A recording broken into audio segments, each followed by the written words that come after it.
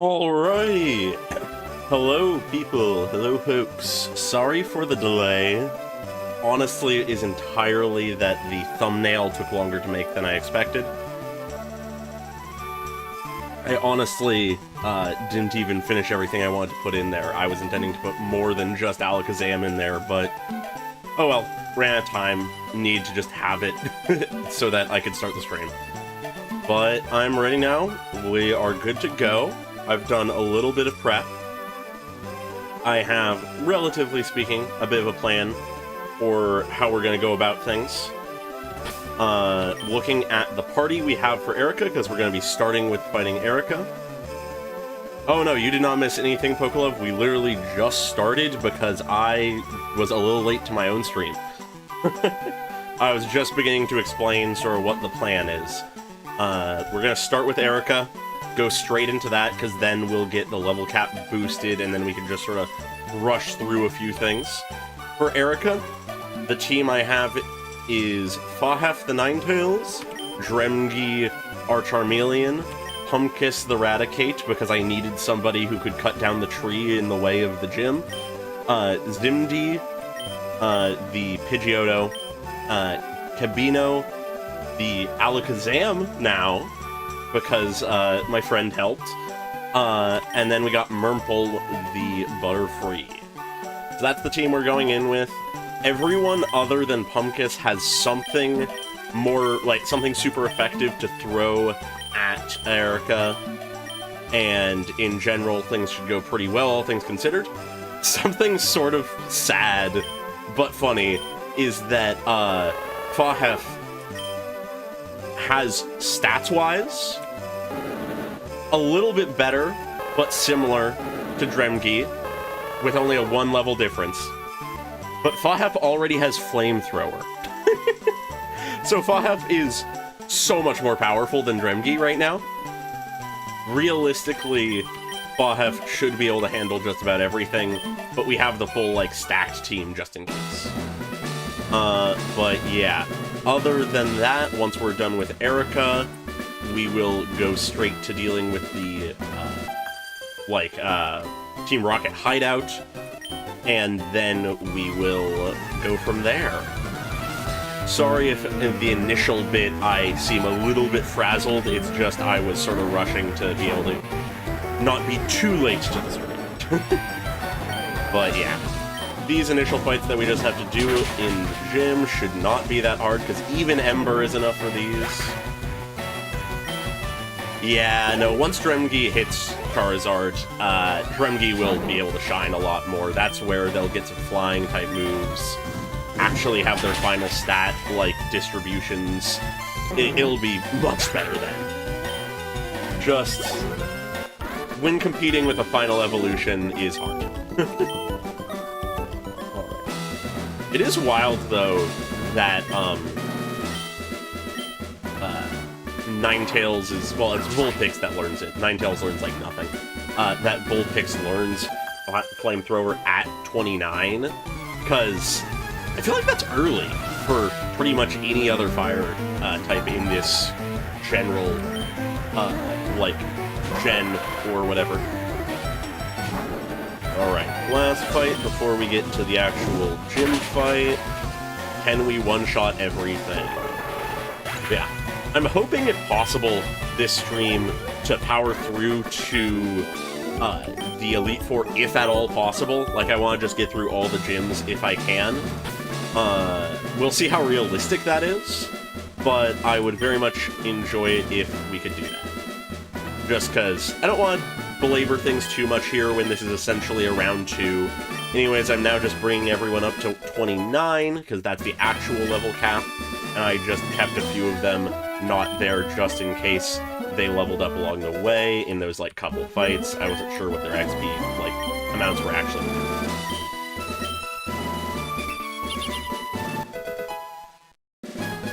Yeah, no, very much so. Even by Gen 3, they were absolutely still figuring everything out.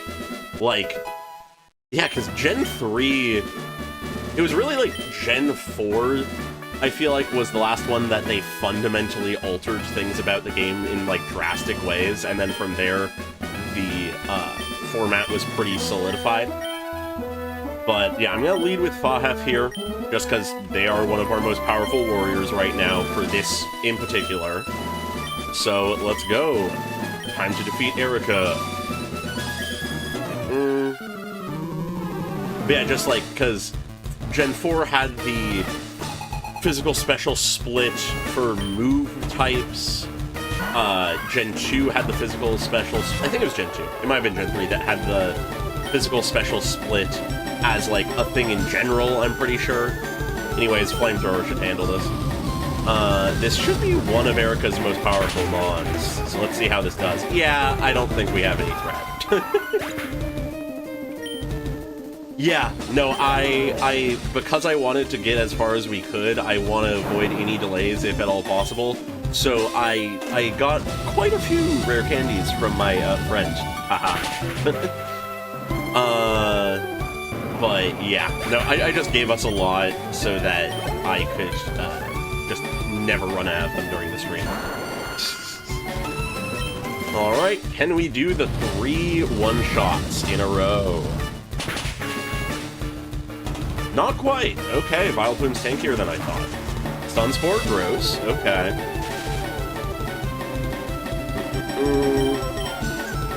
Of course, they use a Hyper Potion, so it's gonna take a little longer. Oh well.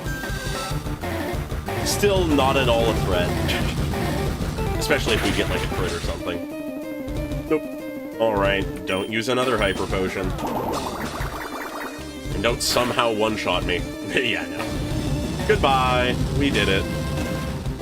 Erica, you were not in any way a challenge. Alrighty. Now, if I remember correctly, but I'm gonna double check. Oh, hey, and Fahef levels up from that. Nice. Yeah, looking ahead, the next level cap is 43, but it is shared between Koga and Sabrina, so we're gonna want to pace ourselves in a way that ideally we can essentially do both gyms immediately, one after the other. And we have several little, like, dungeon things we need to do beforehand, so we're gonna want to pace ourselves for leveling. Alrighty. Alright, now we can return to some semblance of our normal team, whatever that looks like. I don't think, though Fahef did good work in this gym, I don't think I'm going to keep Fahef in the party, just because they're a fire type. We already have our boy Dremgi, and I don't need 2 fire types. Not in the same party at once. So, they had their moment in the spotlight, maybe they'll show up later. If things get desperate and we lose Dremgi someday, they will absolutely come back in. But I think I'll bring Tixkull in. A classic. I'm gonna swap Murmple around for Mibs, just for the variety, because they serve similar roles, and we've not seen much of Mibs, in the sense of I've never actually used a Weeping Bell. We don't need them. We could alternate a few things around. We're eventually going to get to Flying-type moves on Dremgi, but we don't yet. Yeah, sure, let's work with this for now. This can work. Yep. Plenty of our mons are for when tragedy strikes more than anything. We have our mainstays, and then we have our backups. Alright, but first priority should be just gonna bring Kabino to the front, because Kabino realistically is one of our heaviest hitters, is the Rocket Hideout. Because that'll let us go to Silph... well, it'll get us the Silph Scope, rather. And that'll let us hop over to Lavender Town, get that, all that kind of stuff. We're basically going to be doing a lot of dungeons, and then we'll make our way down to Koga, I think. And then go from there. Alright. I mean, Psybeam. Kabino is quite powerful, and could probably sweep most things.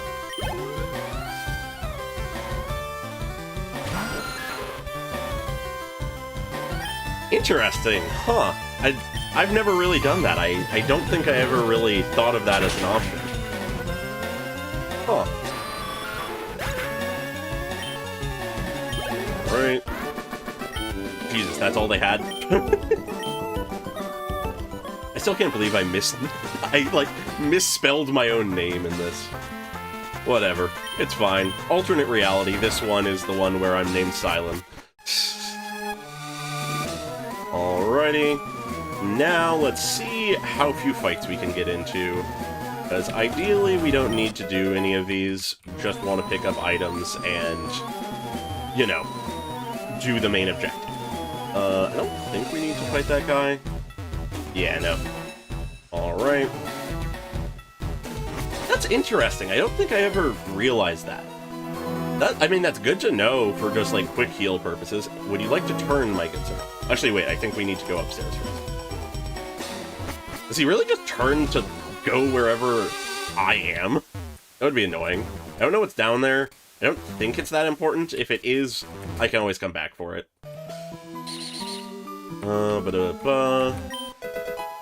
Rare candy? Oh, how important.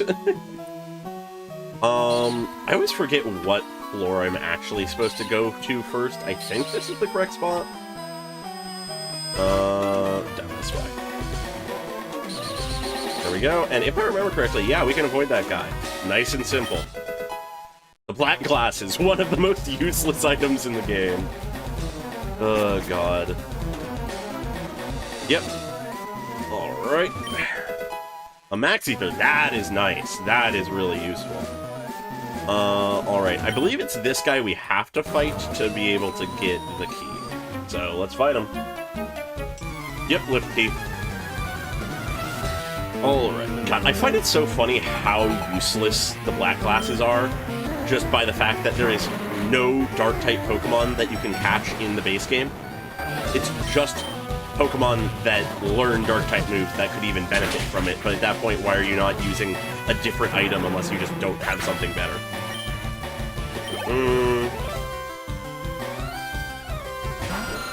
Yeah, realistically, we're going to be one-shotting all the way through this, just because we're higher level than they want us to be, and we have Kabino, who is super effective against essentially everything that is going to be thrown at us.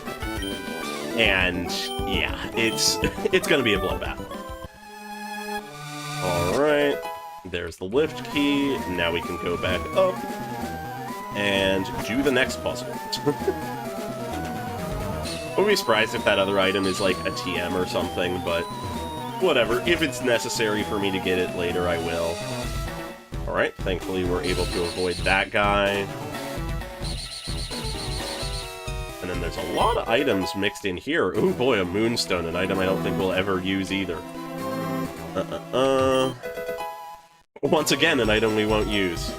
That is the one funny thing about gathering all these items, is most of them are nothing, just because we're doing no items. But a few of them do matter. Oh, I actually just realized I forgot to turn on just a little, like, text underneath my camera of, like, what rules are in this run. Oh well, if anybody is curious, I can mention it. Alright, here we go. I know there's that one item over there, but I think it might be just, like, a potion. Is there anything relevant up? Okay, of course I walk straight into him. It begins! Me walking straight into the enemies begins. Alright, Formons. Just a normal Rattata? Okay. We only have so many Psybeams, so this will eventually run out, but we should be fine for the most part. Realistically, Mibs is probably going to actually be our best Mon to fight Giovanni with, just because ground type, but we'll see when we get there. Just because realistically, that's one of the few fights that I might want to start, like, doing strategizing. Yeah, it really is just TMs and Ethers that are in any way relevant. I'm trying to think. I mean, like, certain held items. Like, held items eventually could be useful if I really want to, like, squeeze out any level of, like, power and strategy I can. Oh, Future Sight. Okay, let me consider this. 80 power, not that much more, has potentially worse accuracy, and it delays. Yeah, I don't think we need Future Sight. I don't think Future Sight is worth it. Like, though you can do some funny shit with Future Sight, I like the immediate damage. What is this guy with the level 19 Rattatas and Raticates?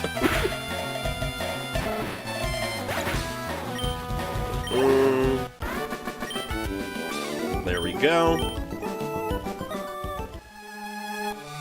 Alright, was there at least an item somewhere up here that is worthwhile? Not necessarily. Nope. Unnecessary fight. Oh well. Alright. Now then, let's go to... B4, I believe, is where we want to go. I think down is the right way. There's an item. Calcium! Technically that could be useful if I cared, but... Right, and then these guys are actually mandatory. Oh, interesting. That guy's supposed to also be from Mount Moon or something? I only read the last bit of that. Ah, ground type. I see. You're gonna force me to not necessarily one-shot you, but probably still, because there's a 7-level difference and this is stab. Yeah. Most things aren't surviving. Alright. Oh, that's absolutely dying. I don't care about Intimidate.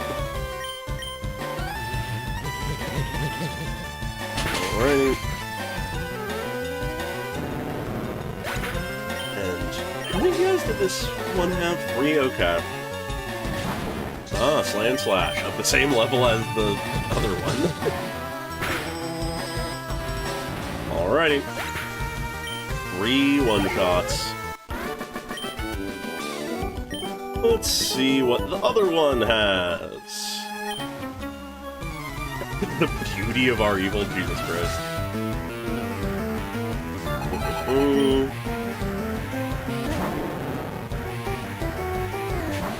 I'm glad to be back to this. I gotta say, I think I missed doing just like Pokemon stream, because much more chill, I feel like, than the like Hoyoverse streams. I love the Hoyoverse streams. The main reason I'm streaming and like doing videos is because of Hoyoverse games, obviously.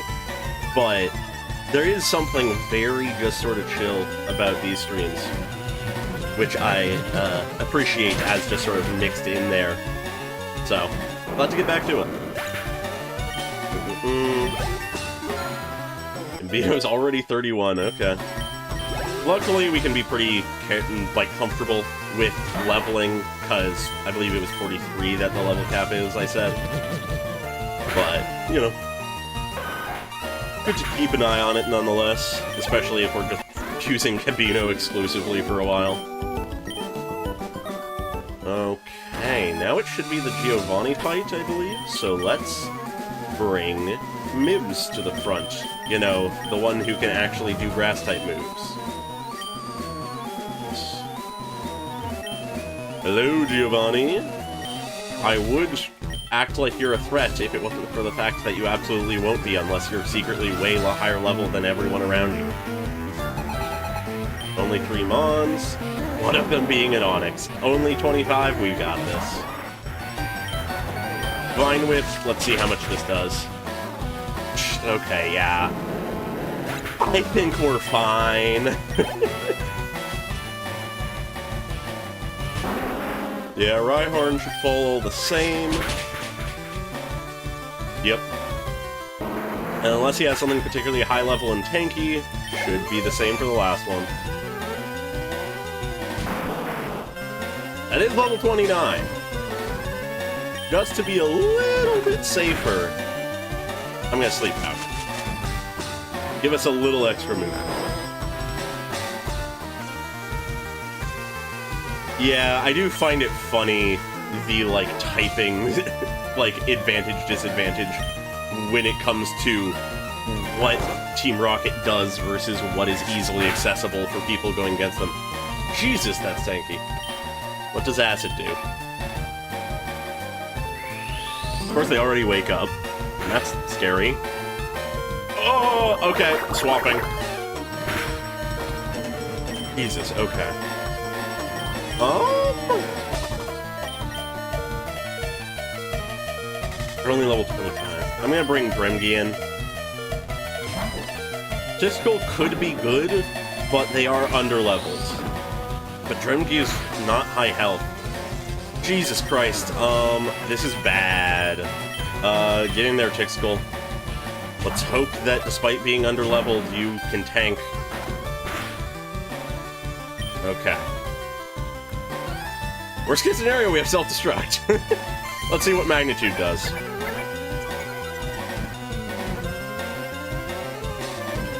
Seven, not bad, but not great. Better, better. Let's give it a shot. I don't like the tail whips. I'm not greatly happy about that. Only a 6, probably not enough to kill. Yeah, no. Going one more time. They were greedy. They were greedy. Okay, I think we win unless we get like a 3. 7 again, we should be fine. Alright, that was a little scarier than it should have been, but it's fine. Tixkull brought it home. There we go. Alrighty. And now, don't forget to pick up the Silk Scope. Would be annoying if we forgot that. And let's head back out. Nice and quick with that. The hideout has been defeated. Now, let's see. Does turn... That wasn't even a quick turn, that was just me being slow. Yeah, I almost underestimated the Crime Lord. Anyways, oh, I forgot to swap Mibs to not be the front. Cabino, get out there.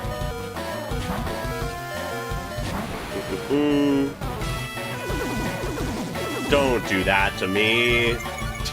Don't do that. We have 6 Psybeams. Okay, we hit their dead.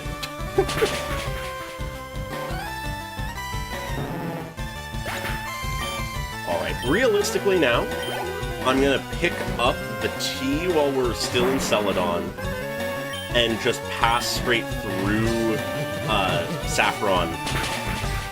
But I'm going to do the Lavender Town stuff first, I think, because I believe level range-wise that's first. But then I think Silphco will be the next thing. Which, I guess technically... Oh, and we gotta fight that guy if we go that way. Fuck it, I'm just gonna take the long way around for elevator purposes. To mean we don't have to fight people. Alright. Wrong way. Technically I think we have to do the fight dojo first, but... whatever. That should be fine. Are you gonna turn? The quick turn! God damn it, I did this to avoid a fight. Oh well. My plans were foiled.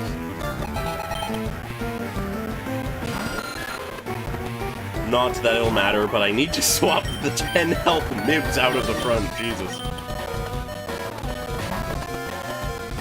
Okay.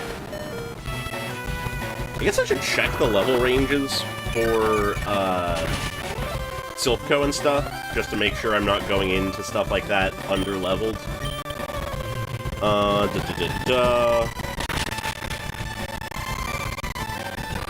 Alright, nice and easy.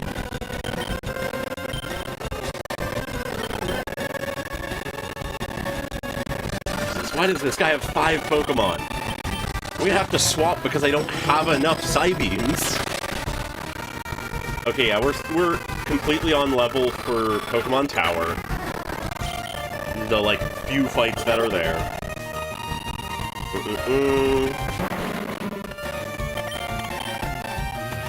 Then, for Saffron...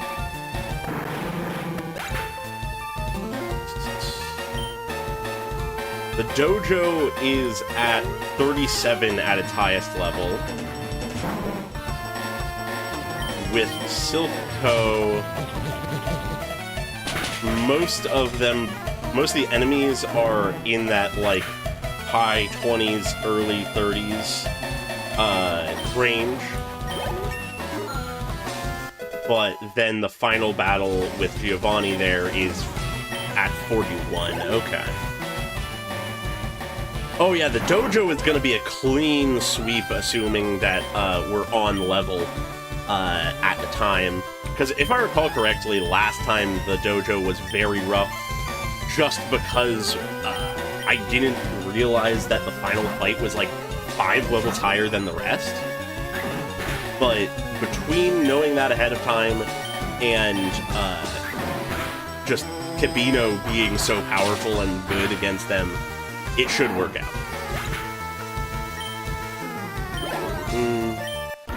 Yeah, so realistically, if we do Silphco last, we can be ending at around the, like, level 41 range for the party, and that gives just enough wiggle room for a few levels on the way to Koga, and then we should be fine from there.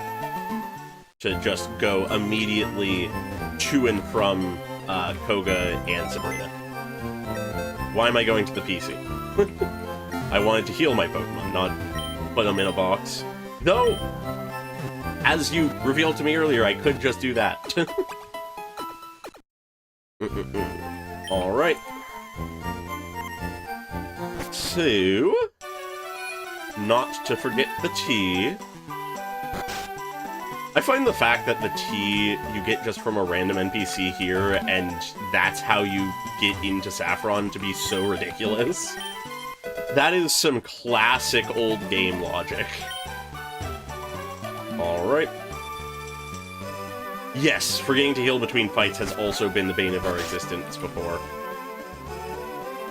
Whenever I get a bit too chatty and I'm just sort of going through the motions behind the, like, conversation, it has screwed us over a few times when I do that. Anyways, yes, good. There's your tea. Go share it with all your friends. But yeah, so I'm going to wait to do the dojo until we're ready to do Silphco as well. So, off we go that direction.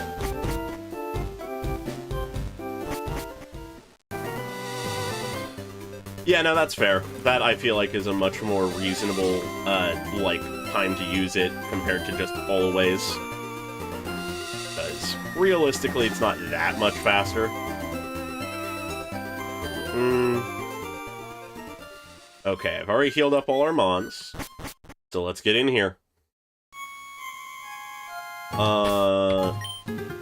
Mibs is in front, but we actually want that because we're about to be catching ourselves a Ghastly in all likelihood.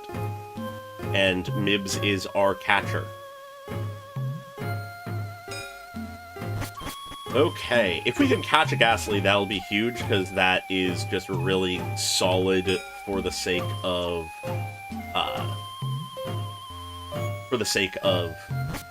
Sabrina, if they can survive. Okay, we can't get around them, but they won't go there. Okay. Okay, an Elixir. When will we run into an encounter? Wow, but they have a long range. We could guarantee the Cubone, but given how many ground types we have, I think I might just leave it to being a Ghastly, seeing as it's the only time we can get a Ghost. Let's see what Vine does. Not much. Oh, great, Nightshade. I'll just swap. Let's throw Tick Skull in there.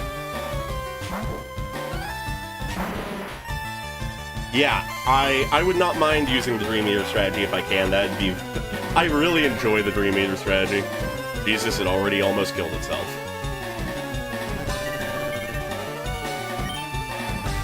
Magnitude won't work, so let's throw a rock at it.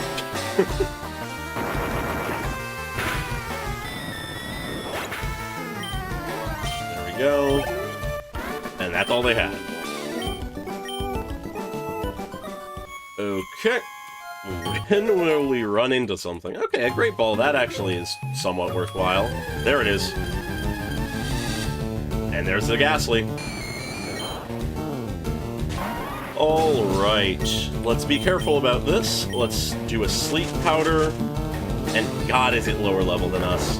I'm just gonna throw a ball after it's asleep. Don't want to risk killing it. Okay. And best we have is a great ball. Come on, first try, first try. 1, 2, 3 rolls. There we go, that easy. Good start. Oh fuck, I have to name them. What do I name our Ghastly? Yeah, no, if they don't have Hypnosis, then we can't do the plan, but... Well, until much later once we get to the move relearner, but...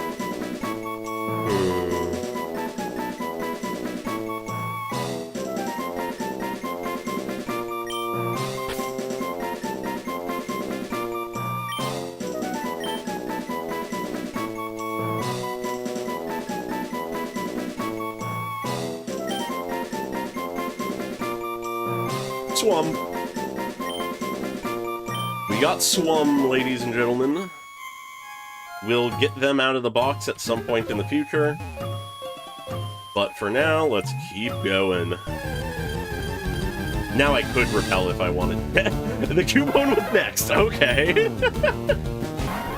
Oh, that's funny. One encounter off of a Cubone. I'm fine with the Ghastly, though. Because I think you can get Cubone one other place, maybe. I don't know if we'd be able to guarantee it, though.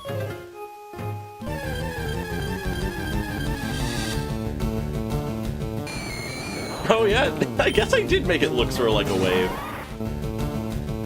That is a little fun. Alright, yeah, I'm just running from all these. And then we get the Heal Zone. We get the Cleanse Tag. Which, I like the Cleanse Tag conceptually, but I feel like it never actually works. Alright, we're gonna be in an actual fight. What's realistically our best option here? I always forget. I know Ghost is strong against, Psychic, but is Psychic strong against Ghost as well? Is it one of those, like, brutal back and forths?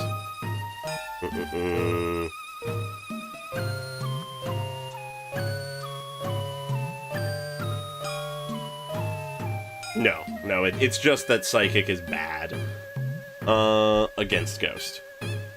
So I'll just throw someone powerful. I'll give Dremgi some time in the light.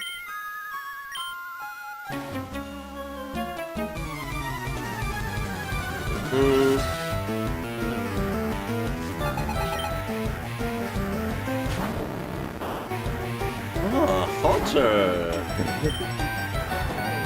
Yeah, that's what it was. Ghost is weak to itself. That's what I was mixing it up with. Yeah, so many of the interactions... Oh, yo, the burn? So many of those interactions between, like, Psychic, Ghost, Dark, and stuff like that, I always mix up the exact order of, because I always remember Ghost is strong against Psychic, and that Dark is strong against Ghost, but I always forget if it's Ghost or Psychic that is strong against Ghost. Of course, we hurt ourselves. That classic luck coming in. They're gonna kill themselves to curse us. Okay, ballsy move. Yeah, no, the channelers have a wild expression. Alrighty. Might as well just get a quick heal. No reason not to.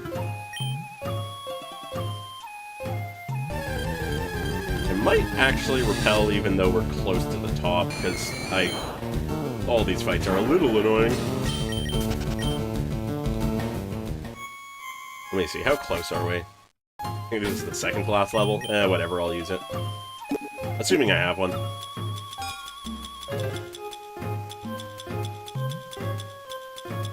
Do I not have a repel? I guess I don't have a repel. Okay, whatever.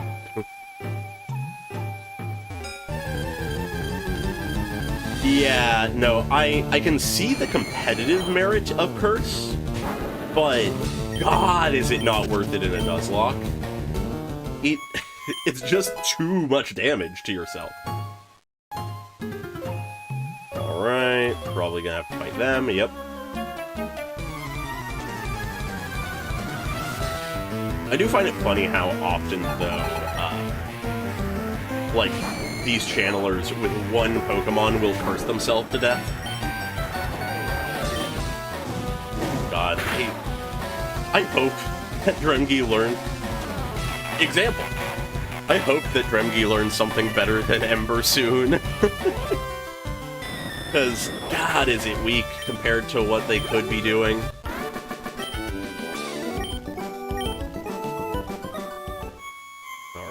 Alright, probably gonna have to fight this person too? Yep.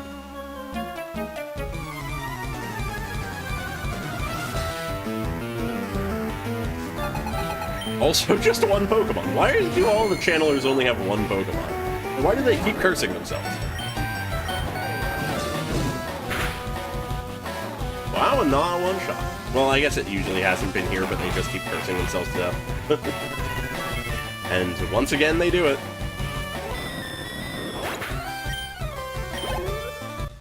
I feel like that's the other reason why the curse is so rough, is if you're outsped, you won't know that you're killing yourself until it happens. Another rare candy. Beautiful. Alright. I guess now we have the Marowak to fight.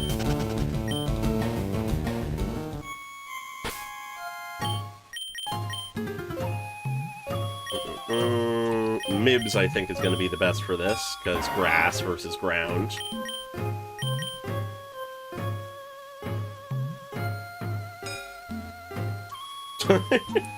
Yeah, that is very fair. I never did that myself as a kid, but once I realized how move learning worked, I definitely considered doing that kind of stuff, but never committed to it as well. And now we fight a Marowak. A ghost Marowak.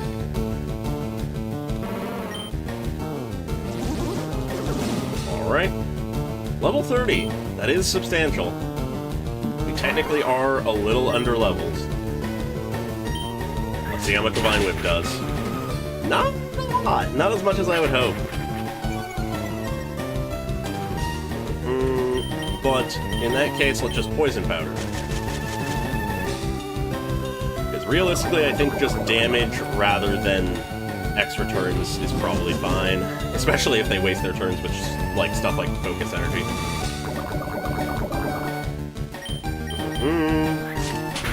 Realistically, one more hit will be what is needed. How much does this do to us? Jesus! Oh no.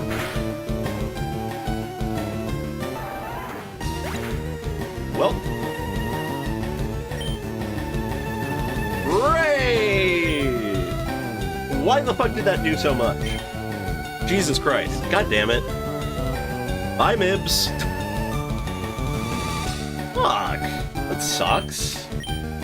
Come on, Gabino. You do damage.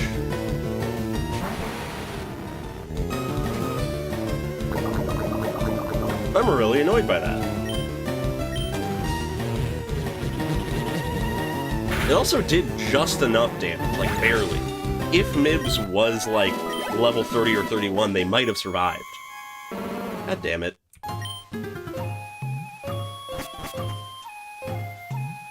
Yeah, he did help us with the Ghastly, that is true, but God, does that suck. And at least we have another catcher, but yeah, that's rough.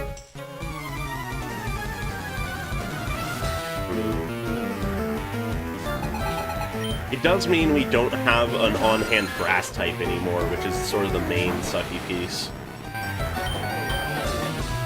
But oh well. We must just keep going. Take it in stride.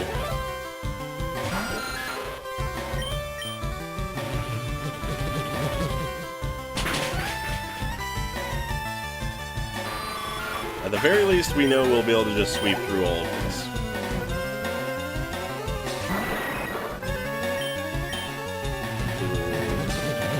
Yeah, that does mean that we don't have as obvious a choice for fighting the majority of Giovanni's Pokemon right now. Huh. Tricky. Not that, like, we need something that's explicitly super effective, but, you know.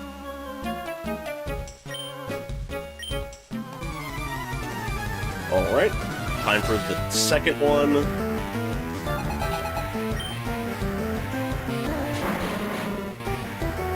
It did not have a Ghost Marowak. The anime's equivalent to Pokemon Tower, they didn't really have an actual Pokemon Tower, they just sort of had, like, an abandoned building where there was a ghastly ghastly Haunter and, Gengar. And that's where Ash got his, like, temporary Haunter from. But that wasn't actually, like, a graveyard or anything, it was just a place. Anyways, Calm Mind is huge. I think I'm gonna get rid of Disable for it, because Reflect and Recover are nice. Yeah, no, realistically, especially because we'll be able to get our hands on the Super Rod if we wanted, we can totally have a Water type in time for that. It's just slightly annoying. Alright, this isn't ideal, but we have the level advantage.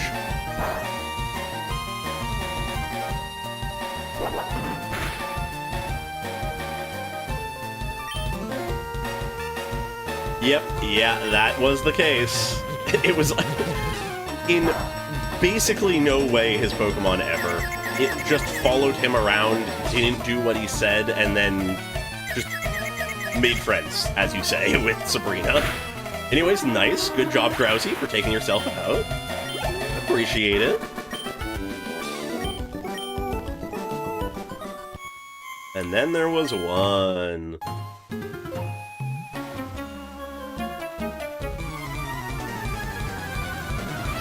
I do find it sort of interesting how many things from the original games that just weren't in the anime. I feel like they'd typically want to have like a lot of the stuff from the anime from the game in the anime, but there's a lot that just never showed up or was never specifically acknowledged to be the same thing, which I just find interesting. The anime really was just sort of doing its own thing.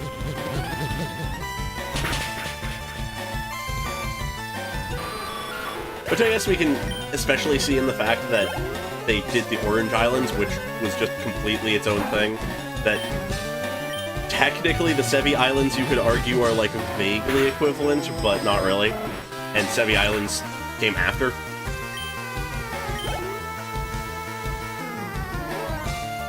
Yeah, no, very much so Origins was meant to be a more accurate to the game's storyline, which was interesting. It was cool to see actually, like, specifically red and blue rather than like Ash and Gary and stuff like that.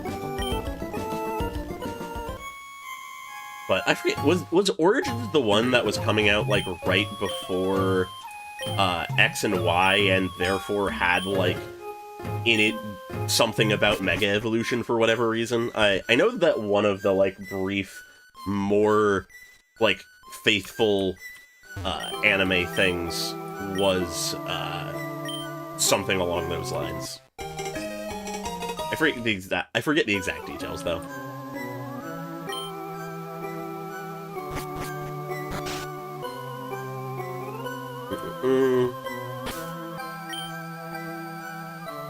Yeah, god, Mibs. That sucks. Alright, who do we put into the party for now?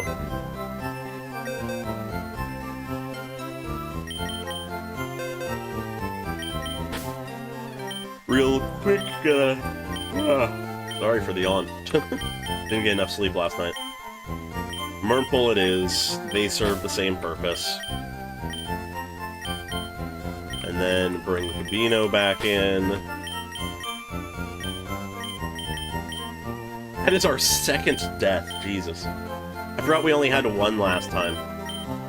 Well, hopefully we can keep the pattern and only have one loss this time. Alright.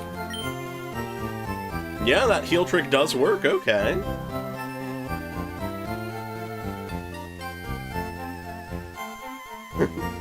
Yeah, no, I find that kind of thing interesting when a otherwise fairly faithful to what it's adapting series will just throw in something completely separate just because it is, like, relevant to something new coming out.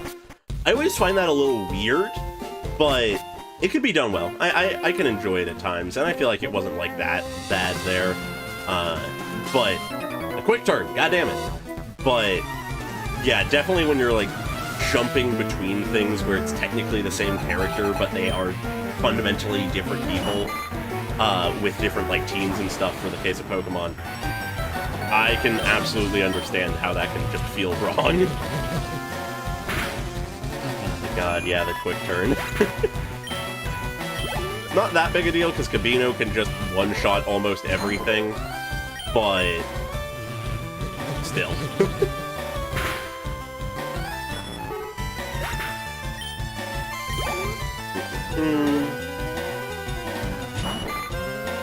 Time for just clean sweep. And now we have Calm Mind, so if we ever think we aren't going to clean sweep, we can just say, I set up even more. Given that we have Recover on Kabino, we actually probably could, for most boss fights, just say, alright, I set up and recover until I'm at max Calm Mind, and then I just kill. Anyways, are you gonna turn and not quick turn?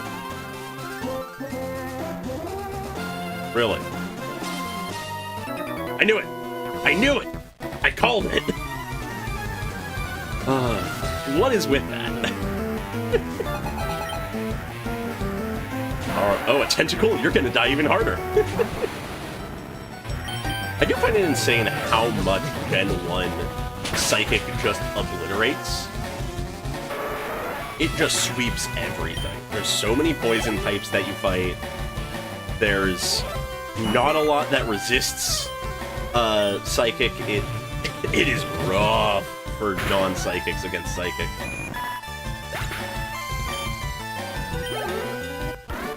Yeah, basically right now what I'm doing is I'm heading down to basically pick up the Super Rod. Really? 3 quick turns in a row.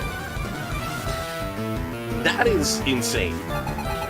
But what I was saying is, well, at least he only has one Pokemon. What I was saying is that we're currently heading down to get the Super Rod so that we can pick up a water type, so that then we can just have a good solid option for going against ground types and stuff.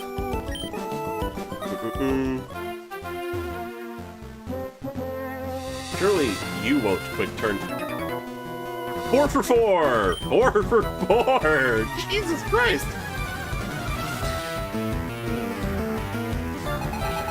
Yeah, no, that absolutely is the point of Dark. It just evidently did not actually help for the Gen 1 remakes. Yeah. I do find it funny how Dragon just sort of had free reign doing its own thing for so long, but wasn't as bad as Psychic because it just doesn't come up as nearly often.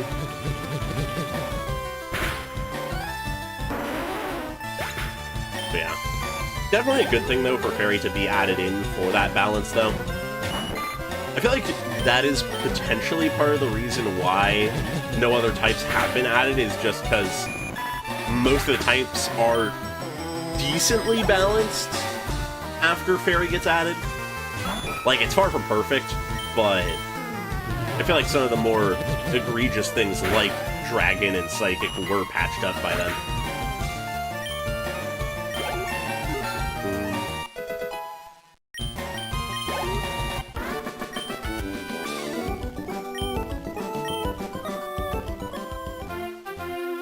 Yeah, no, because I have basically never played any of the games that have Fairy type in them, I basically don't know what Fairy does other than that it counters Dragon. Okay, time for some Snorlax gameplay. If I remember correctly, this thing should be about, like, level 30-ish? Yeah, okay, so we have Sleep Powder and Poison Powder here. Okay. I'm just for safety purposes, knowing that Snorlax is very dangerous, going to quickly level Merple a little, and I'm going to speedrun this. Just going to bring it up to, like, I think I'll go to, like, 35, maybe? Yo, Psybeam.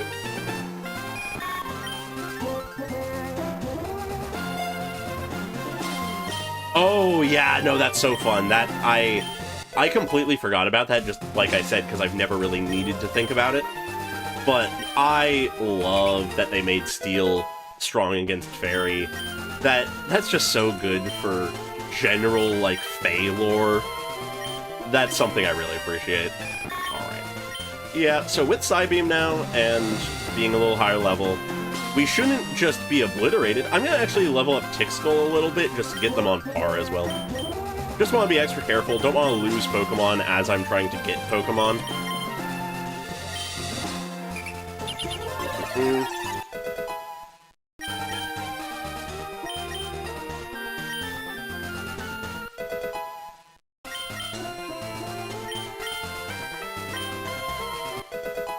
Yeah, just gonna bring him up to 29 just to get them on par with everybody. Ah, Rollout! I'm a fan of Rollout, because it starts at 30, but it's way more powerful. It has the same accuracy as Rock Throw. Oh, we don't need Mud Sport. Fuck Mud Sport. I didn't even realize we still had that. Alright. Let's go for it. I guess technically, for optimizing, like, catch encounters, it might have been better to do the Snorlax on the other side, but oh well, it doesn't really matter that much. All we're missing out on is one more water encounter.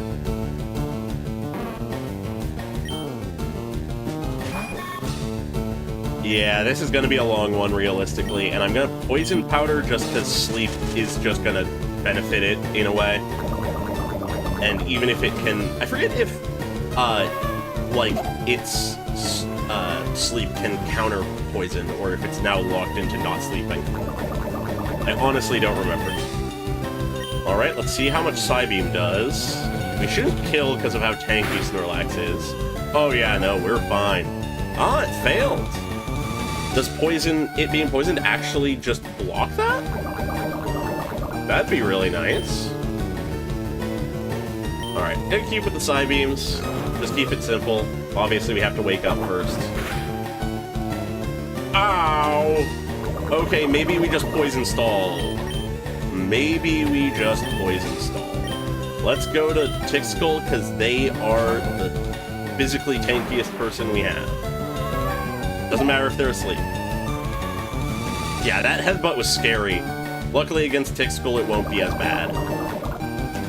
Yeah, I'm gonna start throwing balls, because it's getting fairly low and it's poisoned, so I want to be careful. Can we get in one? Jesus, not quite. God, so close. Luckily, it's wasting a lot of turns. Alright, it is only going to get easier as the poison goes down, but we have only limited time because of the poison as well.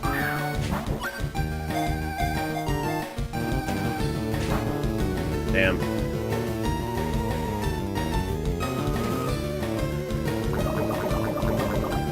We only have like 1 or 2 more chances.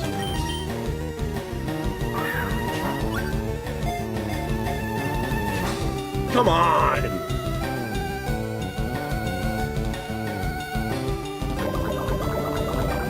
Oh, Jesus Christ. If there was ever a time that we could catch it, now is the time.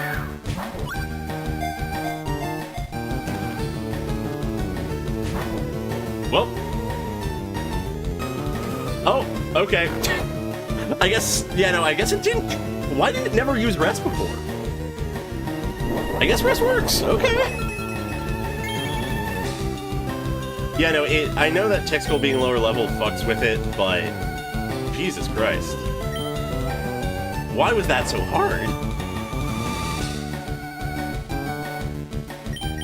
Anyways, at least it's not dead, I guess? At least it's wasting its turn. But we're sleeping to literally the max duration.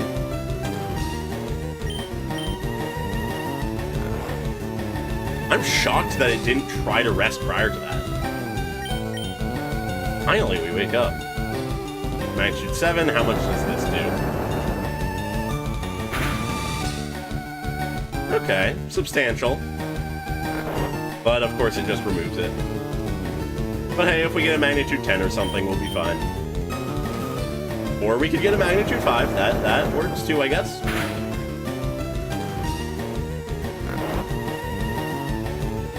Yeah, now it's snoring.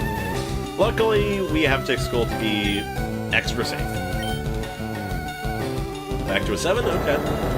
Respectable.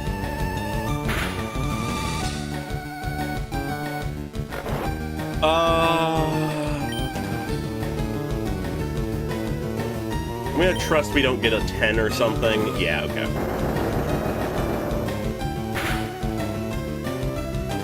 Yeah, no, the logic... And then it immediately rests again. The logic of Snorlax's AI is very silly. Oh, now we get an 8. Okay. How much more does this do? Substantial. Notable. I do find it funny that it doesn't... Another 8. Don't high roll. Okay. But I find it funny that it doesn't always snore. Okay, now it's time to throw a ball before it rests again.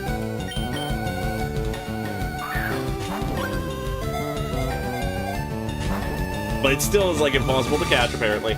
And now it wakes up, and now it rests. Beautiful. Great. Amazing.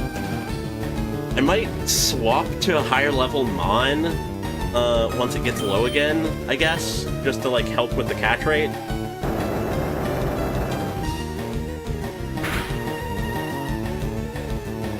Oh, okay, that's a crit. Alright. Cabino is our highest level person. Let's trust that they don't get one-shot by a crit snore or some bullshit.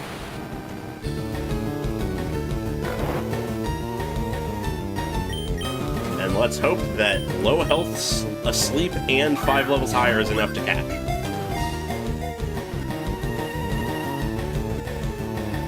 That made all the difference. Cool. I'll take it. Was a little annoying, but not all that stressful, luckily.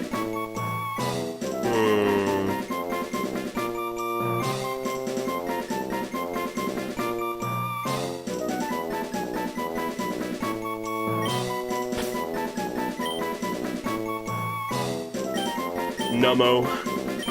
I'm liking the short names right now. Yeah, Cabino has saved us a lot of times.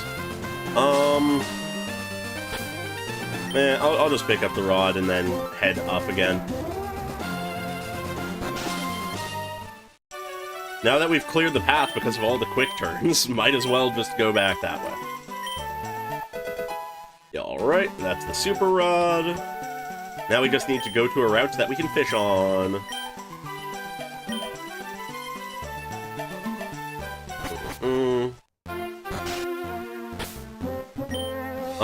Let's see, I want to put that onto my registered slot. There we go. And now we can return to what we were doing. Which was, preparing for the dojo, I guess?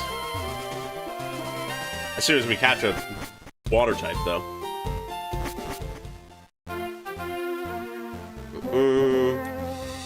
Yeah, I guess the dojo is just sort of like the next thing. I guess I could have healed while I was out, but whatever. I'll heal in Saffron. So wait for that. Okay.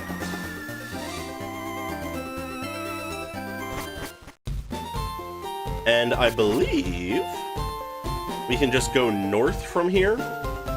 And we have not caught anything there, so we can catch something on that route.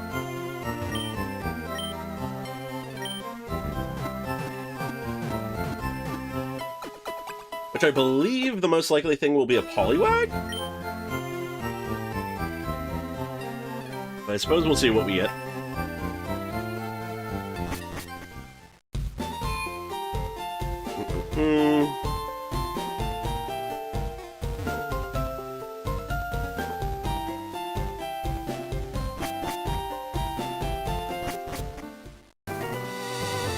Oh, it's not this route, it's the southern route, yeah.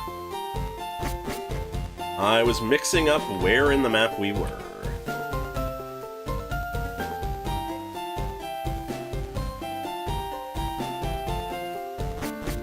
Okay.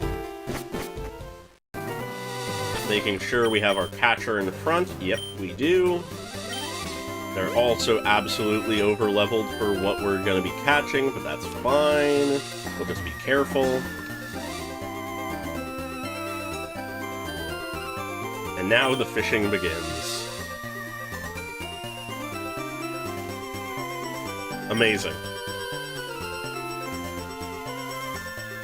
Finally. Alright, what do we got? Okay, a Gyarados? Sure, why not? Intimidate, I don't think really affects us. It is only level 18, so I'm just gonna Sleep Powder and throw a ball. Yep, third time really was the charm. Yeah, realistically, this level difference plus sleep should be enough.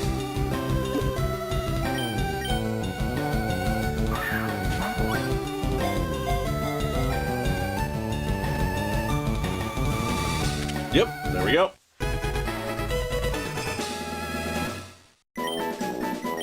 Okay. Lots of things to name in quick succession, all things considered.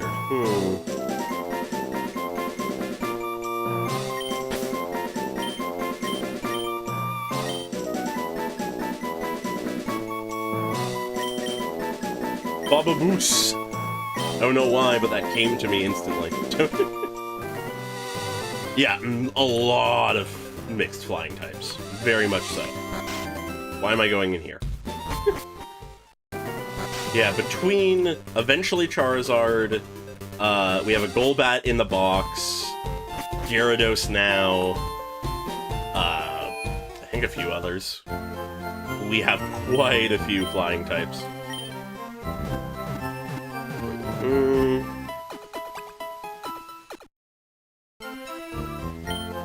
Okay. Why am I going to the box? Oh, I know why, because I want my water type. I want my Gyarados.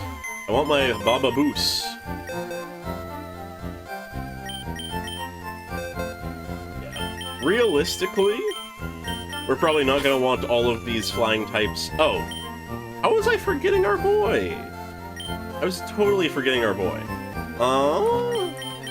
Goodbye, actual flying type. We've got 2 flying types already in here. Yeah, I don't know why I was forgetting Murmple. Okay. Gonna do some leveling now. I'm gonna try to be quick about it.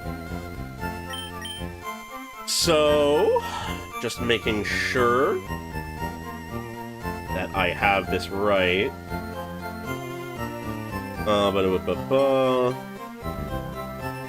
37 is what the level of the head dojo guy is. So I'm gonna bring everyone up to that. I guess actually I should make sure I have the team I want. So Flying type is good against it. Flying type does work. Because they are just, fighting types. Yeah, okay. Realistically, Flying and Psychic are gonna sweep. I don't actually think we need to worry about this too much. Just make sure that Kabino is on level. Get everyone else up on level as well, just in case. Should be fine. Alright, let's be quick about this. Ooh, bite, nice. I guess I never checked what moves Baba Boots has. Crack Rage, okay.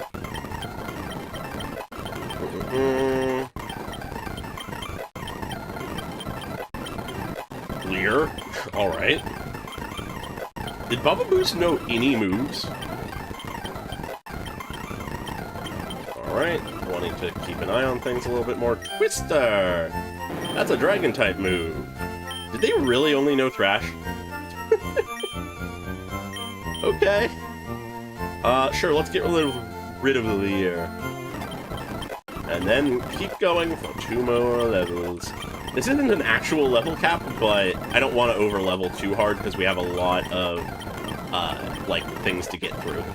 Anyways, then Dremgy should be evolving here. Okay, 34 is Flamethrower. Interesting.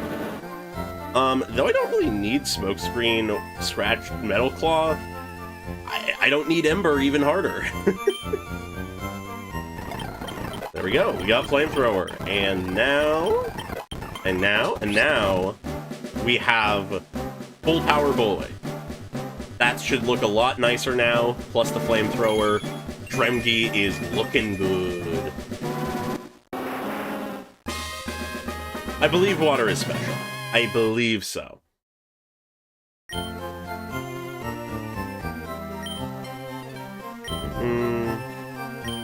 Oh yeah, and we just automatically get Wing Attack. Nice. I'm gonna get rid of... In panic scenarios, Smokescreen can be useful, so I'm gonna get rid of Scratch. Alright, I believe one more level? Yeah. Alright, then Tick Skull. Let's see what Tick Skull gets in these few levels. Realistically, Surf is still a fairly powerful move for any water type, but that... Ooh, Rock Blast. But that is the sort of issue with Gyarados at this point, is they aren't to their true absurdity yet. Right, that's what Rock Blast is. I don't care. They're already to 37. Pumpkiss.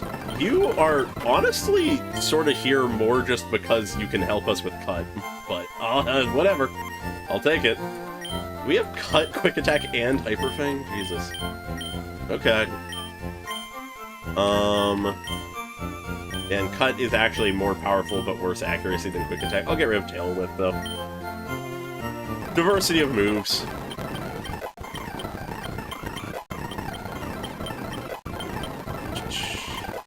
The main thing for Baba Boost that Water being special means, if I recall correctly, is that Dragon Dance doesn't actually really help them ever. Because, like, sure, it gives speed, but attack doesn't matter. Yo, Psychic? Huge. Yes, Pumpkins has lasted a lot longer than Rumkiss. Okay, Psychic. Hell yeah. It can't confuse, but it can lower special defense, which is nice. So, though it only has 10 uses, which means we can't just keep sweeping as hard, I think Psychic, Reflects, Calm Mind, Recover is just really solid as a moveset.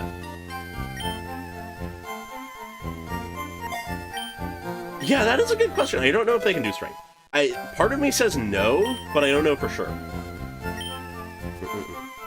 But yeah, at this point, though, some of our mainstays are sort of to their full power in a lot of ways. Between Flamethrower and Psychic, we are doing good. Alrighty. So Kabino can do some serious work. Let's just compare stats a little bit. 110 special attack with a power 90 move and can set up really easily.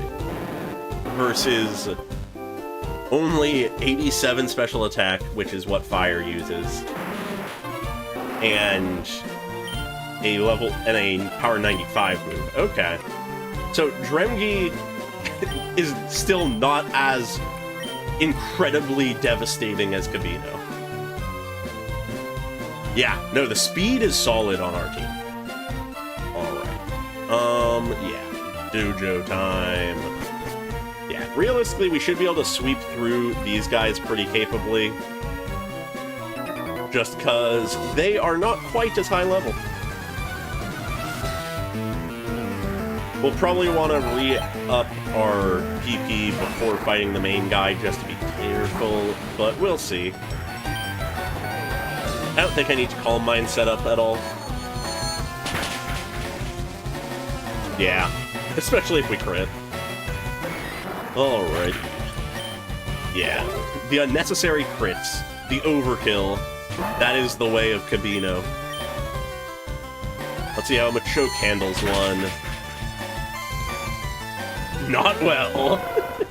The 5-level difference and the stab, super effective, does a lot. And the fact that we have just good speed helps as well. I honestly wouldn't be surprised if we can just sweep all of this with no issue. A Mankey! That's even lower level than the things we were just fighting. There's a Psychic. Yeah, no. Honestly, Kabino's moveset is gonna be devastating whenever we need some Psychic, like, powerhouse move. Because if we can not be one-shot by things, we can just, like, throw up a Reflect for physical purposes, and then start Calm Minding until we hit max and recover whenever necessary, and then just Psychic to oblivion.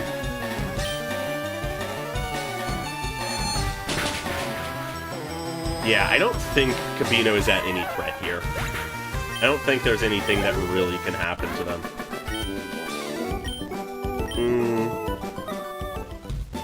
Alright, we have enough PP that we should be fine for this. And we are not under-leveled. Unlike last time. We only have the 2, but they're both level 37. But also, we very well might just outspeed. Yep, we outspeed. Do we one-shot? We do! Jesus Christ. Now, admittedly, I think Hitmonlee might be less defensive, but I forget which one is which. Oh, hey, and we level up, so it's gonna just even be more of a sweep. We still outspeed. And we still one-shot, yeah.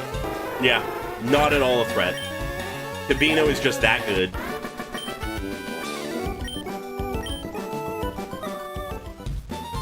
Now we do get one of these.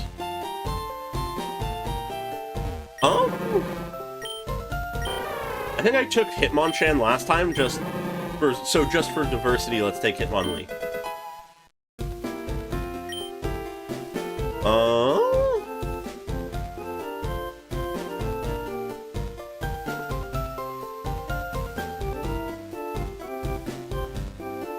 I don't know why this came to me.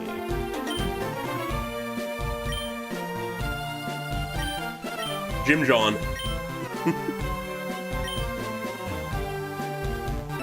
Oh, okay. Oops. Whatever. We'll kill them too. Yeah, no, that actually was the thought that occurred to me as well, right after the EP that references all those movies. We get the Pokemon that reference those people. Alright, this is a decently powerful Primate, but given that we were one-shotting level 37s, I think we're fine. Alright, now, I always forget. Can we now fight through Silph I was not thinking. I was already thinking of the next thing. God damn it. We'll one-shot you too. But I always forget if it's the Dojo, Silph Pokemon Tower, or something else that is the trigger for letting us go into Silph. We only have 2 left, but that should be enough. Unless I misread how many they had and they secretly have 3 or more.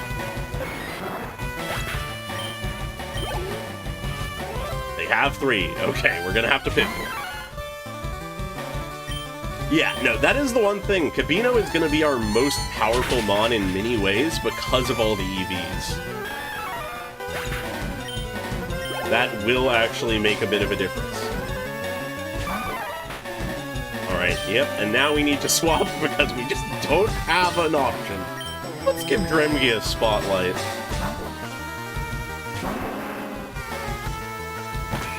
Seismic Toss, gross. But hey, a wing attack should just do the job. Yep, that's that. That's all we needed. And Kabino levels up regardless. Okay.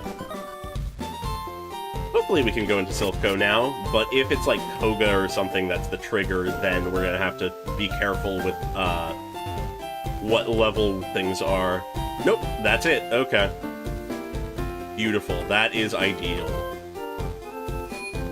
Because I believe, based on what I saw, what I was like checking before, that Giovanni is 41 in Silphco, which means we can do Silphco and then be good to go down to Koga/Sabrina and be fine.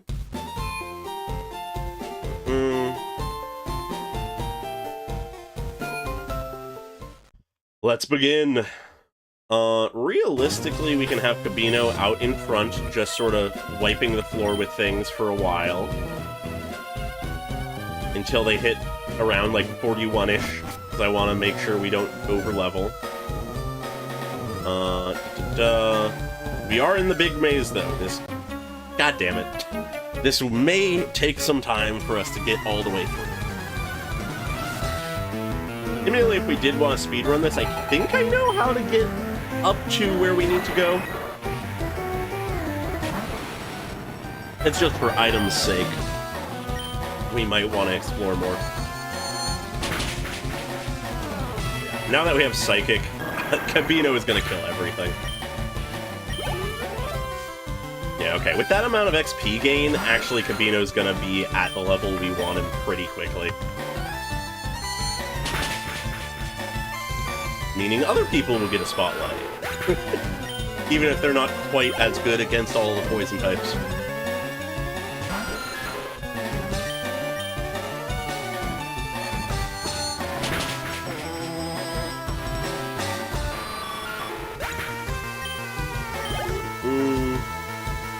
Why does this guy have 5 Pokemon? That's half of Kabino's moves. That is the one downside of Psychic, but whatever. If we had some PP ups, that'd be nice, but I don't know if we have any, or will get any.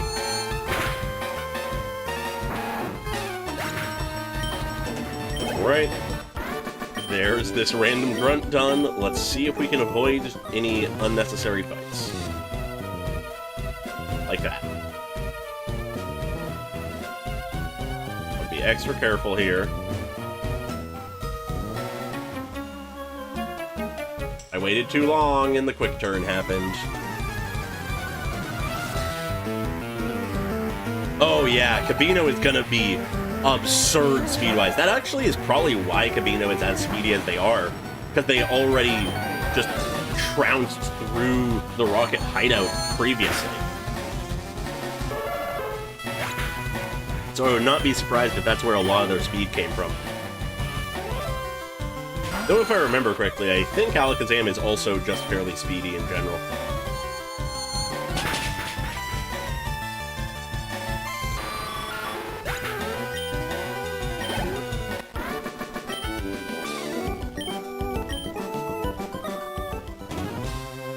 Okay, let's see.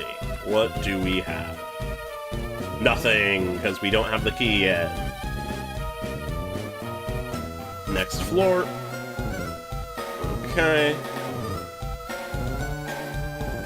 More? No. I'm gonna wait until I go to go on the teleport pads until I've explored everything else I can, just because it keeps it easier to understand where I've been. Alright, a TM we'll probably never use. trying to keep to walls and stuff, because I know that if I'm not careful, I'll just run into a guy like that. Okay, nothing.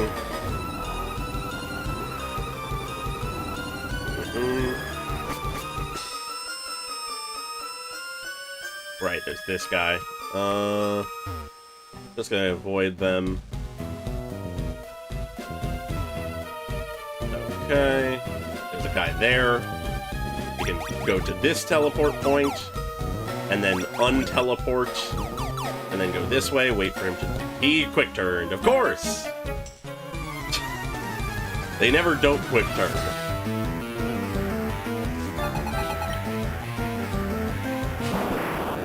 Either way, they'll die very quickly. Oh no, intimidate? What am I gonna do? Yeah, peripheral vision in Pokemon, never heard of it. It would be funny if eventually a Pokemon game, like, had a legitimate stealth mechanics for trainers. That'd be very funny. Right, there's just a random guy there, okay. In which case, though, we continue up to other floors now that we have... Oh, but now that we have the key, we can do other bullshit. We can return to the lower floor. Oh, Focus Punch, okay. Maybe that'll come up at some point.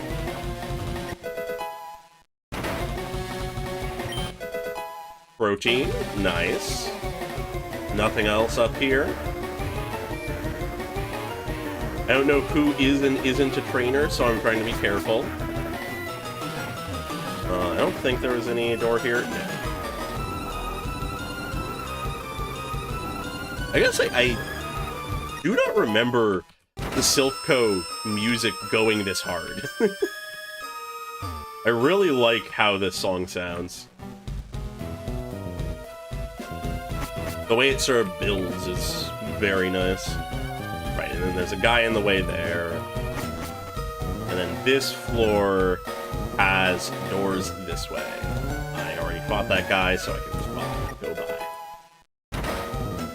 Right, I think she teaches, like, Thunder Wave or something. So, not relevant right now, but good to know.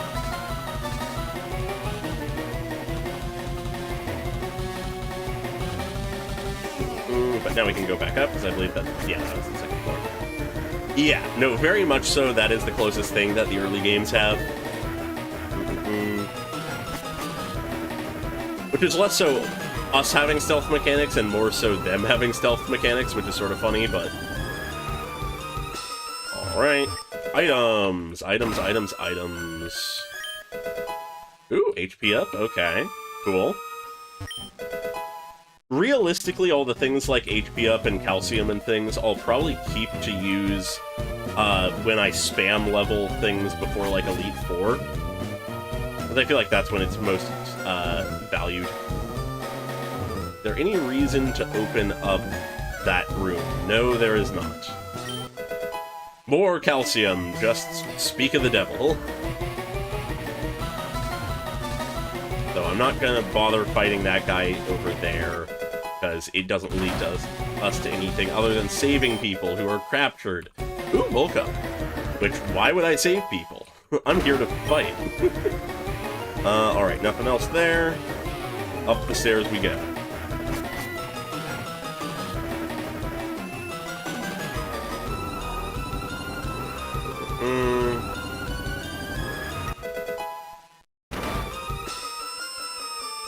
Yeah, why save civilians? They're not important. Alright. Is there anything up here? Yes, there is. Iron. Realistically, we should be getting through this place pretty quickly, all things considered. I guess I should check what level the rival fight is, because that actually will be coming up before the Giovanni fight. Probably worth planning around. Realistically, our team should be up. Okay, that one was unavoidable to go down here. But, yeah, realistically we should be fine, but worth considering. what we're up against. Anyways, goodbye, Golbat. I only have 2 Psychics, and you get one of them.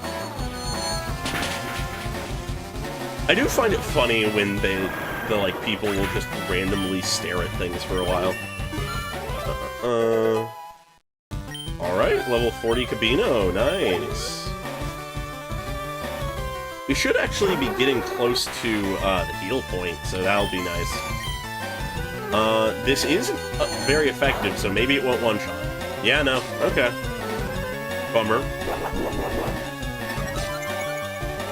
I guess if I wanted to be lazy, I could have calm-minded, but whatever. Let's throw in a Dremgi. Why not?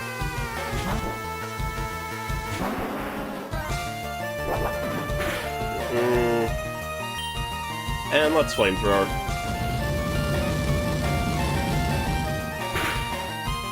Okay. So level 40 is the highest level thing that our rival has. And at this point they have an Alakazam of their own, an Execute, a Growlithe, a Pidgeot, and a Blastoise. Okay. Notable. Substantial. Flying... Yo, the burn. Flying-type moves realistically... Oh no, Disable? Holy shit, I'll have to use my other stab move. But realistically, Flying-type moves can handle Blastoise. Yeah, no. We are not at threat here.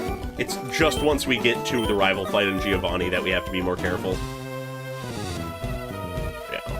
And Gyarados can handle the Growlithe easy. The Execute, we can just Flamethrower. And then...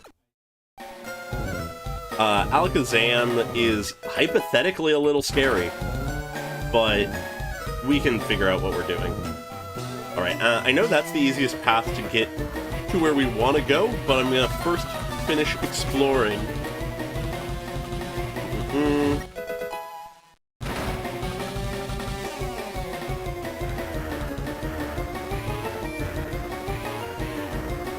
Wow, he sees me that far, okay.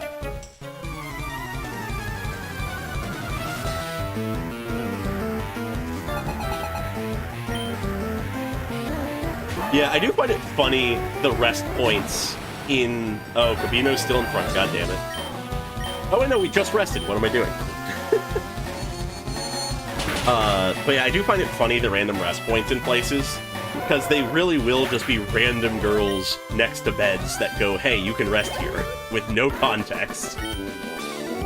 Wow, they really just had the one fighting type. They were unique from the others by having a fighting type rather than a poison type, and thought that was enough.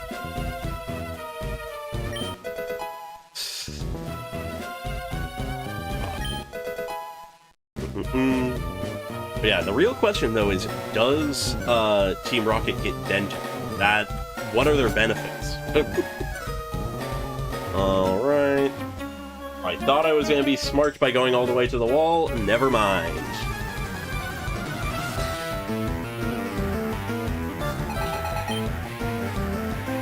Of course, he has 5 Pokemon.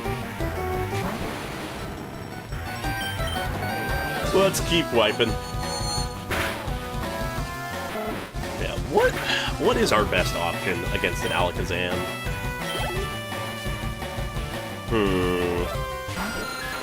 Pure Psychic. Which would mean... Bug, Ghost, Dark are our best options. Aukis has Pursuit, I believe? I think that's at least a Dark-type option we have. Probably our best case, then. Even if it's not, like, great. So we should be fine if we're just on level. We have an answer for each thing. Not reliant on any one mon too much. Of course, if we wanted to just be lazy, we probably could just have Kabino go full Calm Mind and obliterate everything. That actually could be fun. Actually, what's Pidgeotto or Pidgeot? We don't have our electric type with us.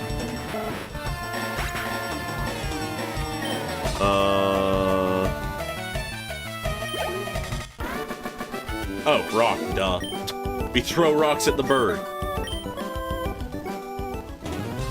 Yeah, if I wanted to go back and, configure my team, we could absolutely have something perfect. But even with our current team, I think we're completely fine. Right, no, it wasn't here, it was the next floor down. That is where we want to be. Let's heal up again, just for the sake of it. And then we shall fight this guy, because this is the easiest way to get from the rest point to where we want to be.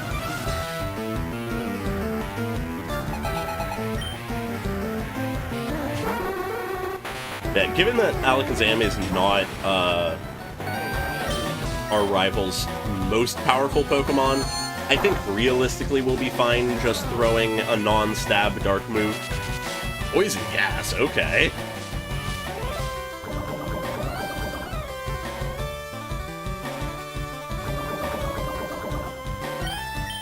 Alright.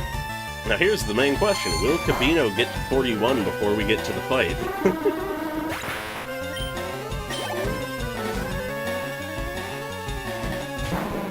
Almost certainly, given that there's two more.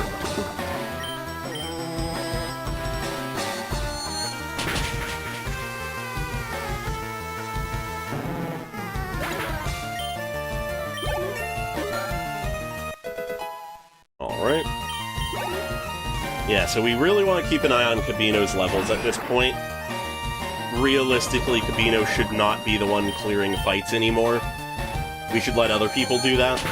Just because, though we're not to the level cap yet, we have the rest of Silphco, and then we have whatever routes we take, and then any gym trainers we need to fight. And it's the level cap for 2 different gyms. So it's the point that we need to be most careful. Alright. Now we start teleporting around. Yo, a Hyper Potion? Crazy. Oh, is this the floor that... Yeah, the guy was blocking, so we can now explore this floor. I stick to the walls for safety. Alright. In which case, we can just keep going to the correct teleport point. I believe it's here. Yes. Let's make sure we're on level. And that we have the correct person out in front. So, I believe, yeah, let's bring everyone to 40.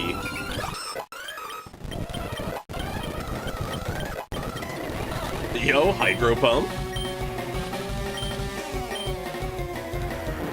Oh, right, Baba Boost has Bite. Okay. Oh, Dragon... I was thinking of Dragon Dance, not Dragon Rage earlier. Dragon Dance is just damage. In which case, though... It is just damage, but it has low PP. I think Twister is better. At least by late game. Don't need 2 Dragon-type moves on the non-stabbed person.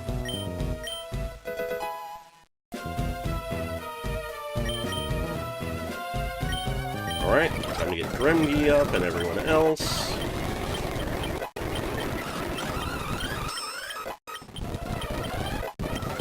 In which case, realistically, we can have Baba Boost handle both Growlithe and Alakazam if we really want, with Punkus also being Super Fang. I don't think I've ever had a Raticate that I got to this point.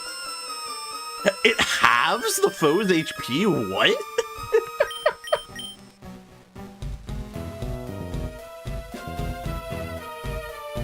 Yeah, no, I do wonder about that sometimes. Quick Attack is really solid.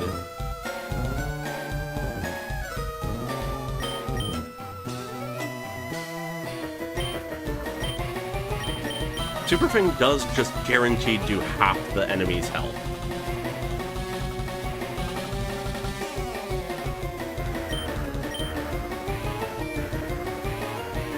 Ideally, I'd have Super Fang, Hyper Fang, and Quick Attack. I don't want to lose Pursuit, and I can't get rid of Cut.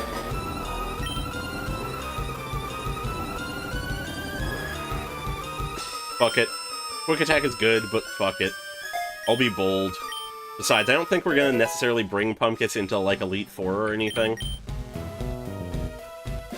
Yeah, absolutely Cut was the correct option to remove if I could.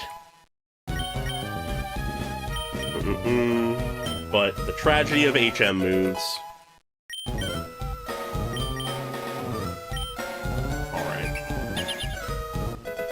Okay, with that now... Oh, Safeguard! Anyways, we already have all of the moves we really want on our boy, so... No. Alright. So, I guess realistically Murple is the person doing the least in this fight. Whatever. Let's have Tixkull out first, because it should be the Pidgeot first.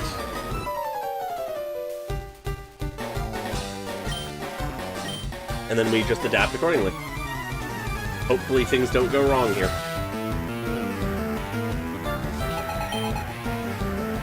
Alright, yep, the Pidgeot first. We have 3 levels on them, and we can chuck a rock at them.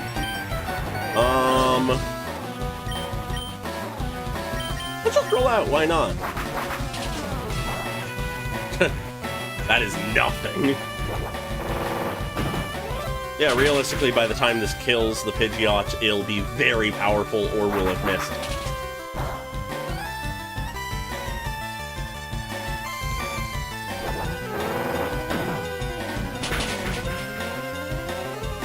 Yeah, there is a certain charm to HMs, but I do appreciate that they removed them and just made Surf and stuff just like a thing you unlock eventually. I think that is very solid. Uh-oh, we're locked into Rollout against the Blastoise.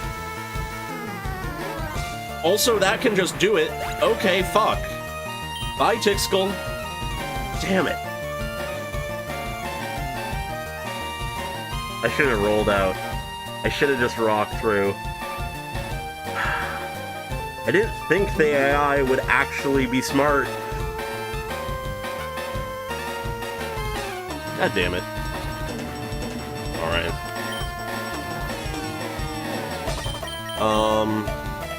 Bubba Boost doesn't have any flying type moves, so Murmple it is, because Dremgi will die.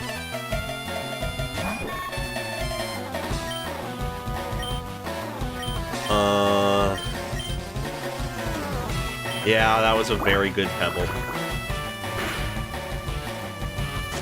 Let's get the Sleep Powder on, and then just Gust.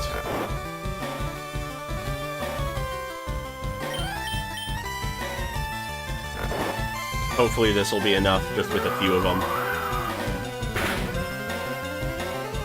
Jesus Christ!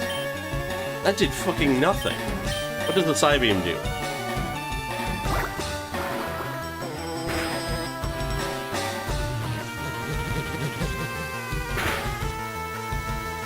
Jesus.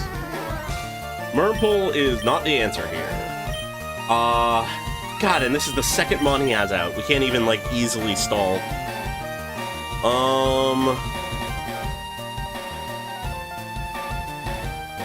Okay. Here's the plan. I Sleep Powder.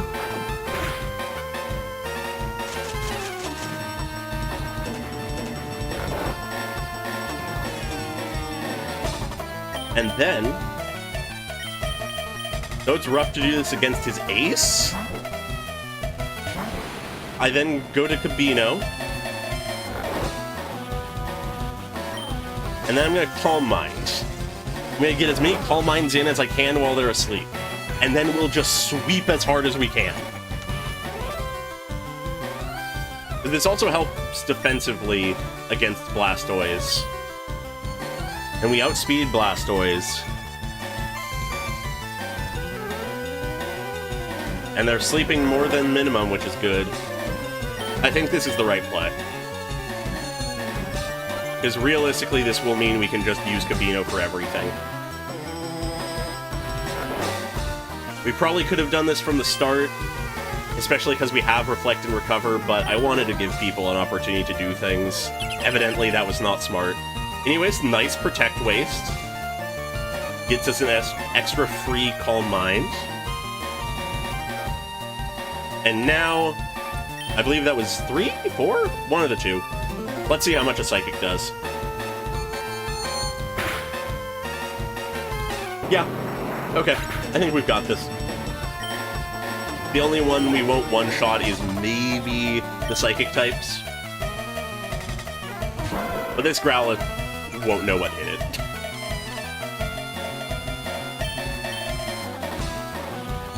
Should one-shot.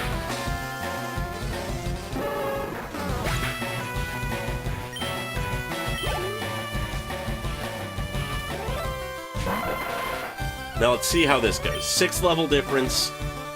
At least triple Calm-Minded. Even with not very effective, it's completely fine. If Kabino can live all the way, we honestly might be able to just sweep most of the Elite Four with Kabino. Alright, the mirror match, let's see how it goes. We outspeed thanks to all those Zubats. And being 6 levels higher. And we one-shot, Jesus Christ. Yeah.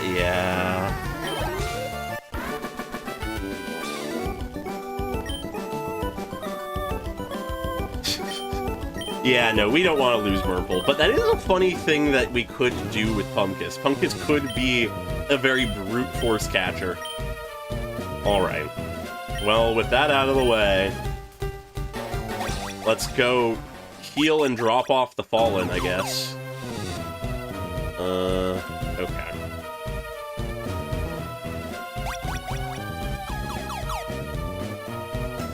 That sucks that we lost him.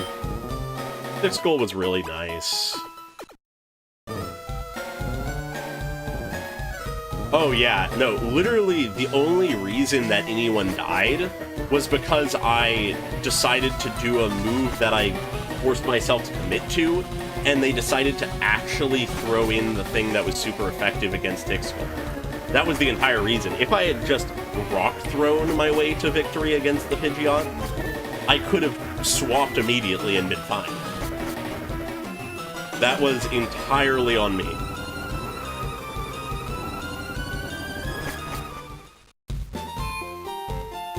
Alright. But, though it's not great, on the bright side we do have other ground types. I already healed, I don't need to heal here, what am I doing?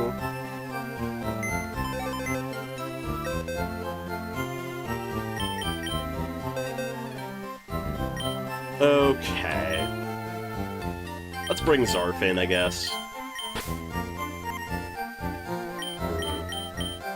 That sucks. Our dead box grows. What does Grumb have, actually? Just for the sake of variety, maybe. Nothing good. Does Sandslash learn anything ever? Yeah, I remember Sandslash not being great. I'm just trying to remember how bad they were.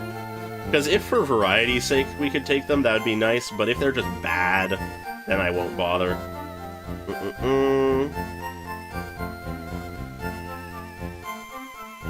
Right, yeah. Outside of TMs, Sandslash is horrible. They do not learn any good offensive ground moves. So we'll leave it at that.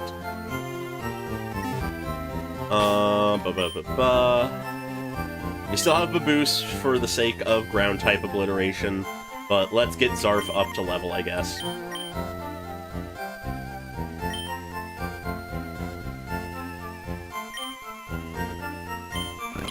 Yeah, Sandslash does not learn mini moves at all, and none of them are good ground type offensive moves. Mud Slap, I mean, I don't really need Growl, so sure. Oh, Evolution!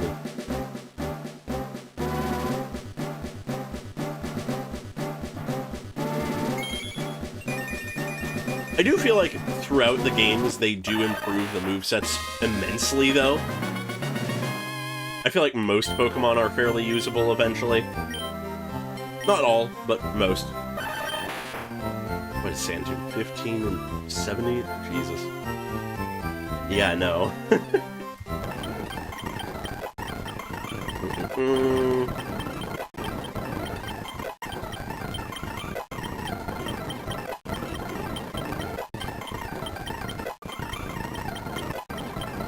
Okay, that's gonna bring him up to 40. Like all the rest of them. Oh, Slash. Alright, I'll replace Scratch. Why not? I forgot that Zarf learned Slash. I don't know why they do, but... cool, I'll take it.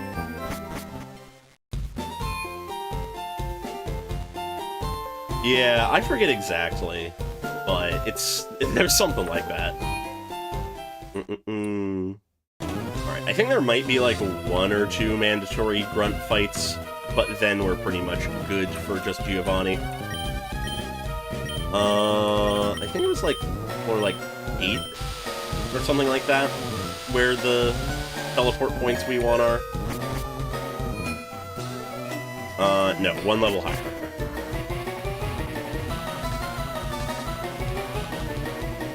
We don't need to do that, because we already are full power.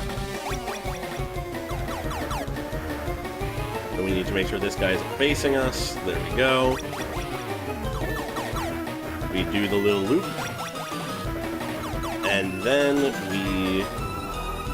Ah, yes. 1 more mandatory boy. Who do we have in front? Zarf? Sure. Why not? Yeah, the wig was certainly a choice. I personally am a fan of it, purely because of how ridiculous it is. Alright, ground versus ground. This is certainly a combo.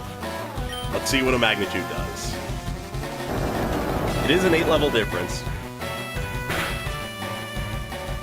That works. Especially if they waste their turn. Yeah. Just gonna go again, especially if we get a magnitude 9.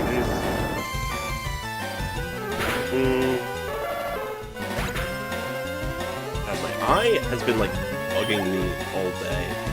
It's absolutely just allergies, but it's annoying. And then the absurdly low roll. And then we get Leered, which is a little scary.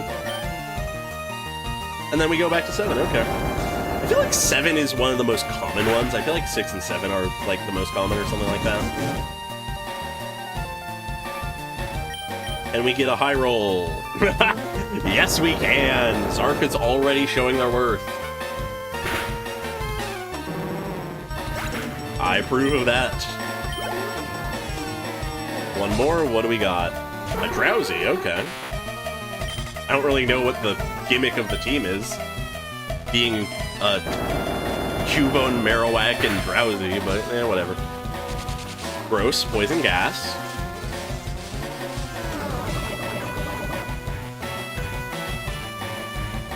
Hopefully we can still win this just with Zarf, but if need be, we can always swap. Magnitude 8, nice. Let's see if that kills. It does. Alright, because of the poison, we'll want to real quick go back and heal, I guess. But then we can get back to this.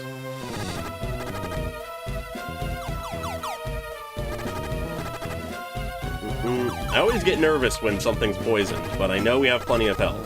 Ooh, they tried to quick turn me. They tried to, but they couldn't get me. Alright.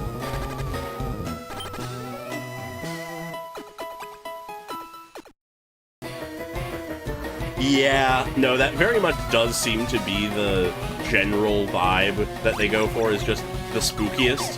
And then there was the anime. I do find it funny, though, that within the anime, it is just sort of canonical that it's just Jesse and James that are screw-ups and goofy. The rest of Team Rocket is actually vaguely competent. We just never see much of them.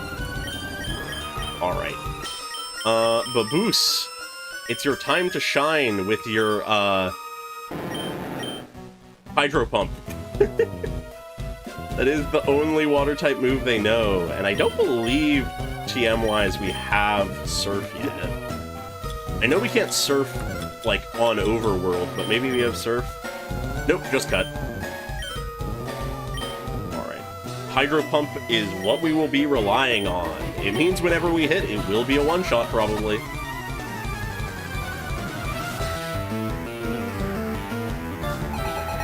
Alright, 4 Mons. We have 5 PP. We can afford to miss once.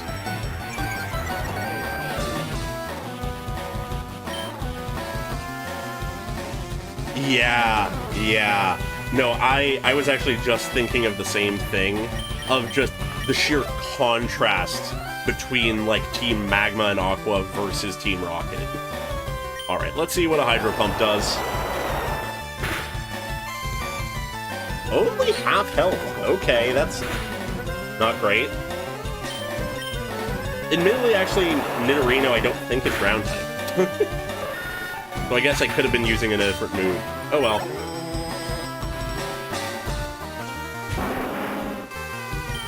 This should one-shot with it actually being super effective. Yep, there we go. Even if we don't have ideal stats, Hydro Pump is still Hydro Pump. Yeah, I always forget what evolution they gain ground type, but I think it is just the final evolution. Now, Kangaskhan, I believe, is only normal, so let's bite him. That was a crit? Okay. Worrying.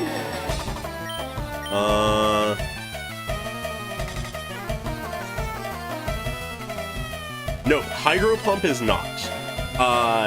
That is some of the other moves. Hydro Pump just has not perfect accuracy and only 5 PP.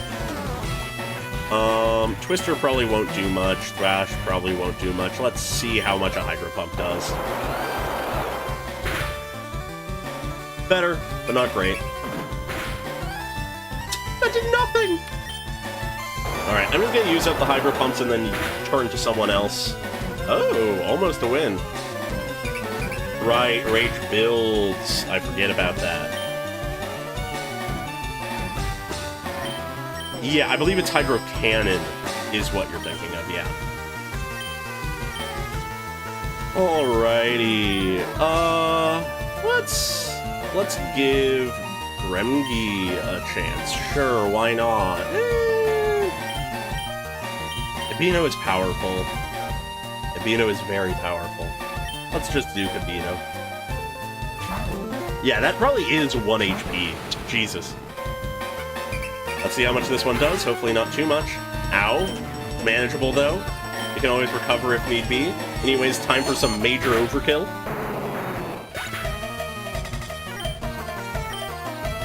And then I believe he has his ace still? Or was that his ace?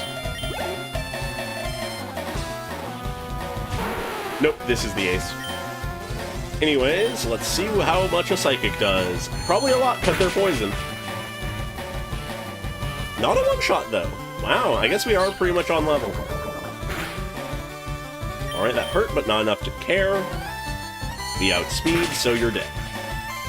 Leave it to Kabino to clean things up.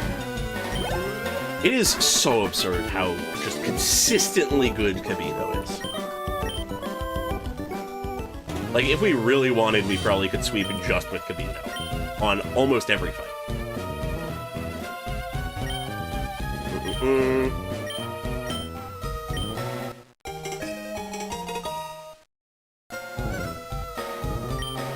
Alright, we got the Master Ball. Time to probably never use it.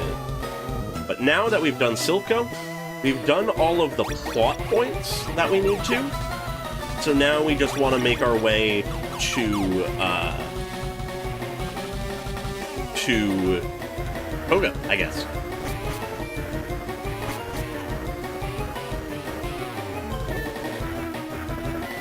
He has Beedrill as his ace in the manga? What the fuck? Where does that come from? Why is that the case? That is very goofy, just given my own understanding of him as always being a ground-type trainer. Huh. I guess the manga does wacky things sometimes. Alright. Well, Baboose is not actually that great a mon right now, unfortunately. So I'm gonna replace him. Well, Bababoose. Sorry. What do we want for coverage? We have ground, we have flying, we have fire, we have psychic, we have normal. Maybe electric?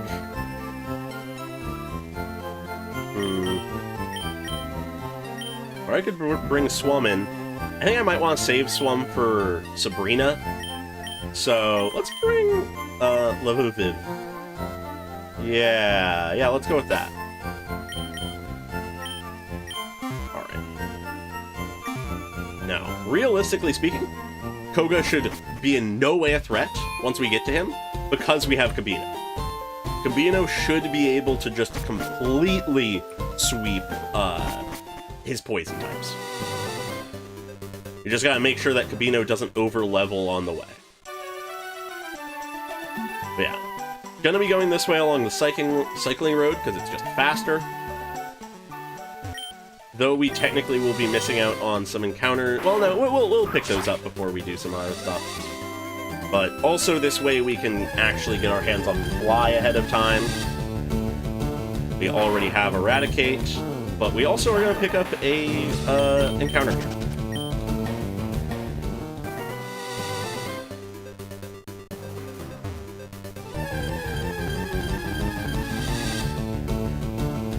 Oh, interesting. Okay. Anyways, nice. Doduo. Solid.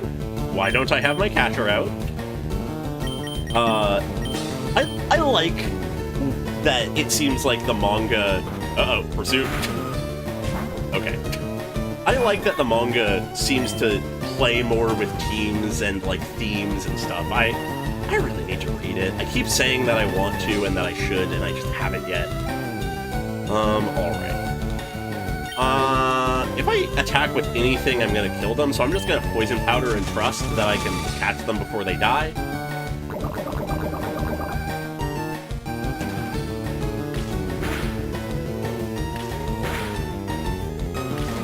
But, like, that's the kind of thing that I feel like is missing from a lot of Pokemon, because obviously the games are focused on the gameplay, the plot is really not the focus. And then the anime is more just episodic adventure and more oriented towards kids anyways, so it's not really the kind of thing that, like, thematic mirroring of characters and stuff comes up in. But I appreciate that it's in the manga.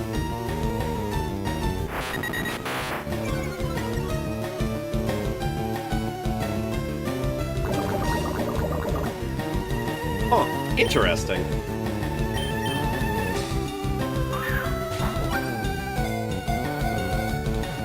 Maybe I'll start reading it soon.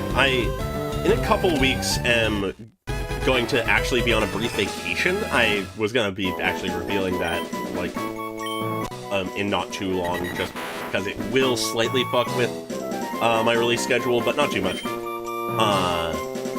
And maybe I could read it then. Maybe I could read it then. I obviously wouldn't be able to read all of it, but I could start. Okay.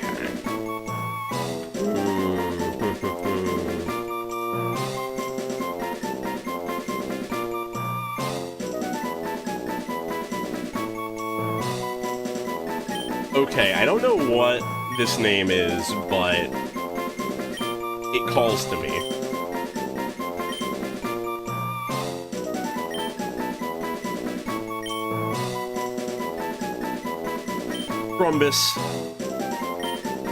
Drumbus the Doduo.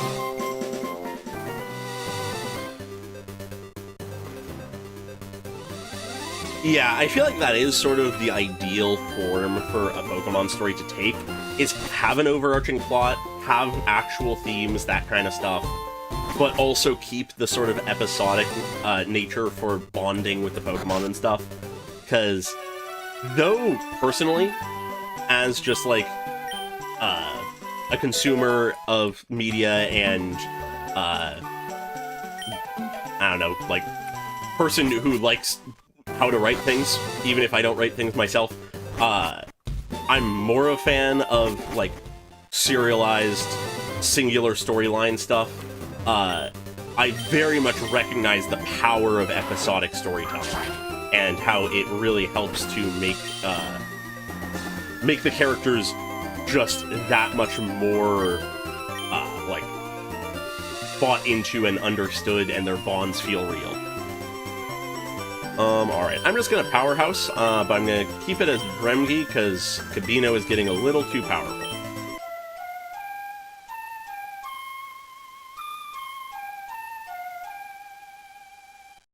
Alright. Let's kill a Snorlax.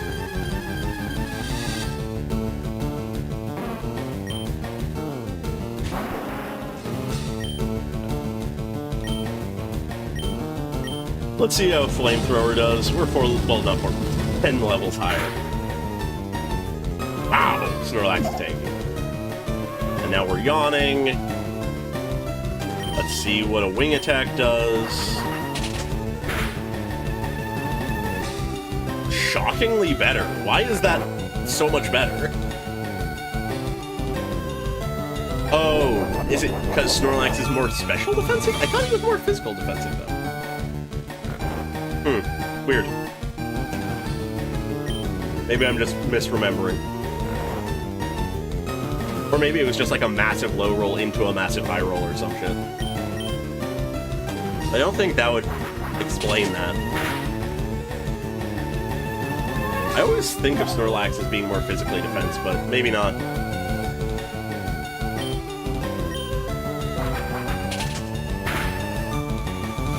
One more should do it. If it doesn't, oh, but we're asleep. God damn it. I'm just gonna keep brute forcing. Yeah, no, you're right, you're right. Blissey is the physical wall for a normal type.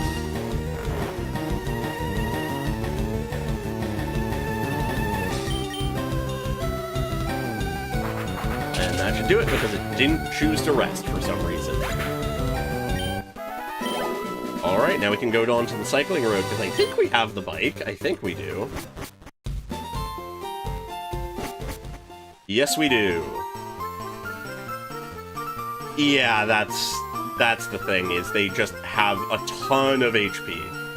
Alright, I think the best way to avoid these guys is going through the middle here, past these two, and there. Okay. Then we have this here, which I'm just gonna hold here for a moment and double check something.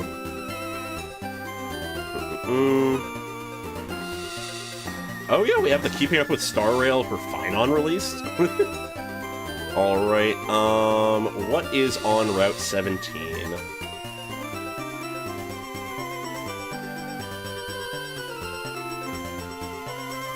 Because I know Doduo is here, but we just caught one. Okay, there is nothing we haven't caught before, so there's no reason to linger here. The only reason to come back to this route is if I need a duplicate of something, because I don't think we can... Yeah, we can't fish on the cycling road.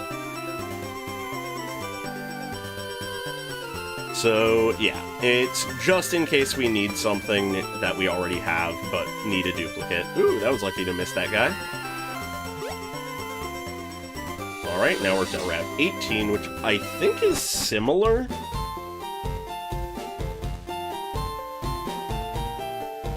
Oh yeah, no, Finon, everything that's coming out for Finon is just making me more and more hyped to pull for him.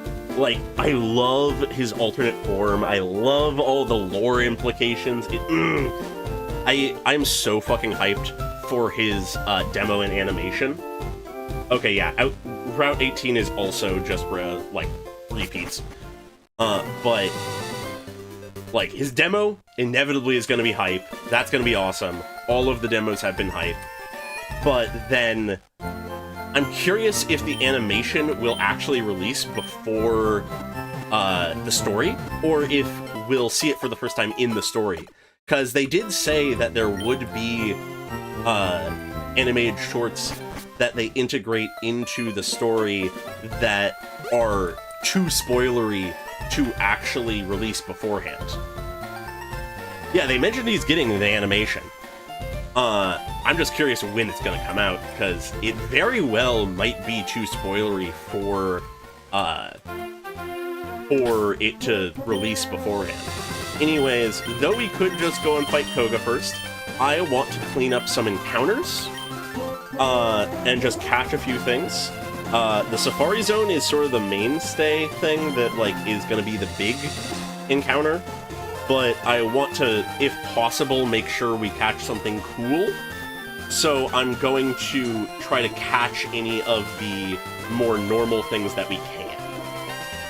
Because if we could avoid getting, like, a Venonat or something like that in the Safari Zone, that'd be nice. Nidoran is actually the most common thing. Okay. Actually, I don't know how much I need to worry about it. I don't think Venonat's going to be that important really ever, and they are not the most common option, where everything else is a little bit more interesting. So yeah, well, let's just go to Safari Zone, and if I need more encounters, we can go over there later.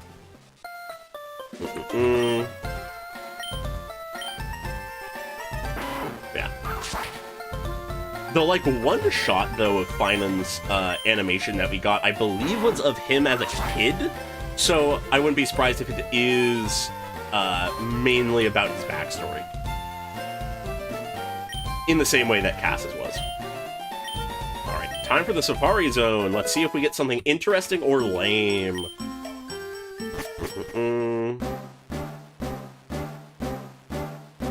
Yeah, bug types really are not that important.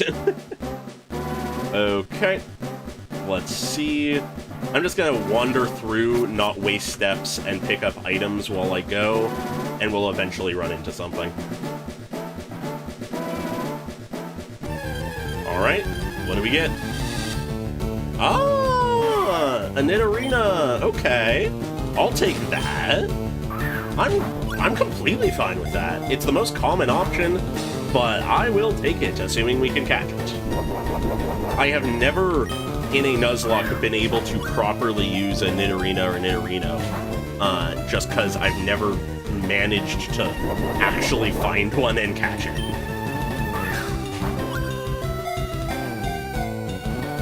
Come on. Come on. There we go.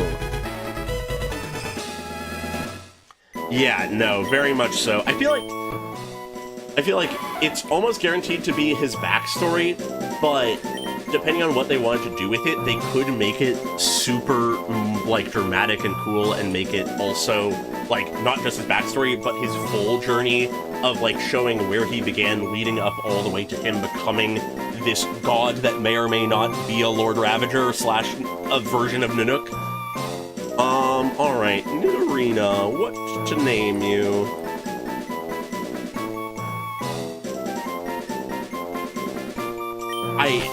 Once again, I don't know where these names come from.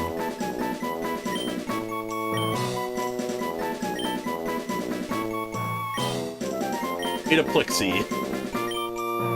I have no idea where I get my names from. Yeah, it is hard to guarantee an encounter in the Safari Zone. Alright, now it's just picking up items and getting the most important thing. Yo, a Leaf Stone! That would have been useful if Mibs didn't die. Alright, and there's an item here. Hello, Nidorina. Goodbye, Nidorina. We already have one of our own. Honestly, just for the sake of using a Pokemon I haven't used much before, I might move Zarf back out of the team and put Nidorina in. Itaplixie, rather.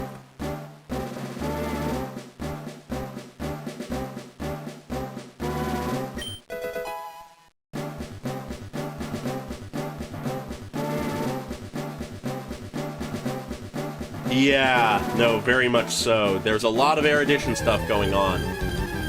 Based on everything I've seen going around, I've largely been seeing people saying that Lygus is probably Iron Tomb, which is the Lord Ravager that is, like, opposed to erudition. So, I could see that.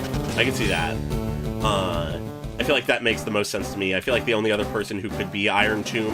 Oh, we missed on him. Oh, well. Is hypothetically Finon for sort of the kind of reasons that you're mentioning. Or, the big mech guy. But I've seen people say that they're probably going to be for the Perseverance. Which, you know, makes an amount of sense. I sort of like the idea that was in one comment on my video on the Fables, which was that Finon is going to become a Lord Ravager of either Remembrance or the Destruction itself. This is the wrong side. I want to make sure I don't fuck up and waste my steps. But, what was I saying? Yeah, because just with how much Remembrance is tied into Amphorius and the fact that it very well might be a place reconstructed out of memories to produce a Lord Ravager, that very well might be what is sort of intended is a Lord Ravager that opposes the Remembrance. But, oh, actually, no, sorry, it wasn't of the Destruction itself that the person was saying. It was that they'd be a Lord Ravager of, like, the Trailblaze, maybe? Or something, like... There's a lot of different theories pinging around in my head that I've heard from a variety of people.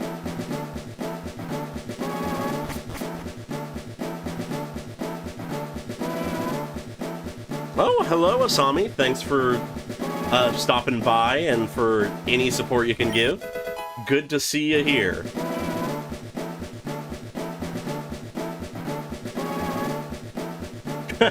God, yeah, Screwlum being fucking preservation. That it was very funny. I find Screwlum theories very funny. Anyways, we got to the secret house. We got all the necessary items. Wahoo! Now we got Surf. But we can't Surf yet, because I believe Surf only can be used after Koga.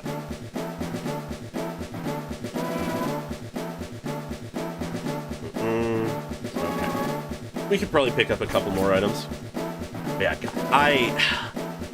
you can probably tell if you've already watched my Fables About the Stars video, but I was a little overwhelmed with how much information we were getting. I loved it. It was so fucking good.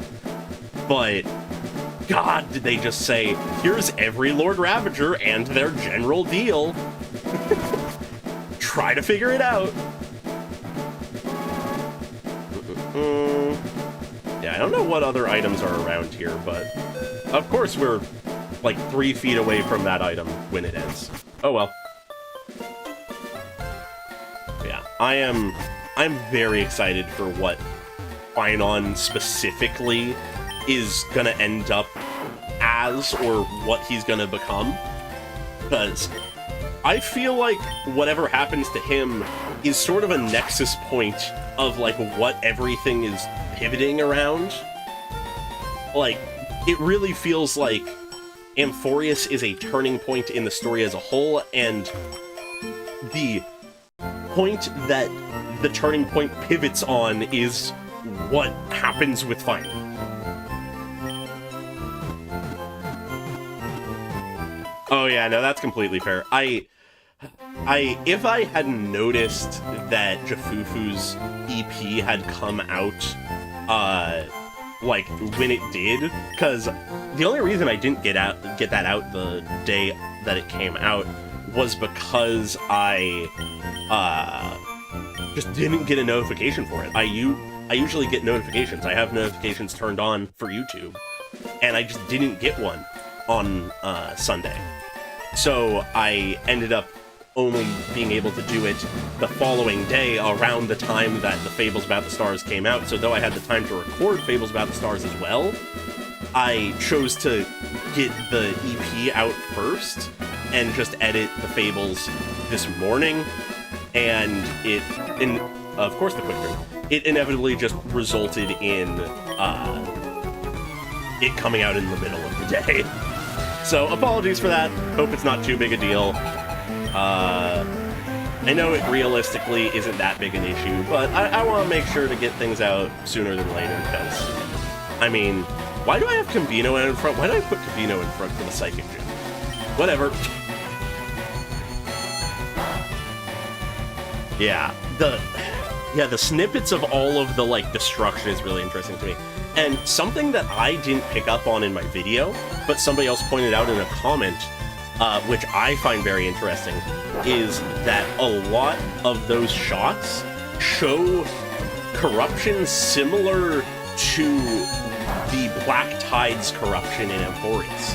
As if the, like, intent and goal of what is happening on Amphorius is to unleash the Black Tide upon the universe.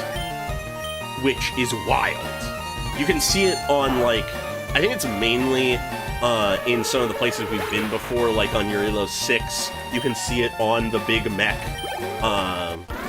On, like, in the Xianzhou, I think you can see some of it, that kind of thing. Oh, hey Josh, how's it going? I'm doing good. Just sort of hanging out, powering our way through, we're poisoned. Powering our way through the gyms. We are currently about to fight Koga. And then after that, we'll immediately be going over to Sabrina, and then we'll immediately be going over to Blaine, and then we'll be figuring out what we do from there. Yeah, how are you doing? Good to see you around.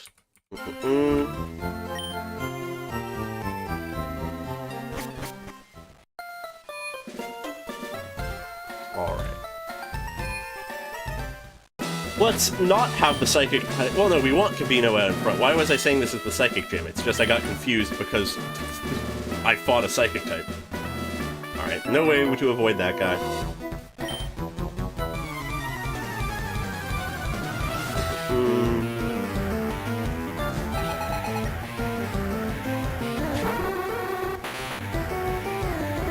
Why are there so many Psychic types in the Poison Gym? Presumably the 11 level difference should be enough to do something here.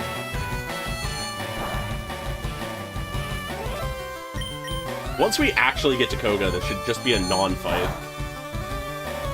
Okay, I'm gonna double check though that 43 is the cap, not 42, because if we accidentally level up and that's the case, then that would be bad. Nope, 43, we're good. As long as Kabino doesn't level up twice on the way to Koga, we should be fine.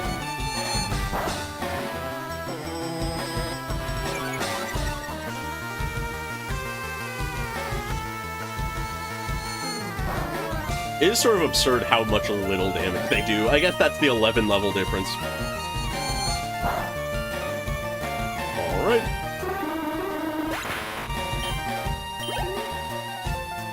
God, 2 more Pokemon, please. Why are they all psychic? I'm gonna have to re-up my PP.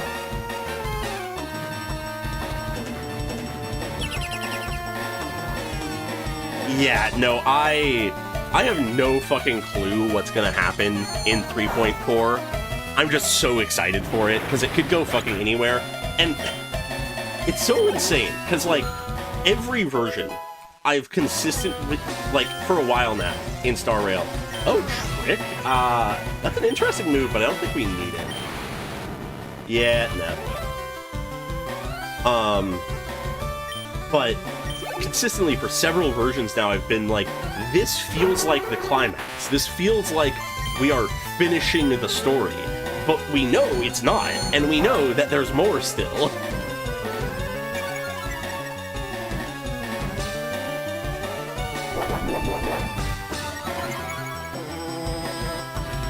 Yeah. I'm very curious to see if maybe what the story going forward for the last couple of versions are before we go into 4.0.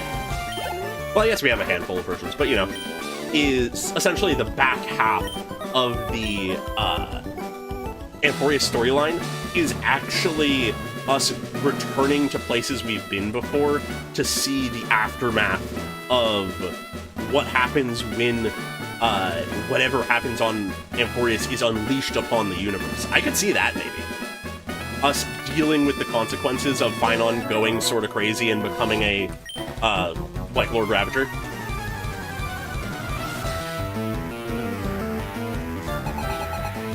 I have not done the New World quest. I honestly have been a little bit, like, pulled between a lot of things recently. Just because, you know, keeping up with events in all the games, and also just trying to play some other games also in my free time. Because I recently have been getting back into, actually, the Star Wars The Old Republic MMO, because that is a game that I played in, like, middle school so much. It was, like, easily my favorite game at that time. And just, I've recently been going on a bit of a nostalgia trip with it. Anyways, we're out of, any actual PP, so Drumgy, come in here.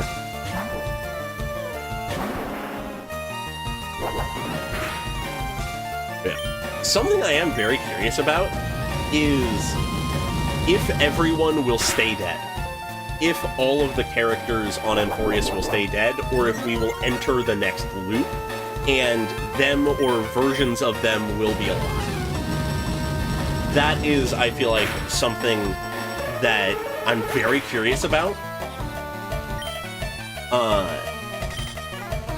Just cause, I don't know, no matter what, even if they come back, the weight of their deaths is still there. It still has, like, its impact on the story. But it would be even more brutal and impactful if they are truly dead. And I just don't know what they're wanting to do with the story. I don't know if they're wanting to do a sad story that ends happily with, like, actually a good ending, or if it's just pure depression. Or if the ending is sort of like a bittersweet victory in the sense of, like, everyone's dead, we've realized that this was all just the, like, plan and scheme of Lygus and the Lord Ravagers, and they nearly succeeded, but in the final moments, Finon, like, is able to be his own person, rebel, realize the path he's going down, and, like, achieve something of his own accord to stop the Lord Ravagers. Personally, I think that one would be my favorite from a narrative standpoint. I'd love if everyone could live, but I feel like that would be the one that holds the most emotional and thematic weight as a story.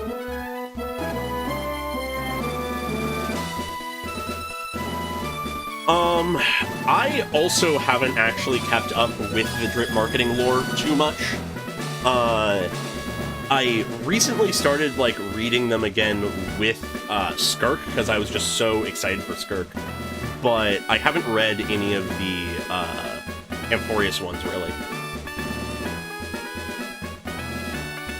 I don't think I have. One of the main things that I'm behind on quests-wise is, like, companion quests in both Star Rail and Genshin. Those are, like, the main things I haven't done. One thing I've been considering doing... what am I doing? I want to level my Pokemon, that's what I'm doing. One thing I've been considering doing is... this also serves as a fun little plug, haha. Is, whenever I decide to play old quests that, like, realistically I could do on stream, but they're old quests for characters that aren't currently, like, being hyped or whatever, so it wouldn't necessarily be super exciting. I might play them in a voice call on my members' Discord, so any of my members that are on the Discord could, like, see me do those. That's sort of, like, been something bouncing around in my head as, like, an option, because it's sort of lower stakes, more just me catching up on content I haven't done, but also not the kind of thing that I want to sort of, like, take up the time of streams with, seeing as, I only have so much time and to stream, and I also, on the streaming side, have a funny other limiter, which is I'm sort of using up all of the internet at my house. I have not gone over my plan yet, but if I stream too much, I will. So I can't just do like 3 streams every week or something. So any backlogged content is more likely to happen on like member Discord type stuff. Yeah, thank you for not spoiling. Thank you for asking first. I very much appreciate that. Because, yeah, there is a lot of random little bits of backlog I just haven't done for whatever reason. I didn't want to get to them though. Anyways, we lost our funny self-destruct guy before, so let's get a new one. If we ever need the self-destruct, we got it. Alright. Spam leveling Levaviv, even if they won't actually be relevant to this fight.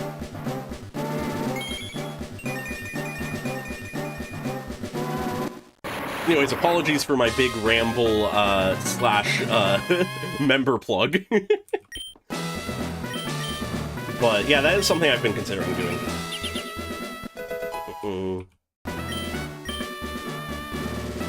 Oh, absolutely. Like, if I was playing only one of the games, I probably could pretty easily keep up with it. But when it's 2 or even 3 of them, and then also I want to be doing other stuff, it gets really hard. I try to keep up as best I can. Streams help with that a lot. Part of the reason why I do the streams, honestly, is just to make sure I keep up with the content. Because if I didn't have the streams, I would not do the story as immediately most of the time. I would not get to character quests as immediately, like, ever, unless it's a character I was really hyped for, like Skirt.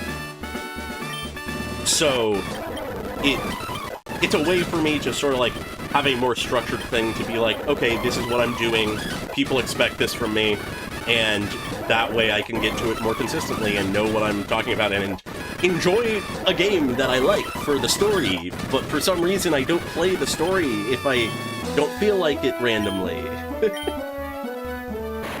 Yeah, no, Honkai Impact 3rd is a game that I very much just sort of on and off will play for the story and nothing else. I need to get back to Impact 3rd. I have considered someday maybe streaming it. Maybe that's more of a member thing as well, because I have not caught up on the story of Impact 3rd. But, yeah, I guess just sort of sounding it out as a possibility, I might do some Impact 3rd stuff at one point. I'm, like, squarely about, like, halfway through Part 1, I think. But, yeah, let's see. Okay, we got everyone leveled. Now time for the fight.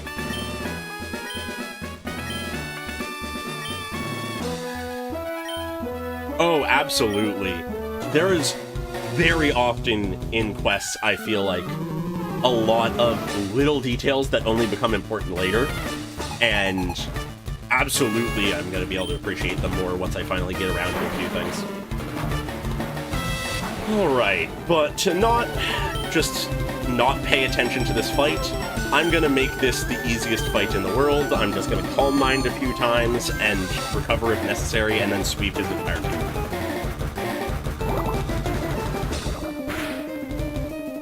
Ow, that hurts more than I would have hoped. I'm gonna Calm Mind again and then recover.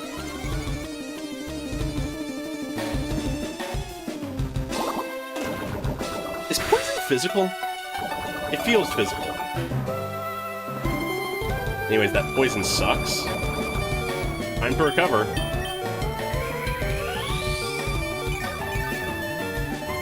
There we go. I'm probably just gonna recover again. Ow. Yeah, this sucks. Recover, but again. Maybe I was a bit greedy.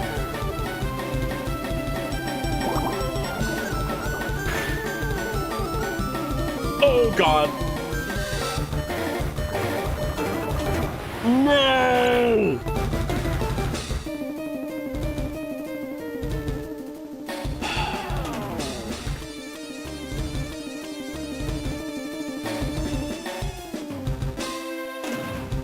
I could have sweeped this entire gym with just one calm mind, but I had to go for two. Gabino could have carried us through the entire game, but I was greedy.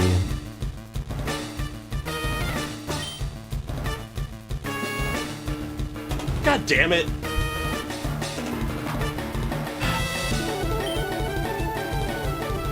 And that's my own damn fault. That's so fucking annoying.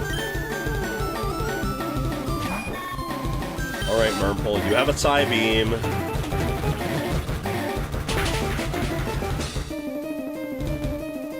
Even Murmple could have, without any calm minds, killed with a Psybeam. Jesus Christ. I should have just done Psychics. I should have just Psychicked from the beginning. I did not need Calm Mind.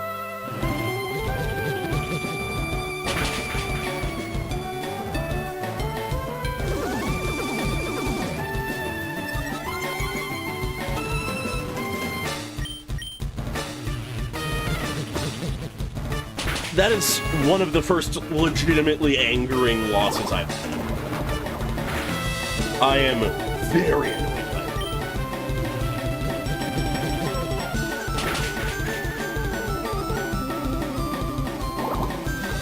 it. Of course, Muck is surviving at 1 health, and of course we get poisoned, which means that if we don't hit this last move, Murmple will die.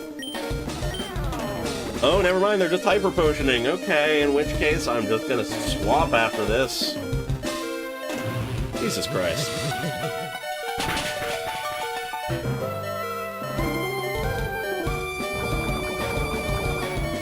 Ah! Zarf, get out there. I'm so mad.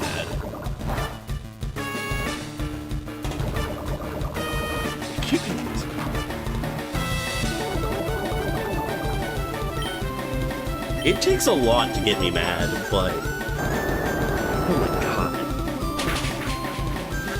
When it's something like that, which is simultaneously my own fault and bad luck, and on my most valuable Mon, my ace, basically...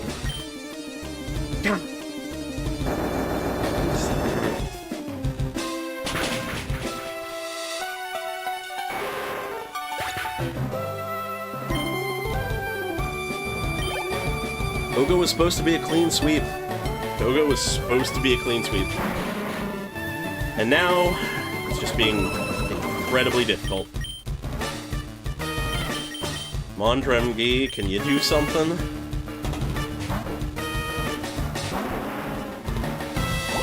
Don't poison me. Okay, you're gonna crit instead. Cool, great.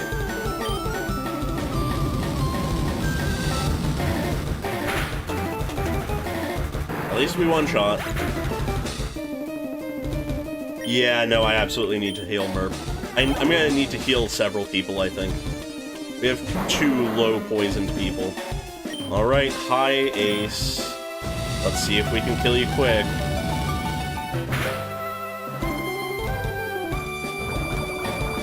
Great, Toxic. I love being badly poisoned. Well, at least they should die.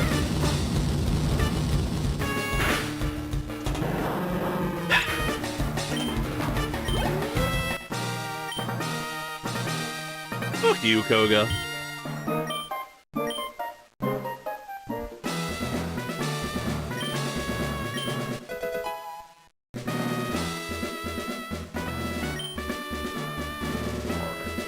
I mean, we can't... oh, wait.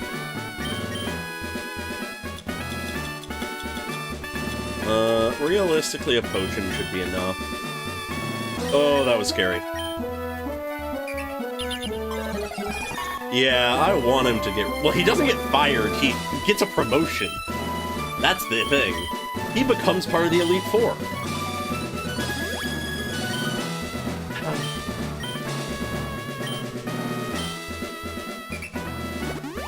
That should be enough to keep people alive.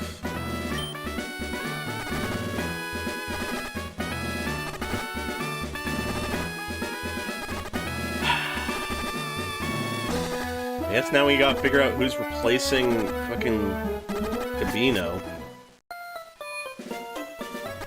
Nobody fills the exact same role. I mean, I guess we have a Drowsy, but... Gabino is just so good. Drowsy is not, comparatively. At least for now, I'll bring our Ghastly. I'm forgetting what I named them. Swum, right? I'll bring Swum in for now. Oh, that fucking hurts.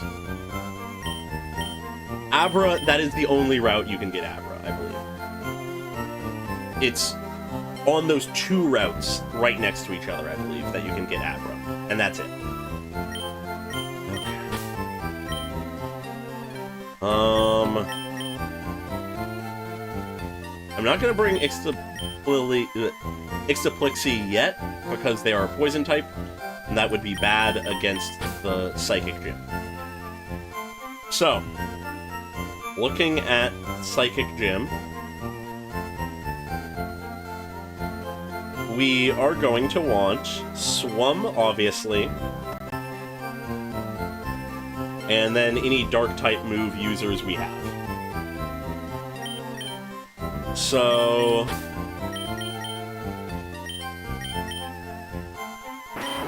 we can keep Pumpkis's Pursuit. Murple won't actually help us that much. Swum will be our mainstay for the fight. Dremgy can be there because he's just powerful.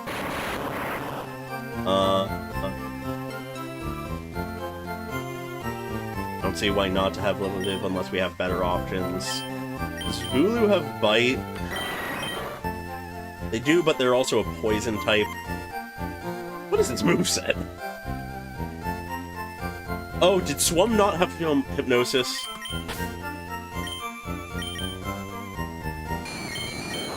God damn it. Of course they don't have Hypnosis. Things are going great for me! Okay, in which case, presumably, they don't learn it again, ever? Just double-checking. Yeah, it's a level 1 move for them. So, okay, yeah. You wanna know what the difference is? If we were one lower level, we would have it. If we were one lower level, we would be guaranteed to have it. But because we hit 16th level, it's gone. Because they decided to keep Lick instead of Hypnosis. Well, alright. I guess that's something we'll learn through, Move Reminder, if we get that far. Okay. Well, in that case, let's get Swum powered up a bit, and figure out who else we want in the party. I would take Vulu for the Dark type, but they're a Poison type, so that's a bad idea. I don't have one yet, but also we aren't getting to the reminder yet, so it doesn't really matter yet. Okay, yeah, we can bring Yomp. They have a Dark type move, after all. I just went to summary again. What am I doing? Yeah, okay. But yeah, pretty much just gonna take anyone with Dark type, or Bug type, or, Ghost type moves. Levuviv, you can be somewhere else, because you're our only Electric type. Rumbus,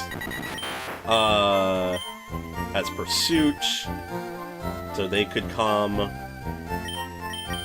I keep going to the summary.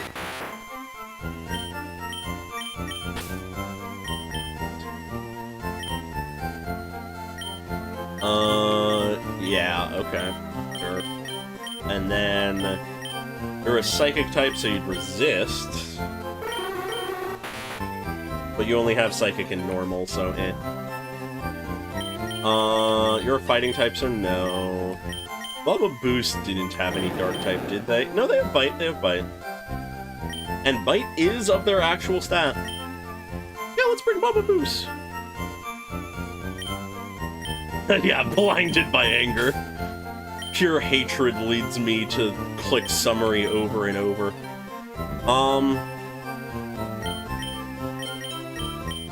Murple isn't doing anything for us in this one. Numo is not having anything dark. I don't think they have a ghost type move, or at least not a damaging one. Yeah, they have Confuse Ray, but that's not damaging.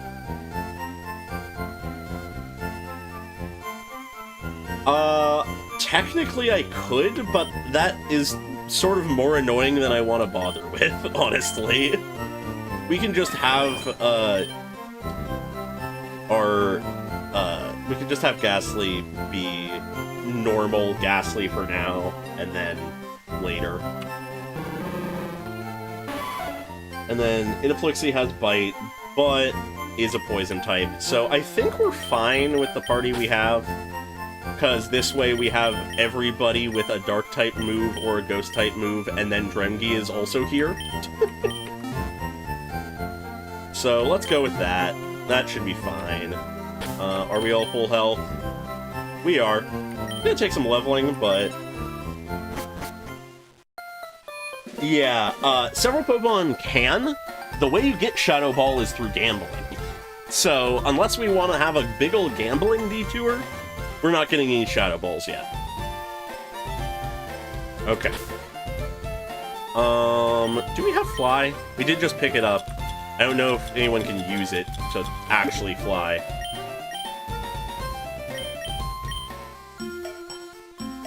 Obviously, Thrumbus can learn it. I'm gonna give it to Thrumbus rather than Dremgi, because Dremgi has Wing Attack.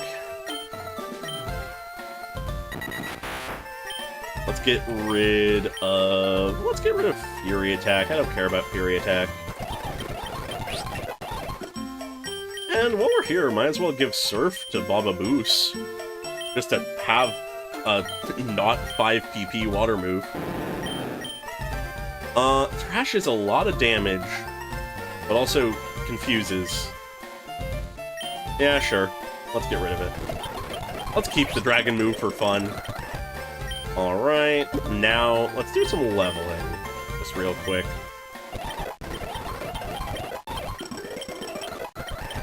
Okay. Ah, Confuse Ray. I'm gonna get rid of Curse. I do not need Curse.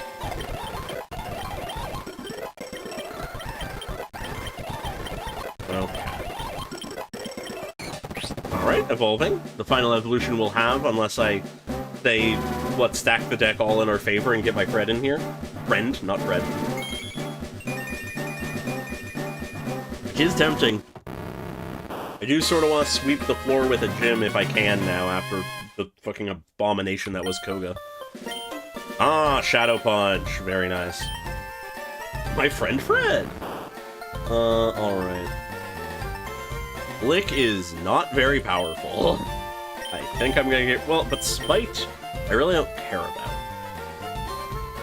But it does have its use cases. I'm gonna get rid of Lick.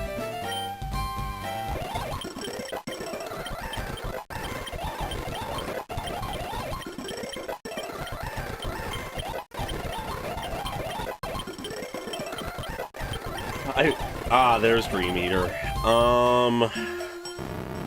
Isn't Dream Eater also a move tutor move? Yeah, Dream Eater is also a move tutor move. So I could wait for it if I wanted, but I don't really care about Spite, so I'll get rid of it in hopes that we can just sort of be halfway to the moveset we want.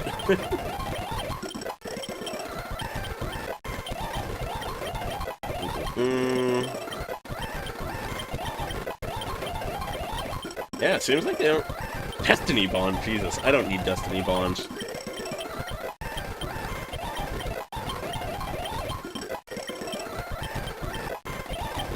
Yeah, okay. Luckily, we didn't have to, like, contest our move list anything, like, at all much to get Dream Eater and keep it while also having a viable moveset. So that's good. Oh, Tri-Attack, perfect. That is always good. I'll get rid of Growl. Tri-Attack is shockingly powerful. It's like one of the better, like, normal moves, I feel like. Rage. And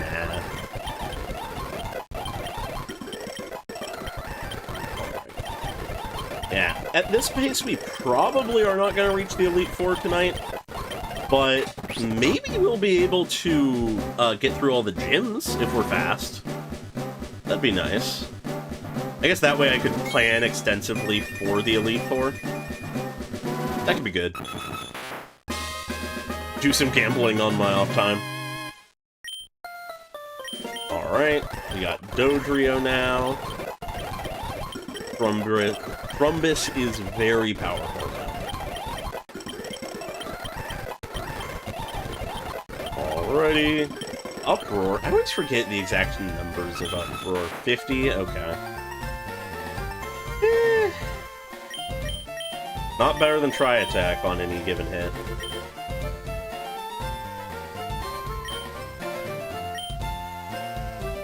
Yeah, very much so, which I appreciate. I appreciate gimmick moves.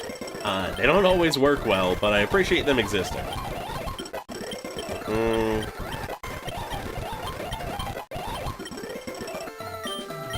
Alright. Are you ready to see a very powerful Meowth? Yeah, Uproar is good against Snorlax. Doesn't have a lot of other use cases. Yo, we got Payday. That's a gimmick move if I've ever heard of one. This is the phase where we start using a ton of things. Yo, another Dark-type move? That's actually huge.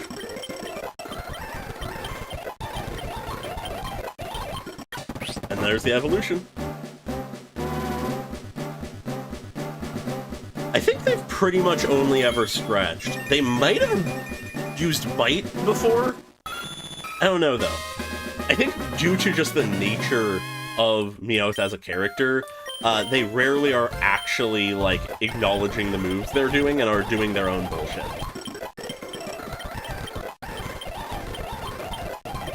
Okay. Screech. That is sharply reducing defense. And Payday is just, scratch but money, so...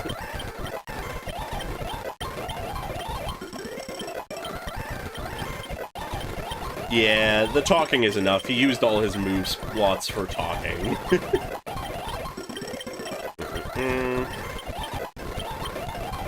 Fury swipes? Nah. And there we go. One more Mon to level.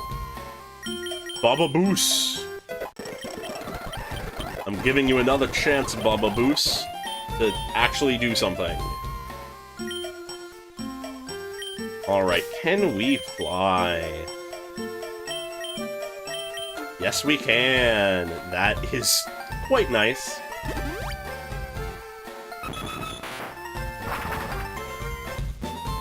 I mean, he does make a lot of puns, seeing as that is sort of the go-to of a lot of the jokes from Team Rocket. But, yeah. Okay. Time to make the way through the gym. Hopefully we can avoid all of the trainers.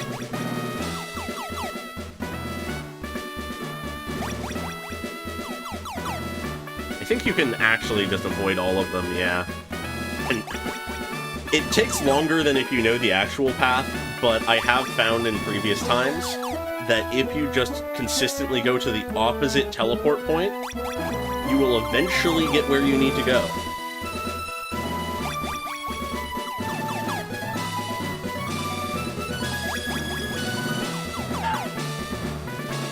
thing I'm worried about is I know Sabrina is typically the scarier of the gym leaders in Gen 1. So we'll see how this goes.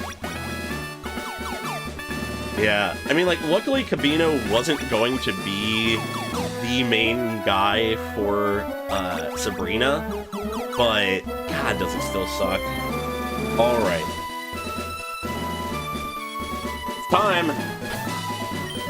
And when I say it's time, I mean, I'm gonna save real quick. And I'm gonna real quick, just to stack the deck in our favor, bring this to being a little bit of help from my friend. We gotta get a little help from your friends. My friend Fred is gonna help us out here. Give us every advantage we can. Everyone say hi, Fred.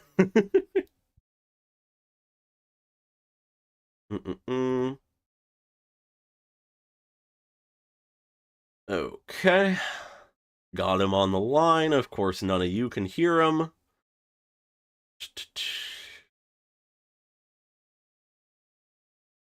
Here we go.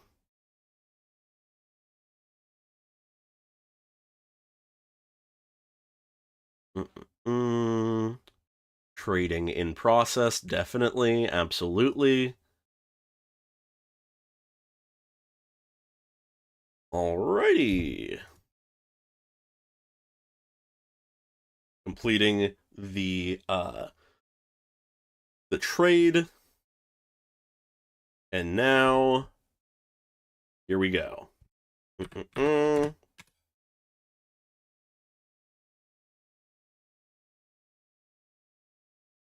Alright. Alright, we're in. And everything should be sorted. Yep, Swum is all-powerful thanks to Fred. Let's see.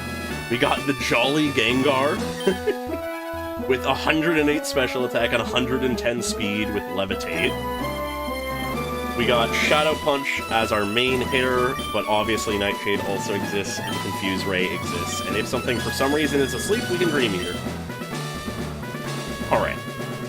And then everyone else serves their purposes. Let's do this. No deaths. That is what we're aiming for. We will play as hard as we can in the name of Kabino. Alright, Kadabra first. We have the level advantage. Let's see how much a Shadow Punch does. One shot, beautiful. Yeah, I don't know if we'll outspeed everything, but we have good speed nonetheless. Mr. Mime, that should still just be a Psychic type, so Shadow Punch should either one-shot or two-shot. One-shot it is. Good, good, the sweep is happening.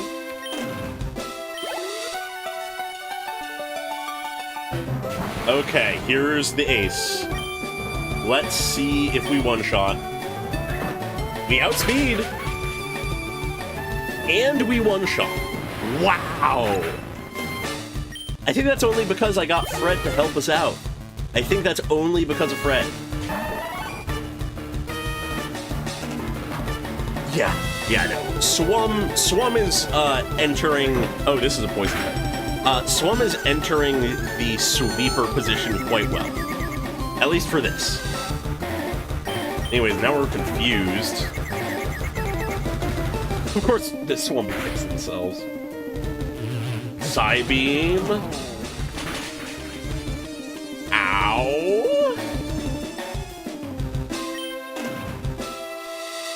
We're confused and they could kill us with a Psybeam. I'm not gonna risk it. We have options. They're a bug, right? Yeah, the Hypnosis Dream Eater setup is gonna make it even more powerful. Especially if we can get them Nightmare, because then we can just be the ultimate, like, killer on sleeping. Because Dream Eater is powerful on its own, but it can be used for healing and psychic weakness purposes. And then Nightmare can just be for sheer damage. But I think we can get Nightmare. Anyways, clean sweep. Clean sweep, only needing one swap. Yeah, no, they naturally learn Nightmare, or at least Ghastly does. Presumably Gengar does.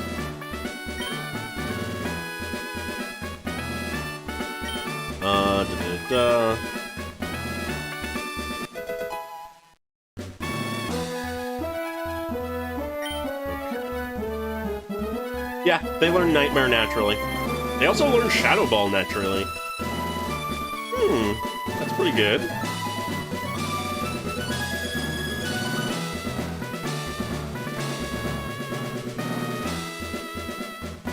Yeah, being able to just have a passive damage drain on top of a high damage heal on top of Shadow Ball. Gengar can put in some work. Swum is gonna be powerful.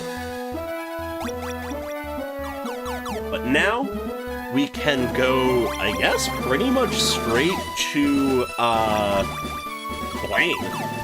We're gonna have to deal with the Pokemon Mansion, of course, but we can go straight to Blaine pretty much. There's nothing else in the way. And then from that, there's the Sevi Islands, which will be worthwhile because there are some extra encounters. But then we should be able to finish out with Giovanni, probably, depending on what time it is.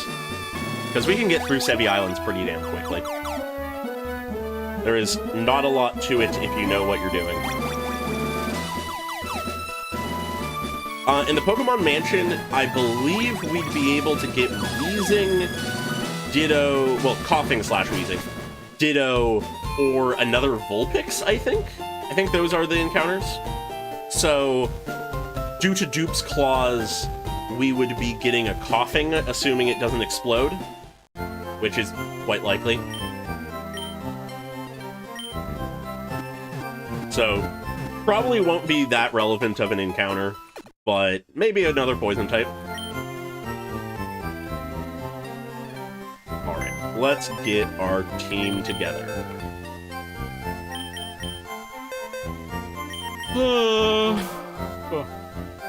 So for Blaine, Bababoos is going to be powerful. Dremgy isn't going to be doing much. We don't have any other water types right now, but we could catch more.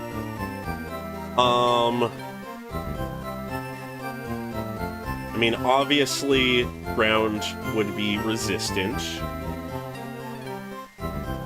And rock would be super effective. Yeah, okay. In which case, Lebaviv does, in fact, have rollout, so why not?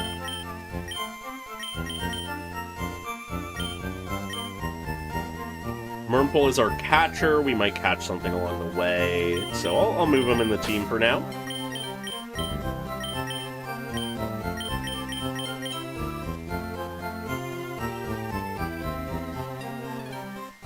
Yeah, I do too. I needed to check. And then what moves do you know? You're a poison and will be ground, so presumably not any rock. Yeah, no. It's just rock that they're weak to. I just checked. Ground is obviously resistant to fire, but just rock is super effective. No, you're right. Ground is also. I misread that. Ground is also. In that case, I know who we need to take.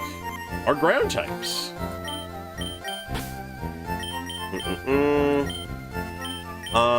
I'm gonna have Swum in the box as a safety measure, because Swum is most powerful in other scenarios. And Lebaviv, actually, I'm gonna replace with Itaplixie, because Itaplixie probably will have a ground type move once we level them.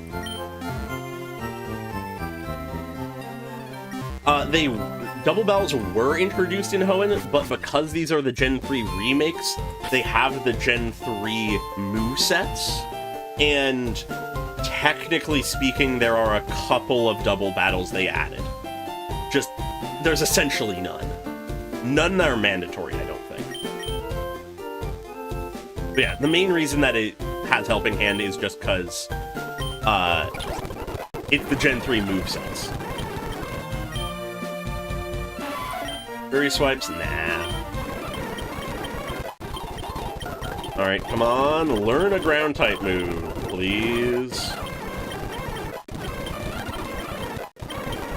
Well, I guess you won't until you evolve. I actually, before I keep leveling them, should double-check what they learn at what. Because maybe I'm screwing myself over.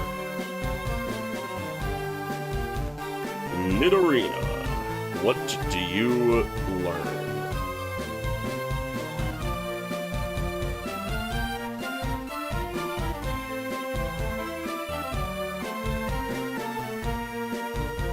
Alright, they're about to learn Flatter and later would learn Crunch. Where, if I evolve them, which is a good idea...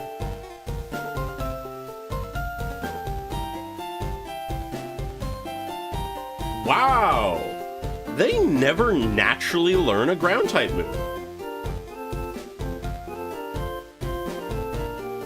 The only way to get them a Ground-type move is with, TMs. Not even, like... Yeah, nothing else.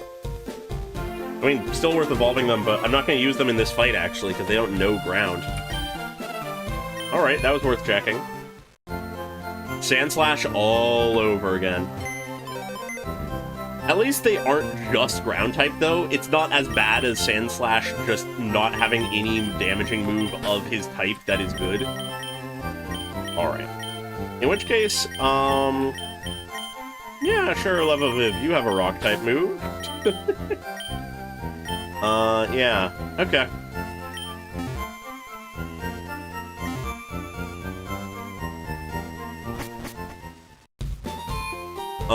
I am not where I need to be. I need to fly away. I keep going in and out of the mart. Well, not the mart, the center. Oh, Thrombus. Please fly me to where I need to go.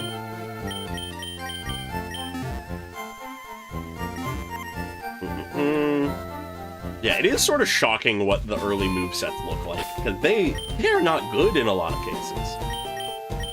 Alright. Off we go to Pallet Town.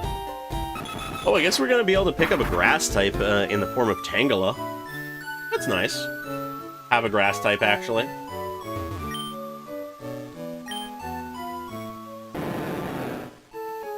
Alright. Let's get our catcher in front. That is not what I was trying to do.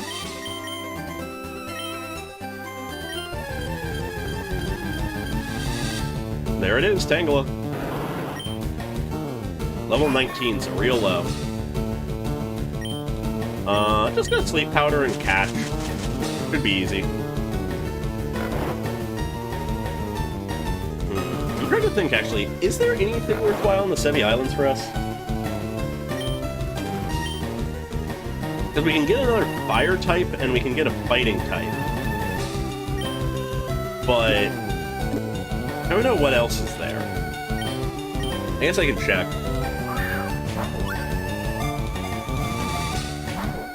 Okay, being difficult. Let's try again. I need to buy more balls. Admittedly, we should be able to get Ultra Balls now. Wow. Very much being difficult for their level. Maybe I'll poison them. Because they are just grass type.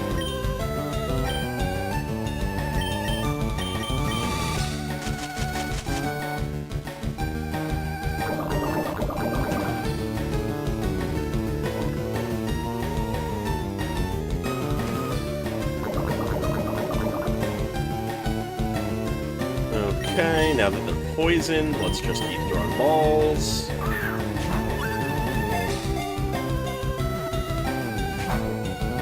It does not want to get caught! Jesus Christ, and now we're poisoned. Great. Yeah, okay. So yeah, we'd be able to get a Ponyta and maybe a Slowpoke if we were really, really lucky.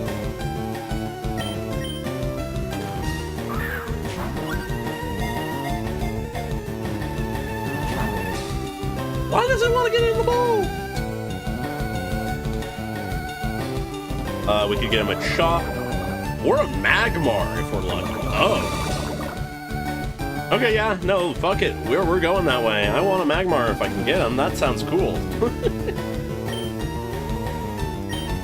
Well, I guess we already have Dremgy. We already have a fire type. So it would really be the Machop and hypothetical Slowpoke, but very unlikely. What else can we get there? Why is this Tangela being so difficult?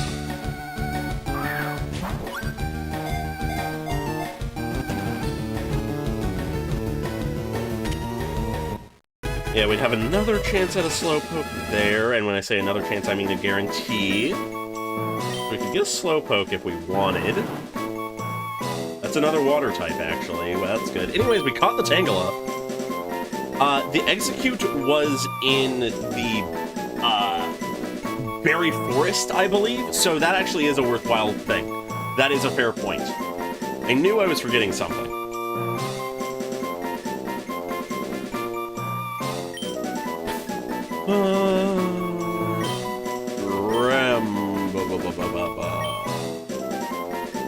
Dremel. Yeah, so I think it's worthwhile between a few different encounters we can get. Oh god, we're poisoned.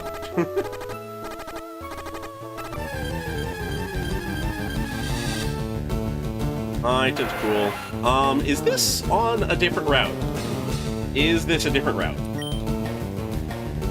I honestly don't know if it is. One moment, please.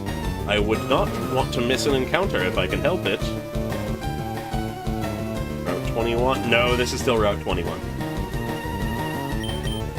No Tentacool for us, at least on this route. I'm just gonna double check that I'm not killing myself. No, okay.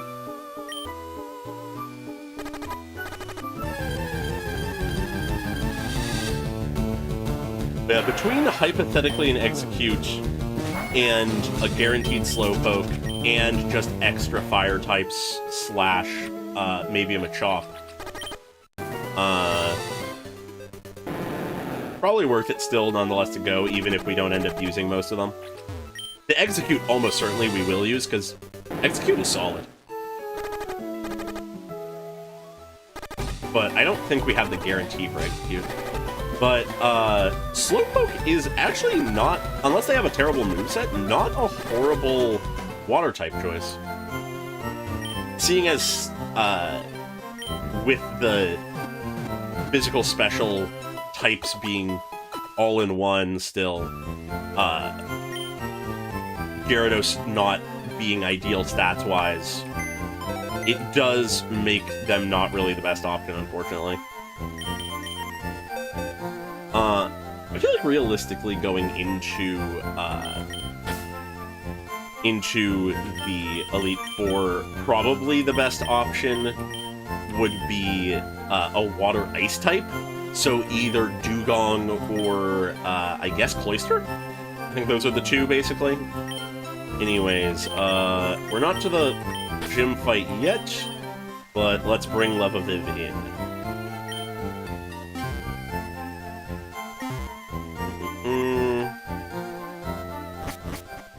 Yeah, I am curious actually what the other options other than Execute that we might get are, if they're anything worth it. But first we have here, which is gonna be a Coughing. Yeah, okay, nothing new on that route. Anyways, gonna start walking. Do we get it immediately? Oh, I forgot you can get Grimer here! That works. I'll take a Grimer.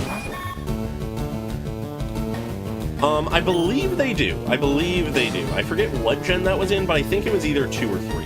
I don't think it was 4. Alright, well, we can't poison it, obviously, but we can sleep powder.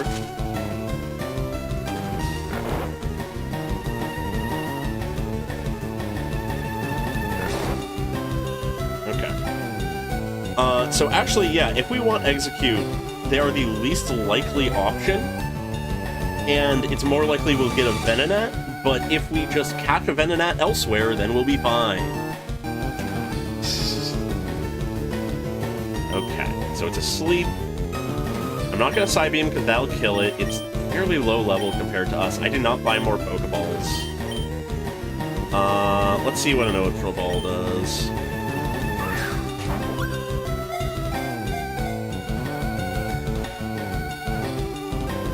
There we go. Alright, time to go buy more Pokeballs before I do anything else. And Repels. I have not bought any Repels.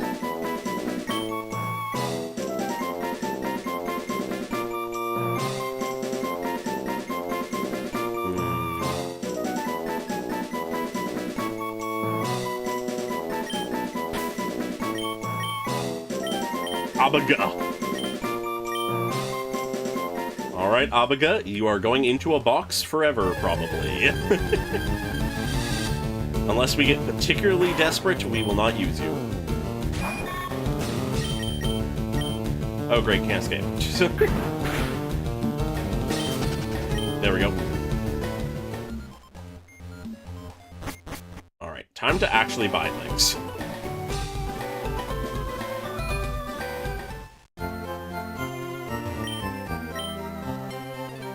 Ultra Balls, that's good. Let's just get like 30. Don't want to break the bank, but we're going to be catching a lot of things soon. And then max Repels. Let's just get like... let's get 15. That should cover us for most of the time, if not all.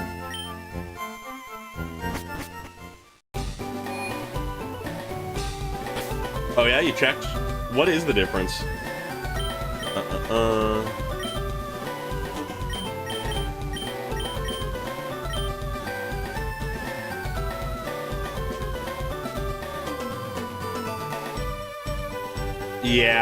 Yeah, that sounds like better. I think the main issue is you need an item or something. I forget exactly what it is. I can check at some point. Either way, we're not gonna immediately be using them necessarily. I guess there's a lot of poison types in here, so we can use, Zarf.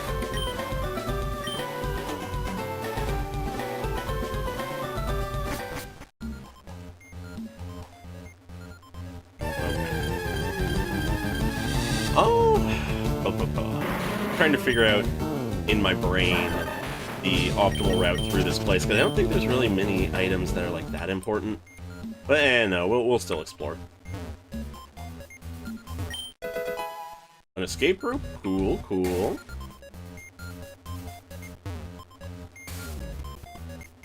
Absolutely nothing.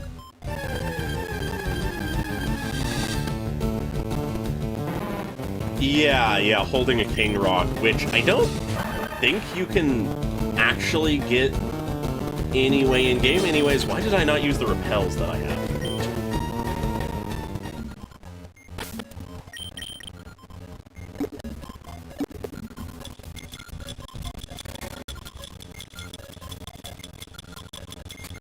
The big inventory. Alright. Now we can wander around a little easier. We got the little statue here.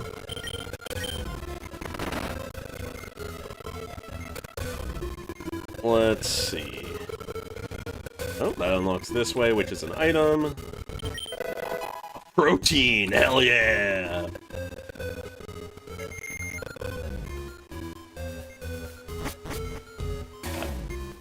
I honestly enjoy a lot more of the music from this gen than I ever, like, really thought about. Because, like, I was mentioning it earlier with the Silco song, and I'm vibing with this song as well.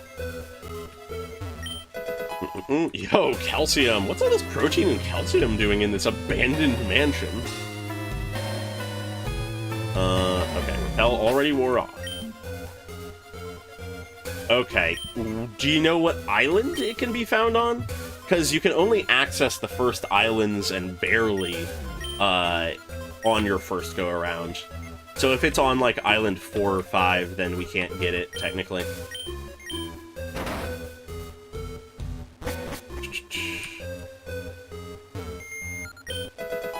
Okay, a max potion. That's, like, vaguely useful. At the end of the day, though, it doesn't matter that much, because realistically, if we can get either a Cloyster or a Dugong, that'll probably be the more valuable pick anyways. And Zinc? Okay. Let's see. What am I missing?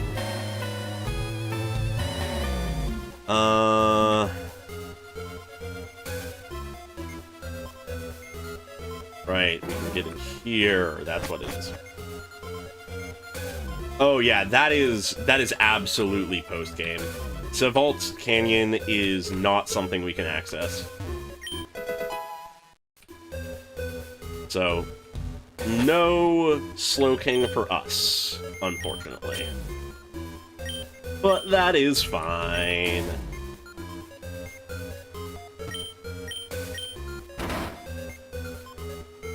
Alright, I'm hoping that this is the correct one. It is! God, all of these items that just buff EVs. And we're into the basement. Be careful of that guy, because I think he is a trainer.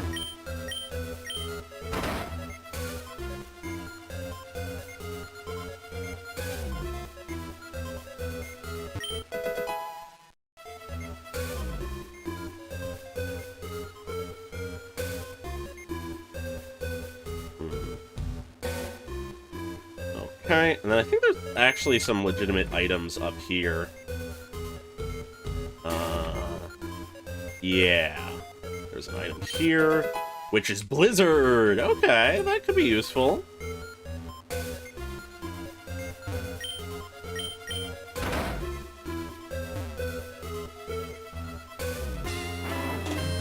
Alright. And there's the key we need. As well as Solar Beam. Oh, did our repeller off? Okay.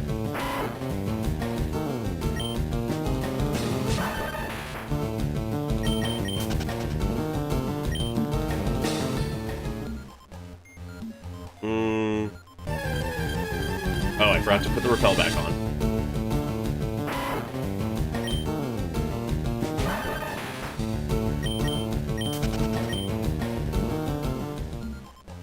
Let me do that before I forget again.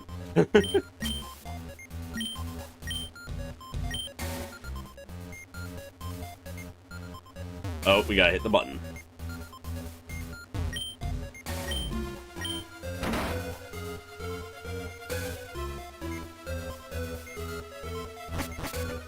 Oh, and then we have to hit the button again. Woo! Puzzles! I love puzzles!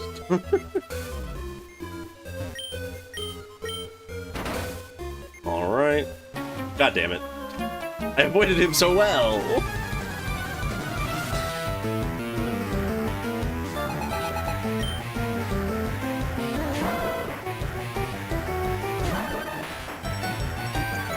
Oh, hey, Condo Nano, how's it going? Good to see you here. Magnitude should be the best option.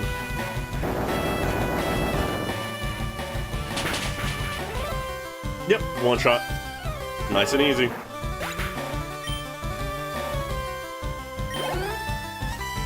Yeah, no, I find it interesting how little Mew stuff there actually is in, like, the game and stuff.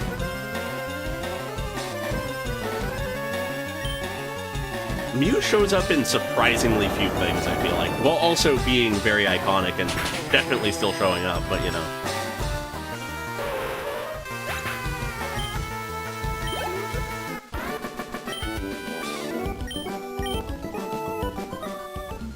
Alright, now we can get out of the basement.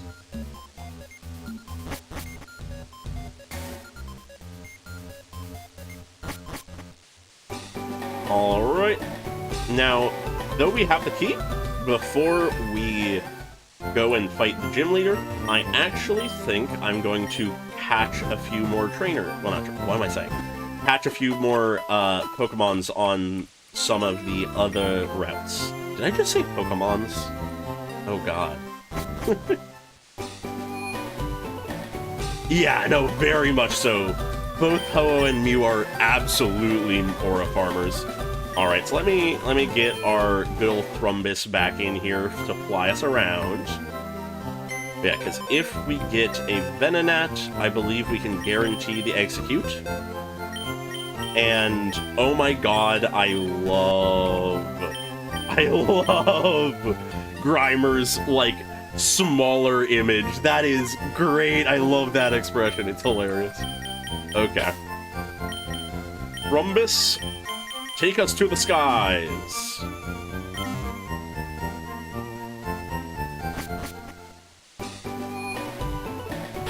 Yeah, it's such a derpy smile. Alright. First off, let's go to the power plant. Probably just going to be a Magnemite, but could be a Pikachu, and I think maybe could actually be a Electabuzz. Do we have our Surfer with us here? I think we do. Yeah, we have Bubba.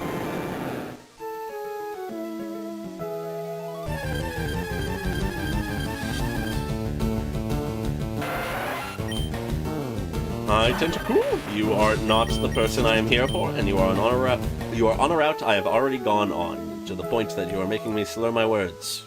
Alright, wide berth for that guy. We go into the power plant. Oh, interesting. The Emerald chapters is when Mew became relevant? Huh. Wacky. Alright, Murmple, it's your time, as usual. Let's see what we get. Other than a max potion. Pikachu! Okay, sure, why not? We'll take Pikachu. Let's go Poison Powder. This way we can actually have a better chance of catching it, hypothetically.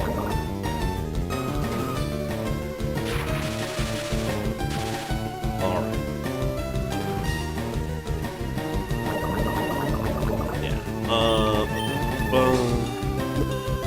I'm just thinking, other than this, I'm going to want to pick up a Venonat from just like a random route.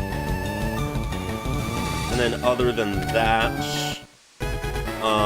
I think the main sort of like notable location before we go to the Sevi Islands would be the Seafoam Islands.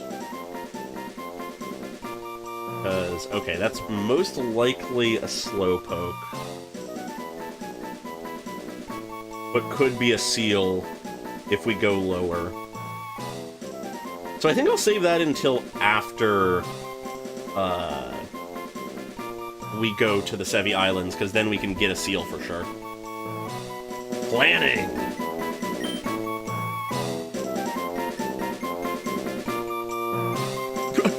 Ho-Oh was a villain in an arc? Okay. Huh. Wacky. Okay, not the most original of names. But... No. Beebaboo. Beebaboo! Beebaboo the Pikachu! Alright, and though there are items in here, I don't think any of them are super important. So if I need them, I can come back to them.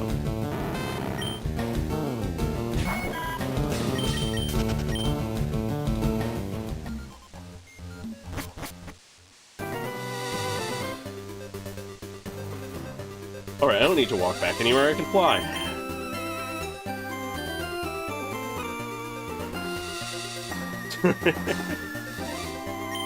Yeah, Beebaboo and Bababoos are very different. Okay, what am I doing? That's where I'm flying. Beebaboo! is, like I said, not the most original name, but I like it. It's cute.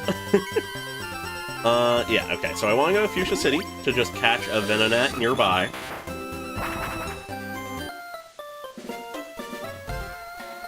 And then we can deal with Blaine and go to the Sevi Islands.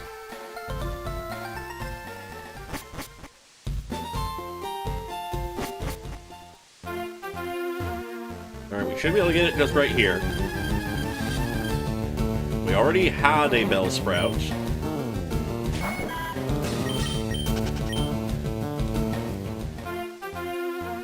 I don't think there's anything that we haven't gotten here other than Venonat. Also, Venonat is pretty common. Anyways, there it is. Alright, so it's a poison type, so no poison powder. Let's just sleep powder it and throw an Ultra Ball. Wow, that's no damage. And though we are confused, that does not matter once we get the initial one off. But we're also paralyzed, so we don't do it in the first place, Jesus Christ. I guess I could have healed myself, oh well. And then we hurt ourselves.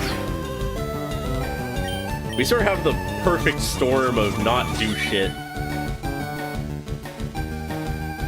We are out of the confusion and we do it. Okay, good. Now we can just throw balls. Yeah, what this does is it ensures that we get, Execute, I believe. That is what this ensures. We get a good grass psychic type because of this. Assuming we can, you know, catch it once we reach it.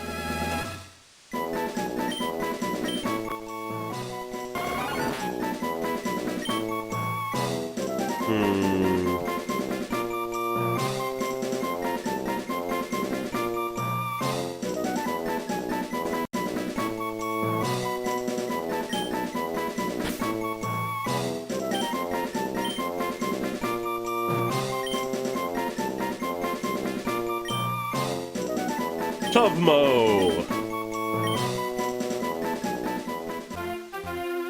Yeah, gotta get all the luck out of the way.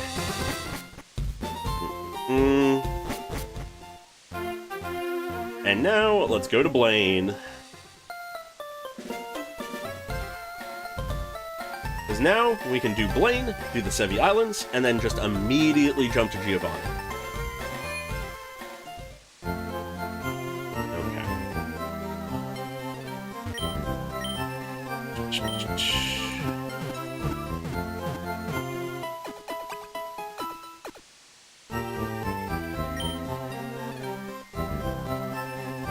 Okay. Then we just throw Thrumbus back in. And pull Levaviv out. Because he is slightly more relevant to this fight.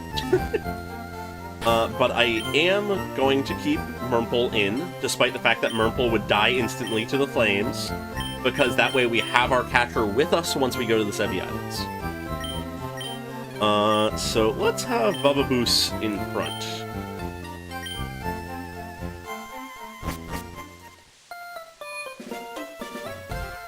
And we should be able to get past all of the trainers. This is the wrong bit. I did not fly to the correct place yet. But we should be able to avoid all the trainers if we just get all the questions correct, and they're pretty easy. Rumbus, you are actually needed just a little longer. Yeah, alright.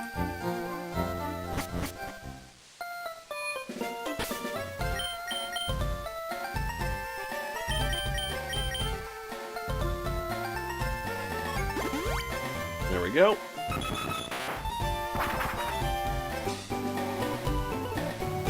And now we return Thrumbus to the box. Hopefully we should be able to handle this with what we have, but we shall see what happens.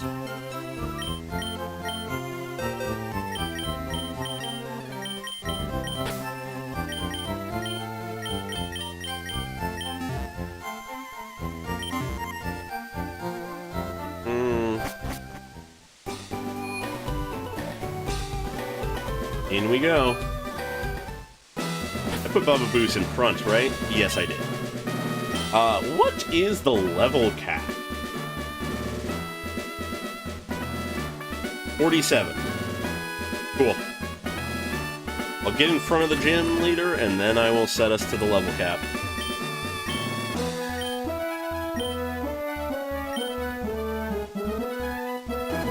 Yes, Caterpie does evolve into Metapod. Yeah, I do keep thinking that myself as well. It does not make much sense. I just had the deranged image enter my head of the way that Dodrio flies is 2 of the heads just flap. There are not 9 badges.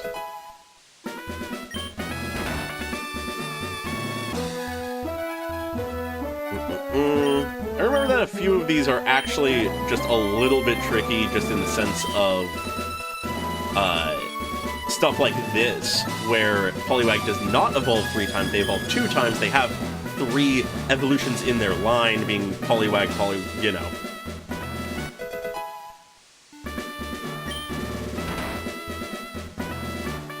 Yeah, no, it would not be good for the Dodrio, but I don't know what else they'd use. Electric moves are effective? No.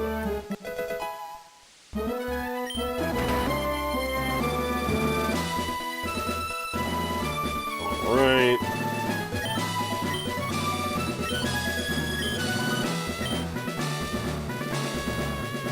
They are not identical. EVs exist. And natures exist.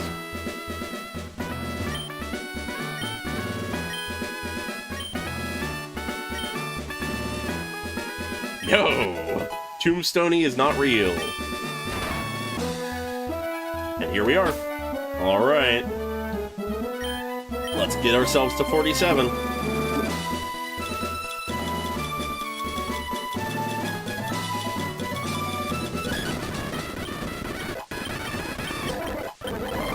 Ooh, rain dance. This is nice, but nah. Doesn't feel quite right. Oh, Grimgy learning Slash. Sure, let's just do full, like, coverage on attacks.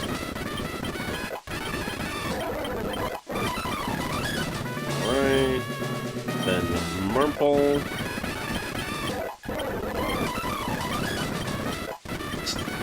Oh, he has mini secrets. Yo, Murple actually just naturally learns Silverwind? Holy shit. I'm gonna get rid of Gust, because though Gust is stab, we have other flying types. And Psybeam is just nice.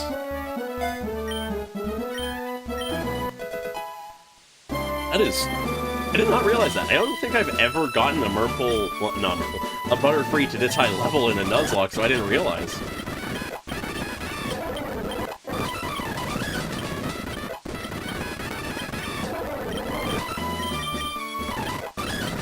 Okay.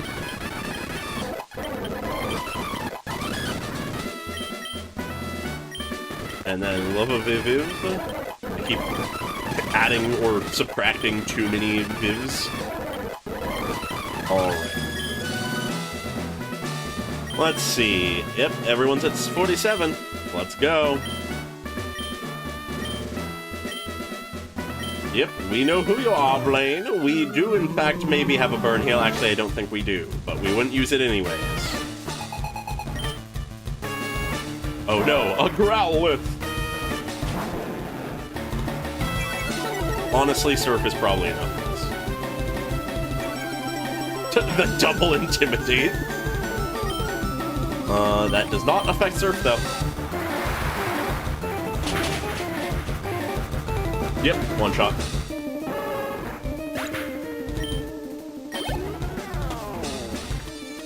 What else you got? A Ponyta?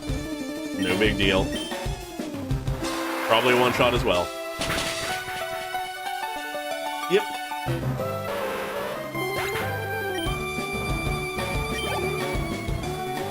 Yeah, Intimidate really isn't that useful in a lot of scenarios this early in these gens.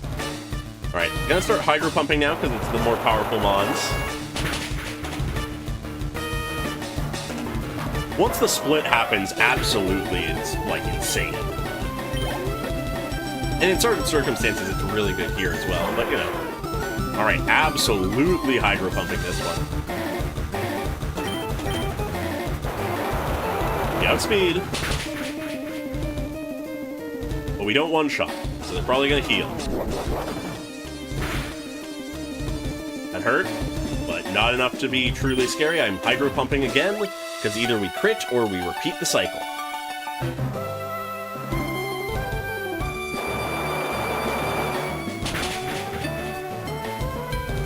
Not a crit, but that's fine. Alright, we repeat the cycle, but again. Another chance for Baba Boost to crit. Yeah, exactly. That is the real issue, realistically. Of course, we miss our last Hydro Pump. At least we have Surfs. Jesus Christ. Scary? We outspeed, though, so we're fine. Very scary. But that's that. Lane, outside of the last scare, not an issue. Literally swept by Baba Boost and nothing else.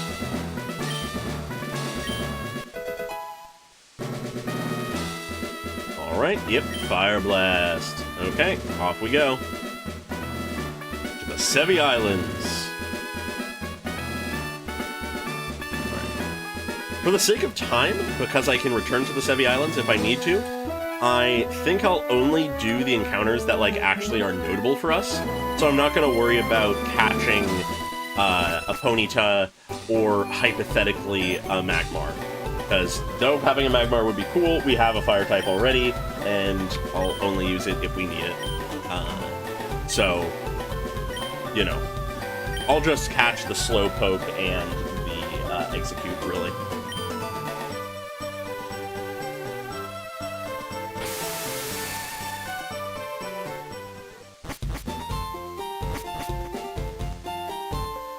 Yeah, Gambino flashes before us. Oh my god. Baba Boost saw their life flash before their eyes and saw Gambino in the clouds reaching out to them. Alright, yeah, lots of plot happening. I need to get a meteor, apparently, I guess, for whatever reason.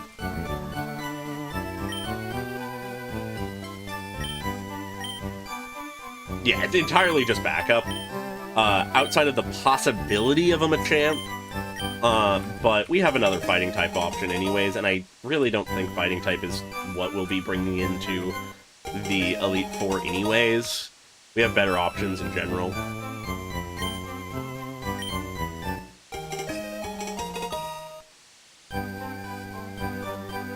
Okay, do we need to heal? Yeah.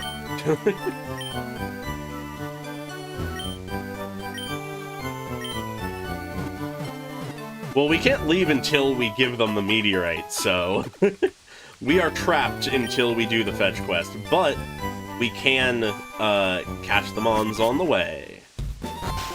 Yeah, we gotta get a meteorite, and to get a meteorite, we gotta stop a gang of bikers and save a child. Alright. We're going to Island 2, because I believe 2 Island was the place with the guaranteed Slowpoke.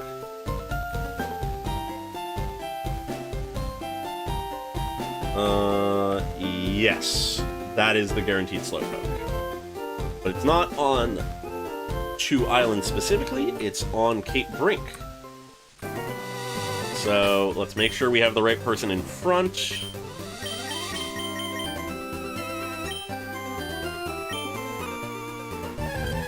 And time to see how long it takes to get the low chance. because realistically, this and the execute will determine if we fight Giovanni tonight.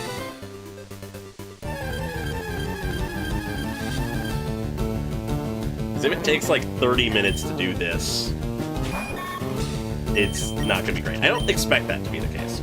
But we are going for the like 10-15% chance or something like that. So if luck is not on our side, we could be here for a few minutes. Oh god, I just remembered. Isn't Jafufu's story quest coming out like tomorrow or something? It should be coming out with her banner, and isn't that like tomorrow?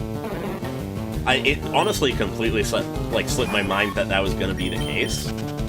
I might see if I can squeeze in a stream for that, but I don't know. We'll see. I want to do it. I like Jafufu, but I may not be able to immediately get to it. We'll see.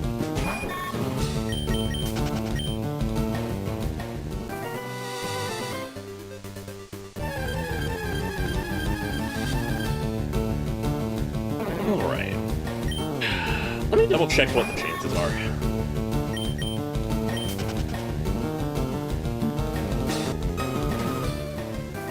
They have a small chance in the grass. But they're guaranteed in the water. Yeah, no, very much same. I was so focused on Skirk and Genshin and now Star Rail that it just completely slipped my mind. Alright, it's only level 12. Anyways, get poison powder. Yeah, no, I think this is a bit faster.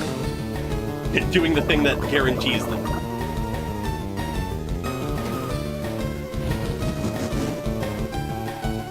Right, Curse, but for non-ghost types. I find it interesting that Curse is a move that does different things depending on what type you are.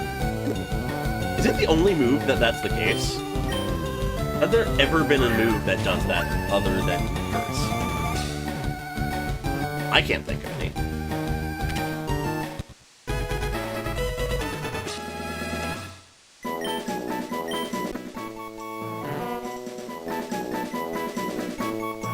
Alright, hello, Slowpoke.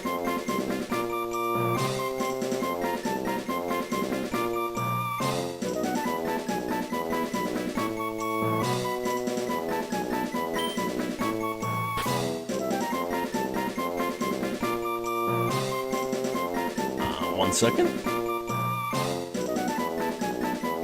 Okay, weird. Concerning. Well, one of my lights just started strobing, so I'm gonna leave it off so that I'm not just, like, destroying my eyes and maybe destroying the bulb or whatever. I'll fix that later. You guys are gonna just need to deal with slightly shittier lighting. Oh, yeah. No, I guess those are the only other moves that are like that, but I was forgetting about those.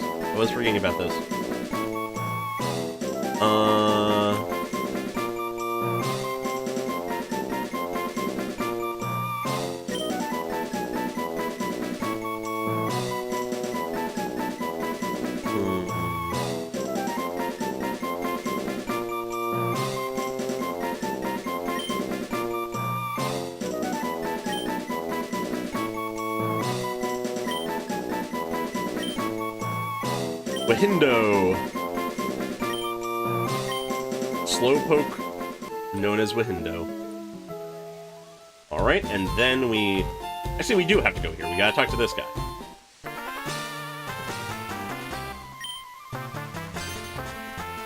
Yeah, your daughter is missing. I know. Can you give me the meteorite? No, too bad.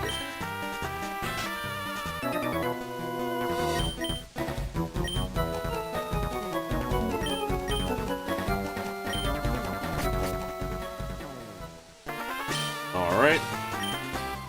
Now we go deal with some bikers and save a child.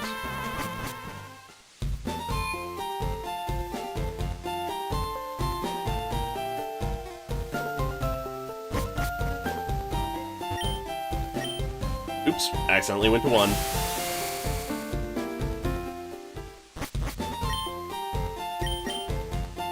Alright. Yeah, they did do that. Just fully biking into a town. Well, into, like, a town and a building. Oop, I forgot to reorganize my party before triggering... Oh, I know! This is a silly moment where you have to take a step forward to trigger the fight, I'm pretty sure.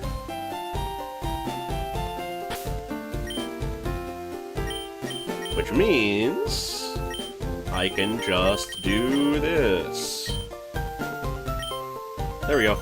I should double check what the level cap is so that we don't accidentally go over it. 50. Okay.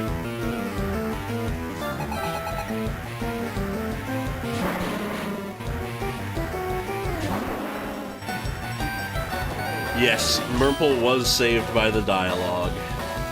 Alright, flamethrower.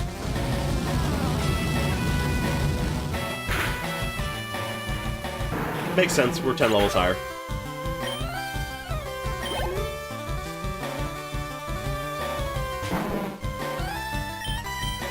Probably gonna one-shot this one as well.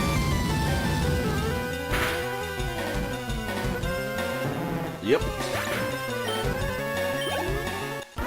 And then we beat the first goon. Now time to fight another goon.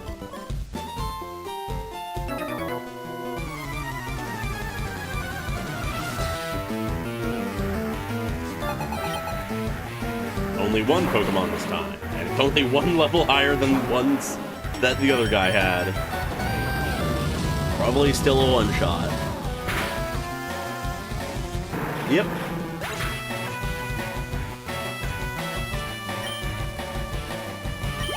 Oh, the new... Okay, yeah, the new Abyss, yeah! I forgot about that. Yeah, no, I'm probably going to be doing the Abyss tomorrow. You know, maybe I'll get to being able to stream Jafufu on, like, Friday or Saturday or something. That's sort of my best guess for, like, if I get around to it this week, when it would be. But we'll see. We'll see. I do want to get to it, but I also need to see how my internet is doing after this stream. Because, as I mentioned earlier in the stream, I do use up a lot of internet by streaming. And my plan is yelling at me a little bit for getting so close to my limit.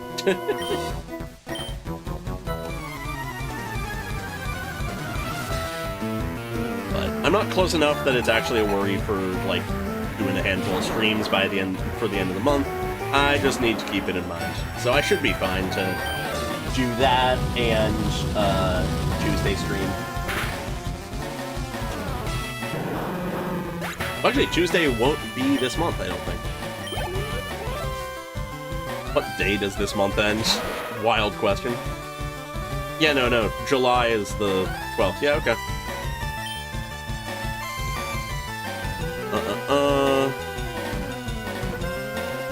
Did I just say July is the 12th? July is Tuesday, that's why.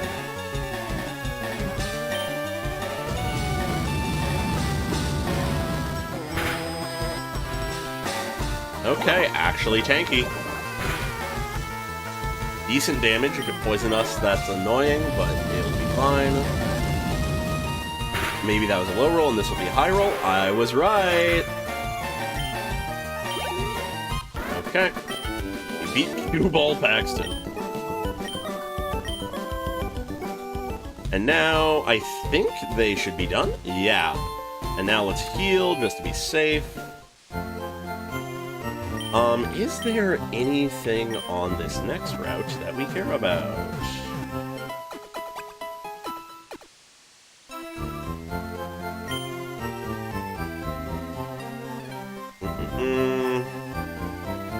Nope. Nothing here. So we will just speedrun the bridge, get to the forest, and then we will get ourselves an execute, save a child, and then finish the fetch quest, and then go for Giovanni. Maybe pick up a seal along the way. Probably pick up a seal along the way.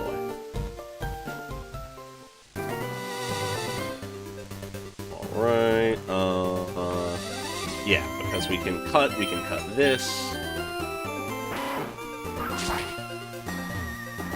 Because I don't want to deal with grass, I'm going to just max repel the speed menuing. Alright. This rock has a max repel, so we're just refunded. And now we're gonna have to fight this person. I think Drummy is a good option here, because I feel like I remember them having grass types.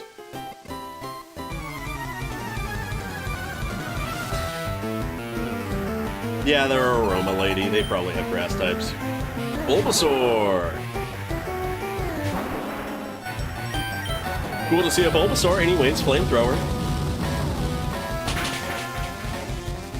There they go.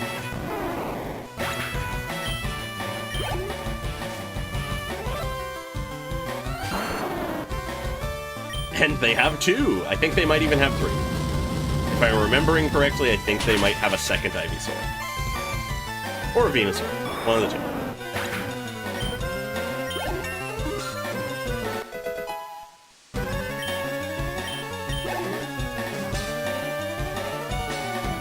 Nope. Second Ivysaur.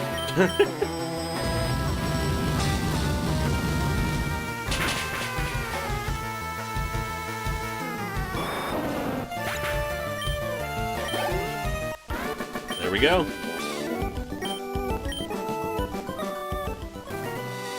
Then we continue on. I think we can avoid all the other encounters. Yep. Alrighty. Time to catch ourselves an Execute. Oh, Murple. Get out in front. We gotta get the max repel to wear off. This is a very funny tree, because I feel like it's almost slower to cut it.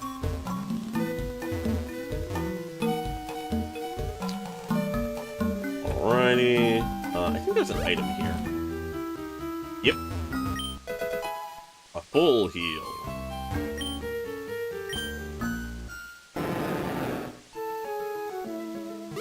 And we skip around a little. What is on the other side here? Alright, the repel has worn off. Not what we need? Yeah, I'm gonna double check the chances of this.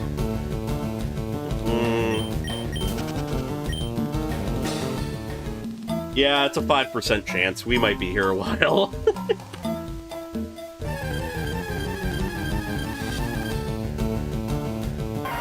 But hopefully we can get it. Well, we're guaranteed to get the encounter if we just are perseverant about it, but hopefully we get it quickly. And that's why we caught the Venonat earlier.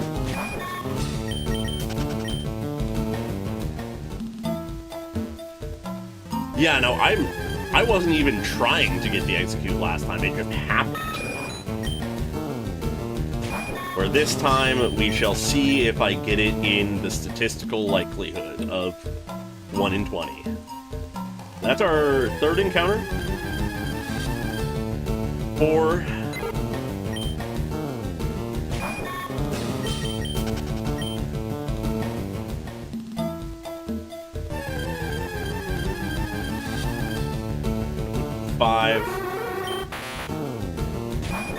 We're a quarter of the way to the statistical average.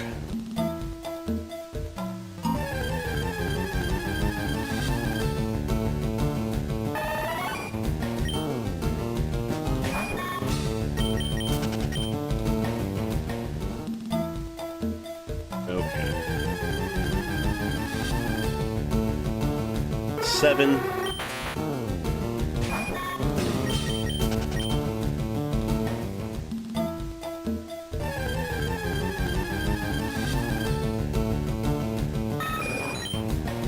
Looking like it might be closer to the average than not.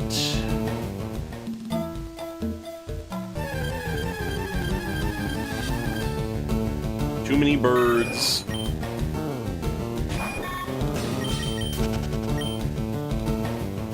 I guess that's a question. No, there are things higher level than it that can show up.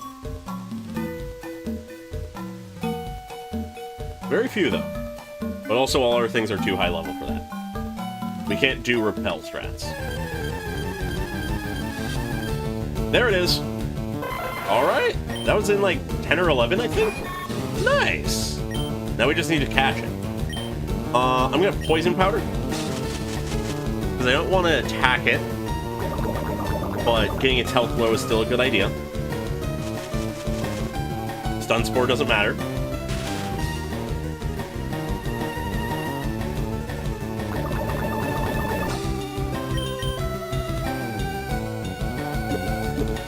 And now we throw Ultra Balls.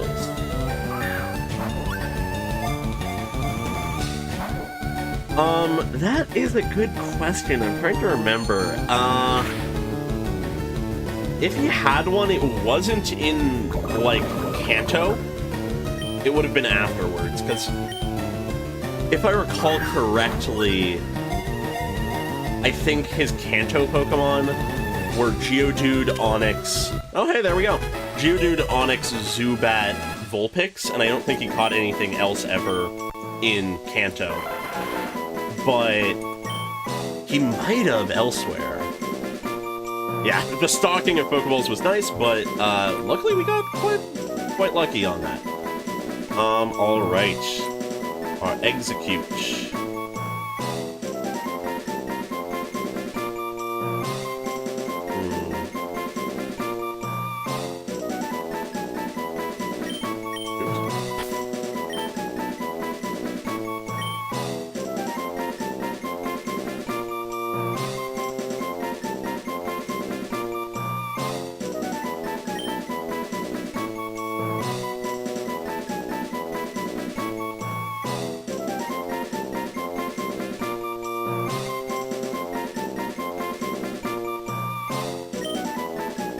Goms.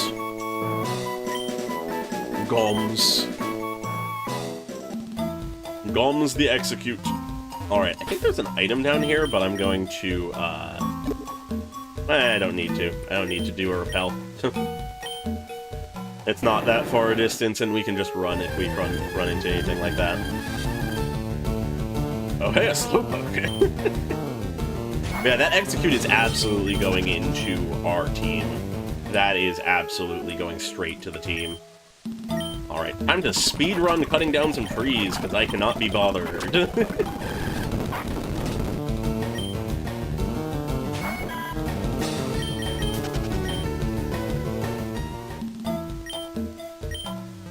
Alright. Was this worth it? I'd say so. That's pretty solid. I'll take that. Max Elixir is nice. Very acceptable. Alright, let's get our real fighter out in front. Yeah, Dremgi. Dremgi, our #1 boy. Hello, child. You are safe. Ignore the fact that you are about to be attacked by a psychic thing that can hypnotize you. I have a dragon that is not a dragon. That will kill the thing.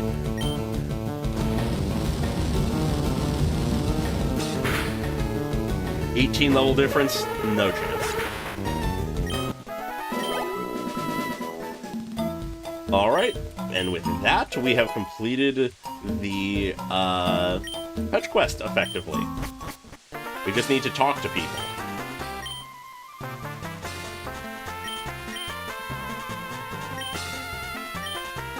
Give us the meteorite. Thank you.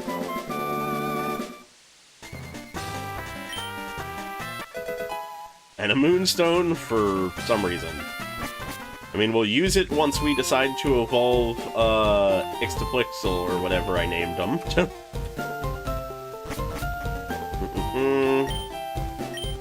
One island. Gotta get this meteorite into Bill's hands. We gotta go and fight a mafia boss, who is a government-sanctioned gym trainer or whatever the fuck the system is.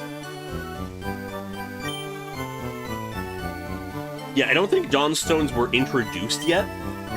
I think that was a Gen 4 edition. Or, at the very least, they don't show up in Kanto.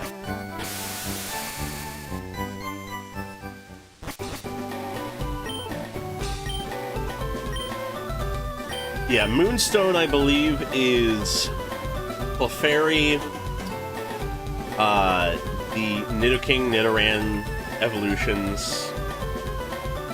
Well, Nidoking, Nidoqueen, rather. And I think at least one other. But Dawnstone was definitely not Gen 1, so any Gen 1 Pokemon that evolve off of one of the weirder stones like that, then it's Moonstone. Alright, we need a flyer to get off of this island. Actually, not yet. We don't. Because we want to go catch a seal. But it will be easier if we just have the bird with us.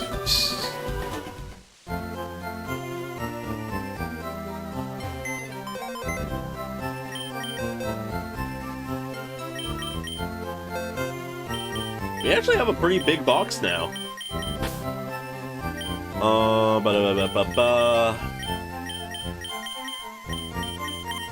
Let's get Goms in here.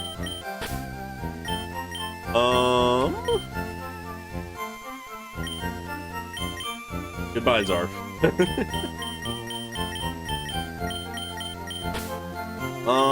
And actually, honestly, Bababoos, you've done us some good work, but let's bring Wahindo in here. Let's shake up the party. Yeah, they are the explosion meme. They were just there for the fact that they were our only electric type for a while, but now we have, Bibaboo. Alright. Realistically, I should level those guys, but it's fine. We're just catching a Pokemon for now. But gotta teach Surf to the boy.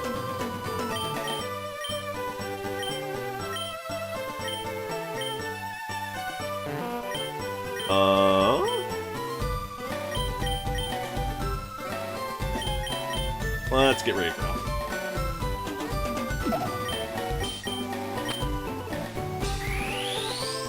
I guess there's no reason for me to do this with Wahindo rather than Bebaboost because we're about to replace Wahindo with a seal, but whatever.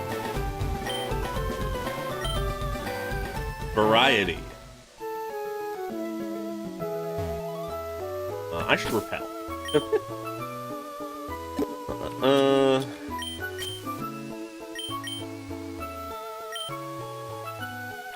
Didn't mean to go on the land, but oh well.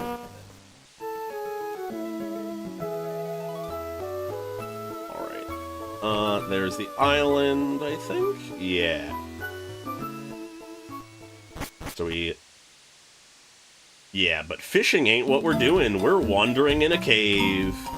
But the repel is fine, because we do need to get to lower levels to have the best chance of seal anyways. So let's just walk back and forth now for a bit. The curse of repels. Let's also make sure we have the right person in front. Don't want to just flamethrower the ice type. If they're water ice, so it wouldn't matter, but, you know. Yeah, at this level, I believe Seal should be just the most likely option. Yep, Repel wore off. Yep, there's a Seal. Level 30, okay. We can work with that. Let's Poison Powder.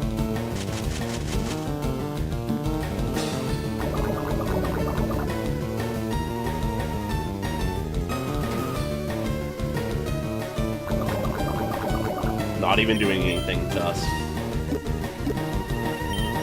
Then we Ultra Ball.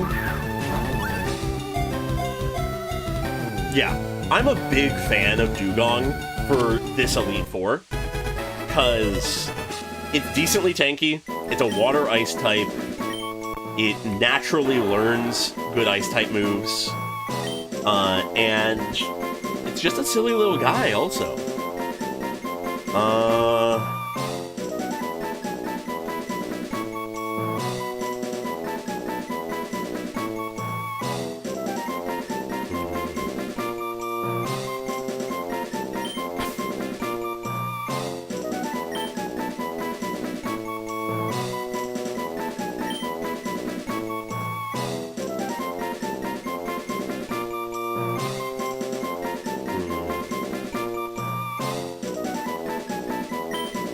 Bongi.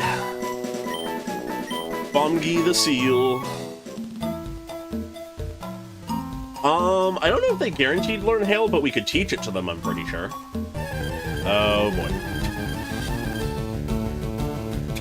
Hi, Slowbro.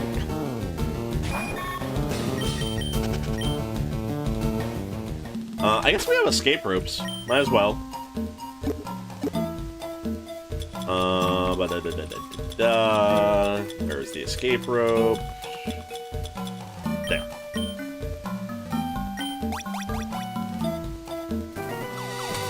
And then we can fly.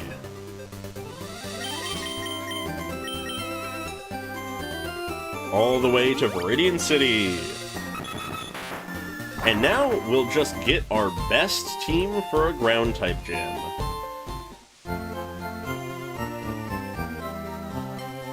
Yeah, the naming schemes of a lot of Pokemon in Gen 1 is very amusing.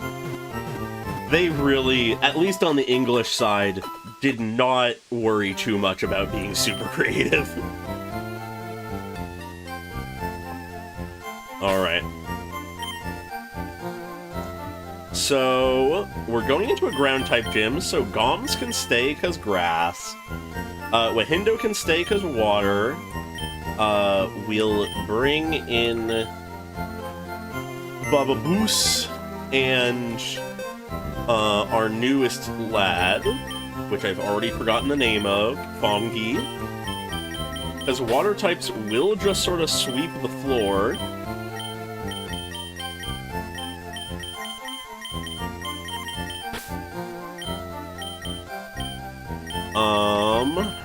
Beyond that, let me think. What of our options would be best? They have a couple poison types, that's not a big deal. Because they're also ground. Yeah, every one of their mons is ground, just some of them also have a different type.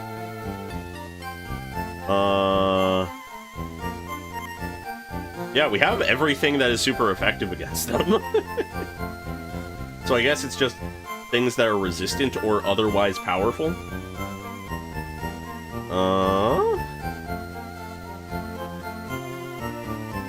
I don't need to worry about this too much, honestly. I'm not gonna overthink it.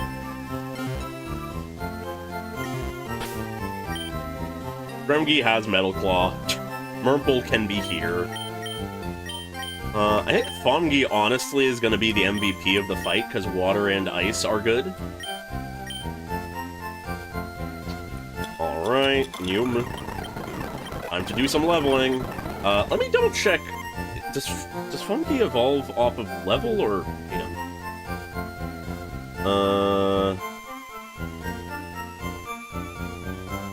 I always forget what mons use stones. It's level 34. Okay. Nice and simple.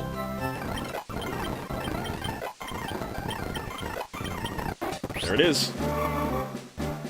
Yeah, fighting isn't super effective against ground. It would be nice against the rock types, but it's not really necessary. We have several Pokemon that are just going to sweep the floor, so we should be fine.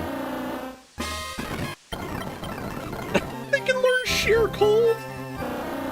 Okay, I guess we didn't look at their moveset prior to now. Aurora Beam, Icy Wind, and Rest. Sheer Cold is not important because we're never going to be over-leveled, really. So, nah. Sheer Cold is funny, but not worth it here. And it was 50 is the level cap, so... that is what we're aiming for. Yeah, after Giovanni, I think that'll be the end of the stream. Takedown? Okay. It does hurt you a little. Nah. I'm gonna teach him Surf after we're done here, probably, just to have a water-type move.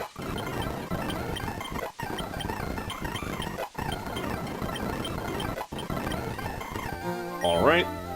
Gonna teach him Surf while I'm thinking about it.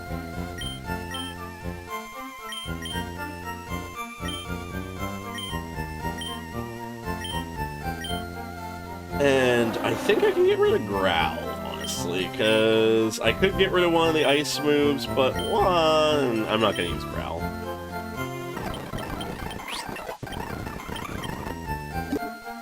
And then we can just rare candy the others.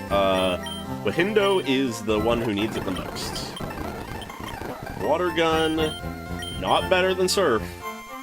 Not better than Surf.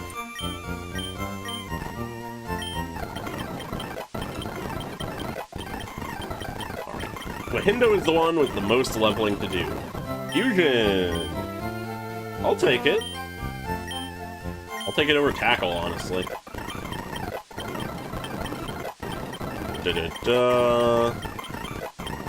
The chance that we use Wahindo at all is sort of low, but having the insurance is good. Sable is funny. I don't think we need it.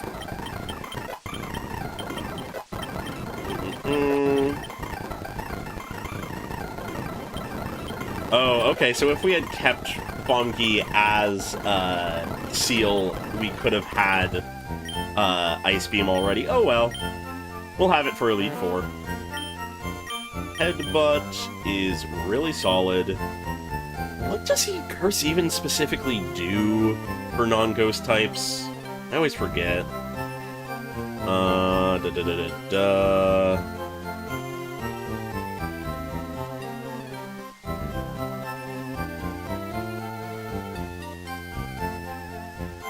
Raises attack and defense by one stage and lowers speed by a stage, right? Not worth it when they are a special attacker. I mean, I guess Headbutt is physical, but whatever.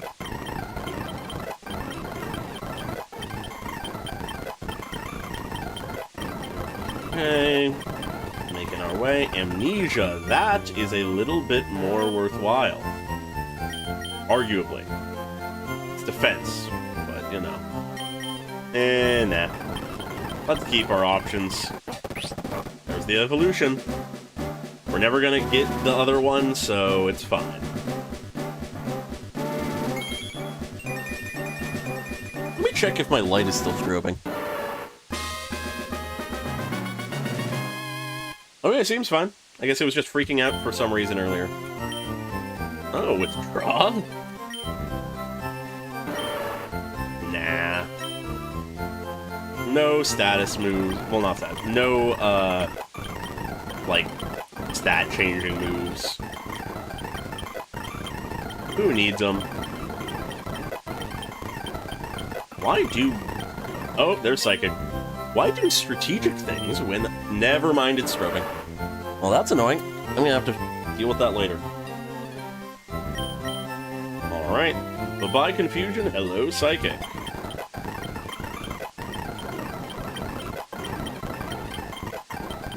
Okay, we're nearly there.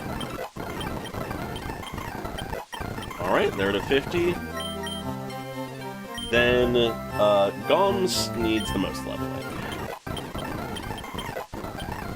Goms levels, well, evolves from a Leaf Stone, I think. Let me double check that. Make sure I'm not wasting, move learning.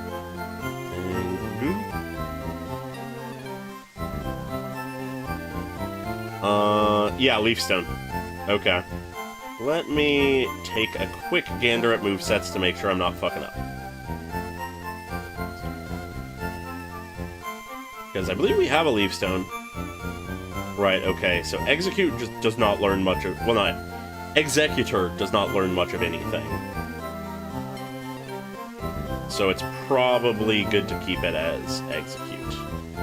Yeah, the moves we want are on Execute. Okay.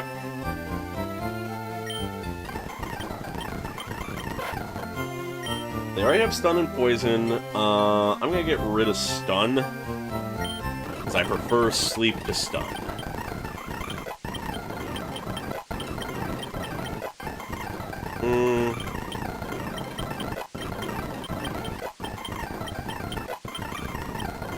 Solar Beam. We could do Sunny Day Solar Beam bullshit.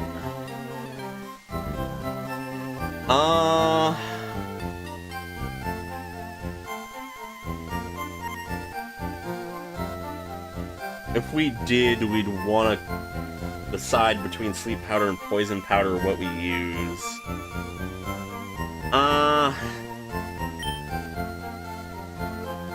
I'll get rid of Leech Seed and think about it.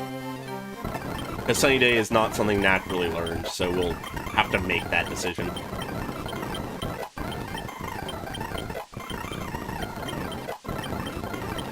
Okay.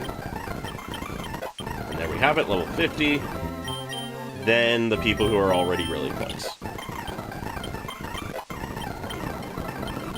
I do find it funny how the main actual game, like, play the main game, not the post-game, in most Pokemon games never gets that high above 50. It's like only using half of the level curve. Ah, Dragon Dance. You're essentially useless to me, so I will not take you. I think we have the TM, yeah. I could check right now, actually. I'm not going to use it this battle, I don't think, because I feel like it's not necessary. But yeah, we have Sunny Day. So I'll think about if I want to use that for Elite Four tactics between now and next time. Because Giovanni is... We're not getting past... we're not getting to the Elite Four tonight.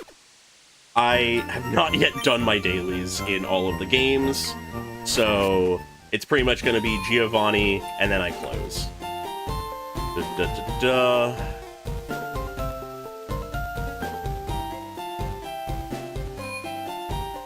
Alright, I think we might need to fight a thing or two on the way, but we should be good. Oh, I should use a Leaf Stone.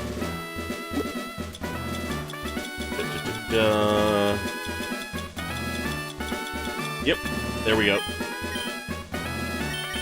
Goms shall become powerful.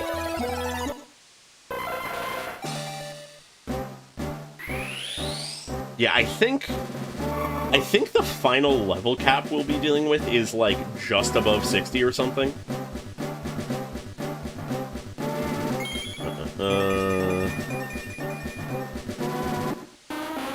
Yeah, the champion level cap is 63, so we're not getting much above 60.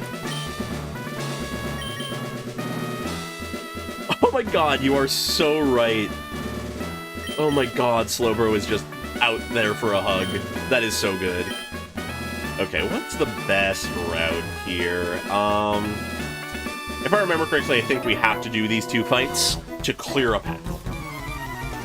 There might be an easier way, but I think this is necessary. And while we're doing this, I need to plug in my iPad, because it is dying. I thought I gave it enough charge, but evidently not. Surf should be enough.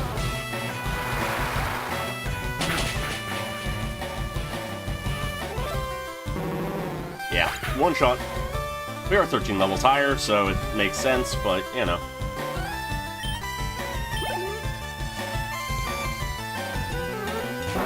Probably should also be a one-shot.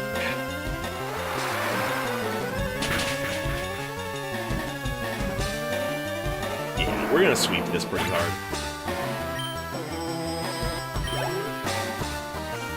Yeah, I do find it fun, though, that they keep that as the, like, thematic puzzle of Giovanni. But you think about it from a real-world standpoint, he's not hiding much.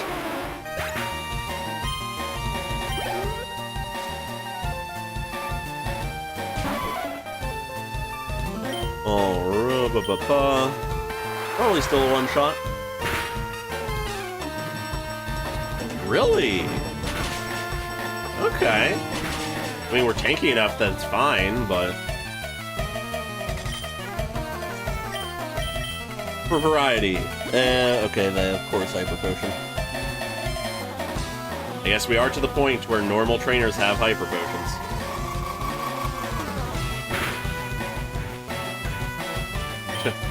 Notably less damage, but it's fine. Still a two-shot.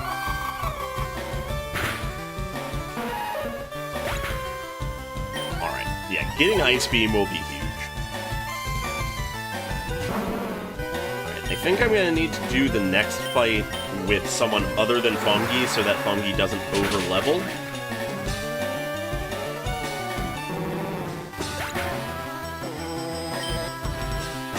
Yeah, and everything I've heard about N makes it seem like they are more of a sympathetic antagonist than a twist antagonist. I feel like having a twist villain would be nice. I don't know if it's the case, but the little bit I've heard about the XY villain makes me think maybe they were meant to be a bit of a twist, but I don't remember them strongly enough from like the little bits I've heard. Let's give Bababoos a chance. Actually, this guy's a martial artist. He's probably gonna have fighting types. Let's bring a real flying type in.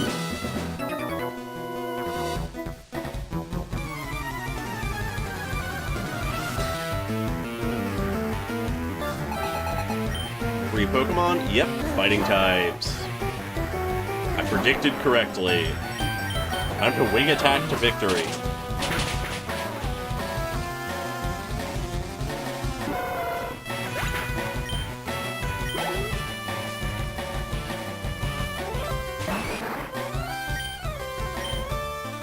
Yeah, just sweeping this fight. Pretty easy.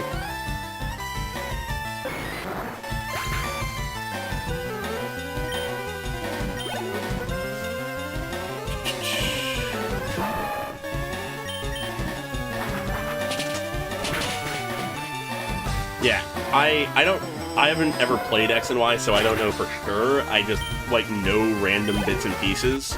But the main thing I know about the villain is that they really aren't good as a villain, is sort of what I've heard. Could be wrong, could be just hearsay, but that's what I've heard. Okay, now we should be good. I think I have enough PP and everything. I might just top up HP for the sake of it. I think I have a random normal potion. Yeah, that should be fine. Don't think that I'm weak enough to be one-shot by anything. Oops. Go in a circle! Woo! Alrighty, and we're at the level cap, so let's begin.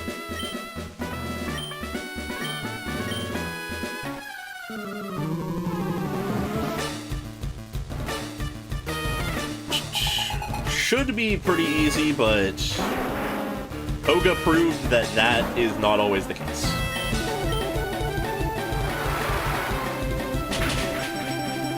Do we one-shot? We do! Hell yeah.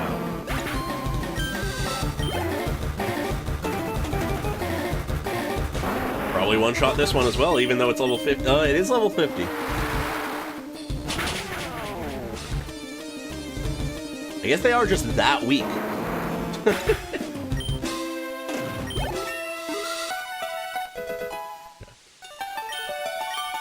Though we've over-leveled, it's in the fight, and I am one of the people who believes that that is fine. So let's get rid of... Let's drop Icy Wind. It's the lower health, like the lower PP and power one.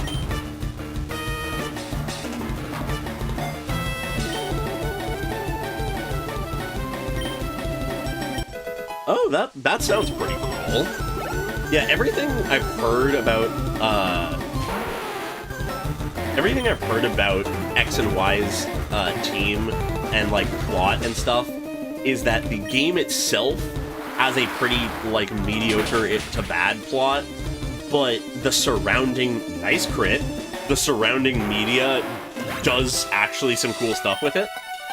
Like, I think I've heard some stuff about the anime for X and Y doing some really cool things in that, like, era. I know it's one of the periods of the anime that people speak fondly of, other than the original.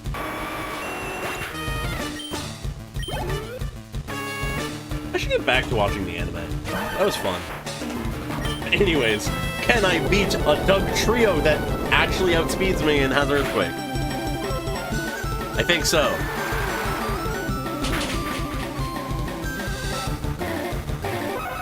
Yeah, that's fair. When things go into hiatus, it's really easy to fall off of them, even if you really enjoy them.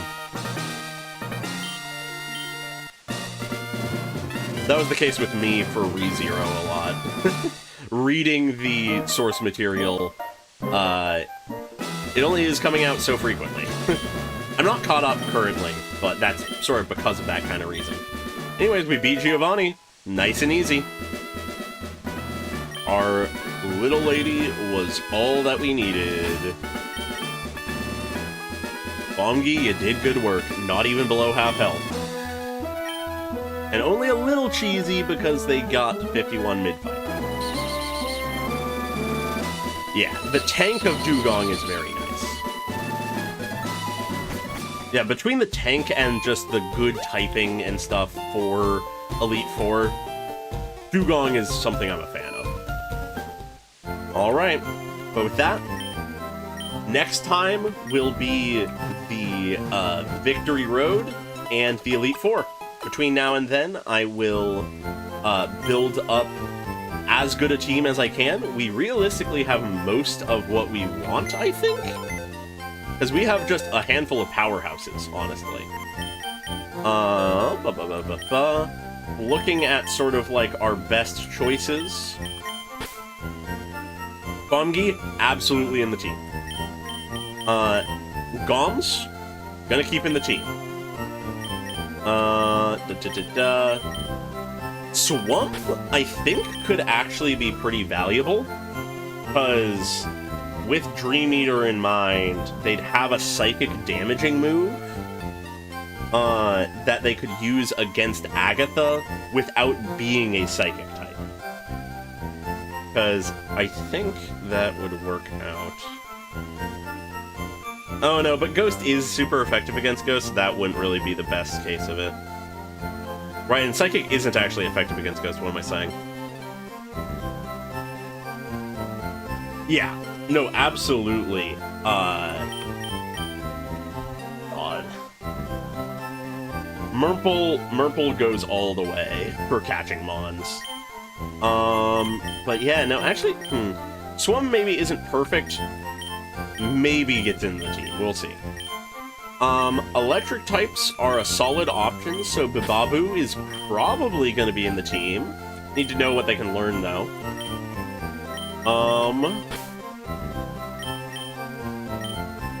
It won't be Bababoos in the team, because we already have a water type. It'll probably be Itaplixie for a ground poison type. That seems tempting. And then Premgi, obviously, in the team. So, other than Merple...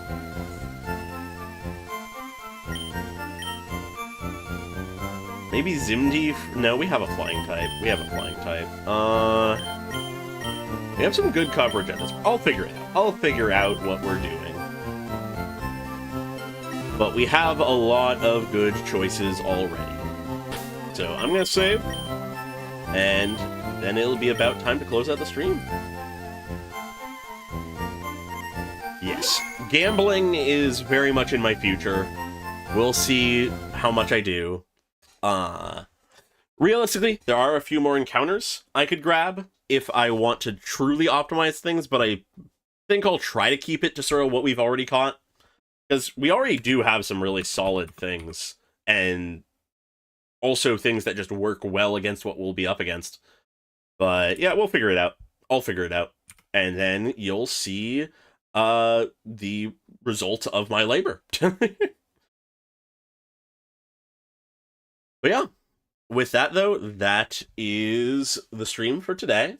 Like I said, I might see about getting a Jafufu stream in later this week.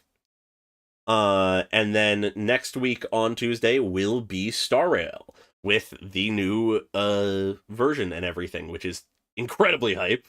I am so excited for that. I'm actually probably going to be doing my best to play literally everything, the entire quest in one night, because it is the day, like the next day that I go on a brief vacation, so it'd have to be like a full week before I could finish it out, and that sounds lame, so I'm going to try to power through it next week.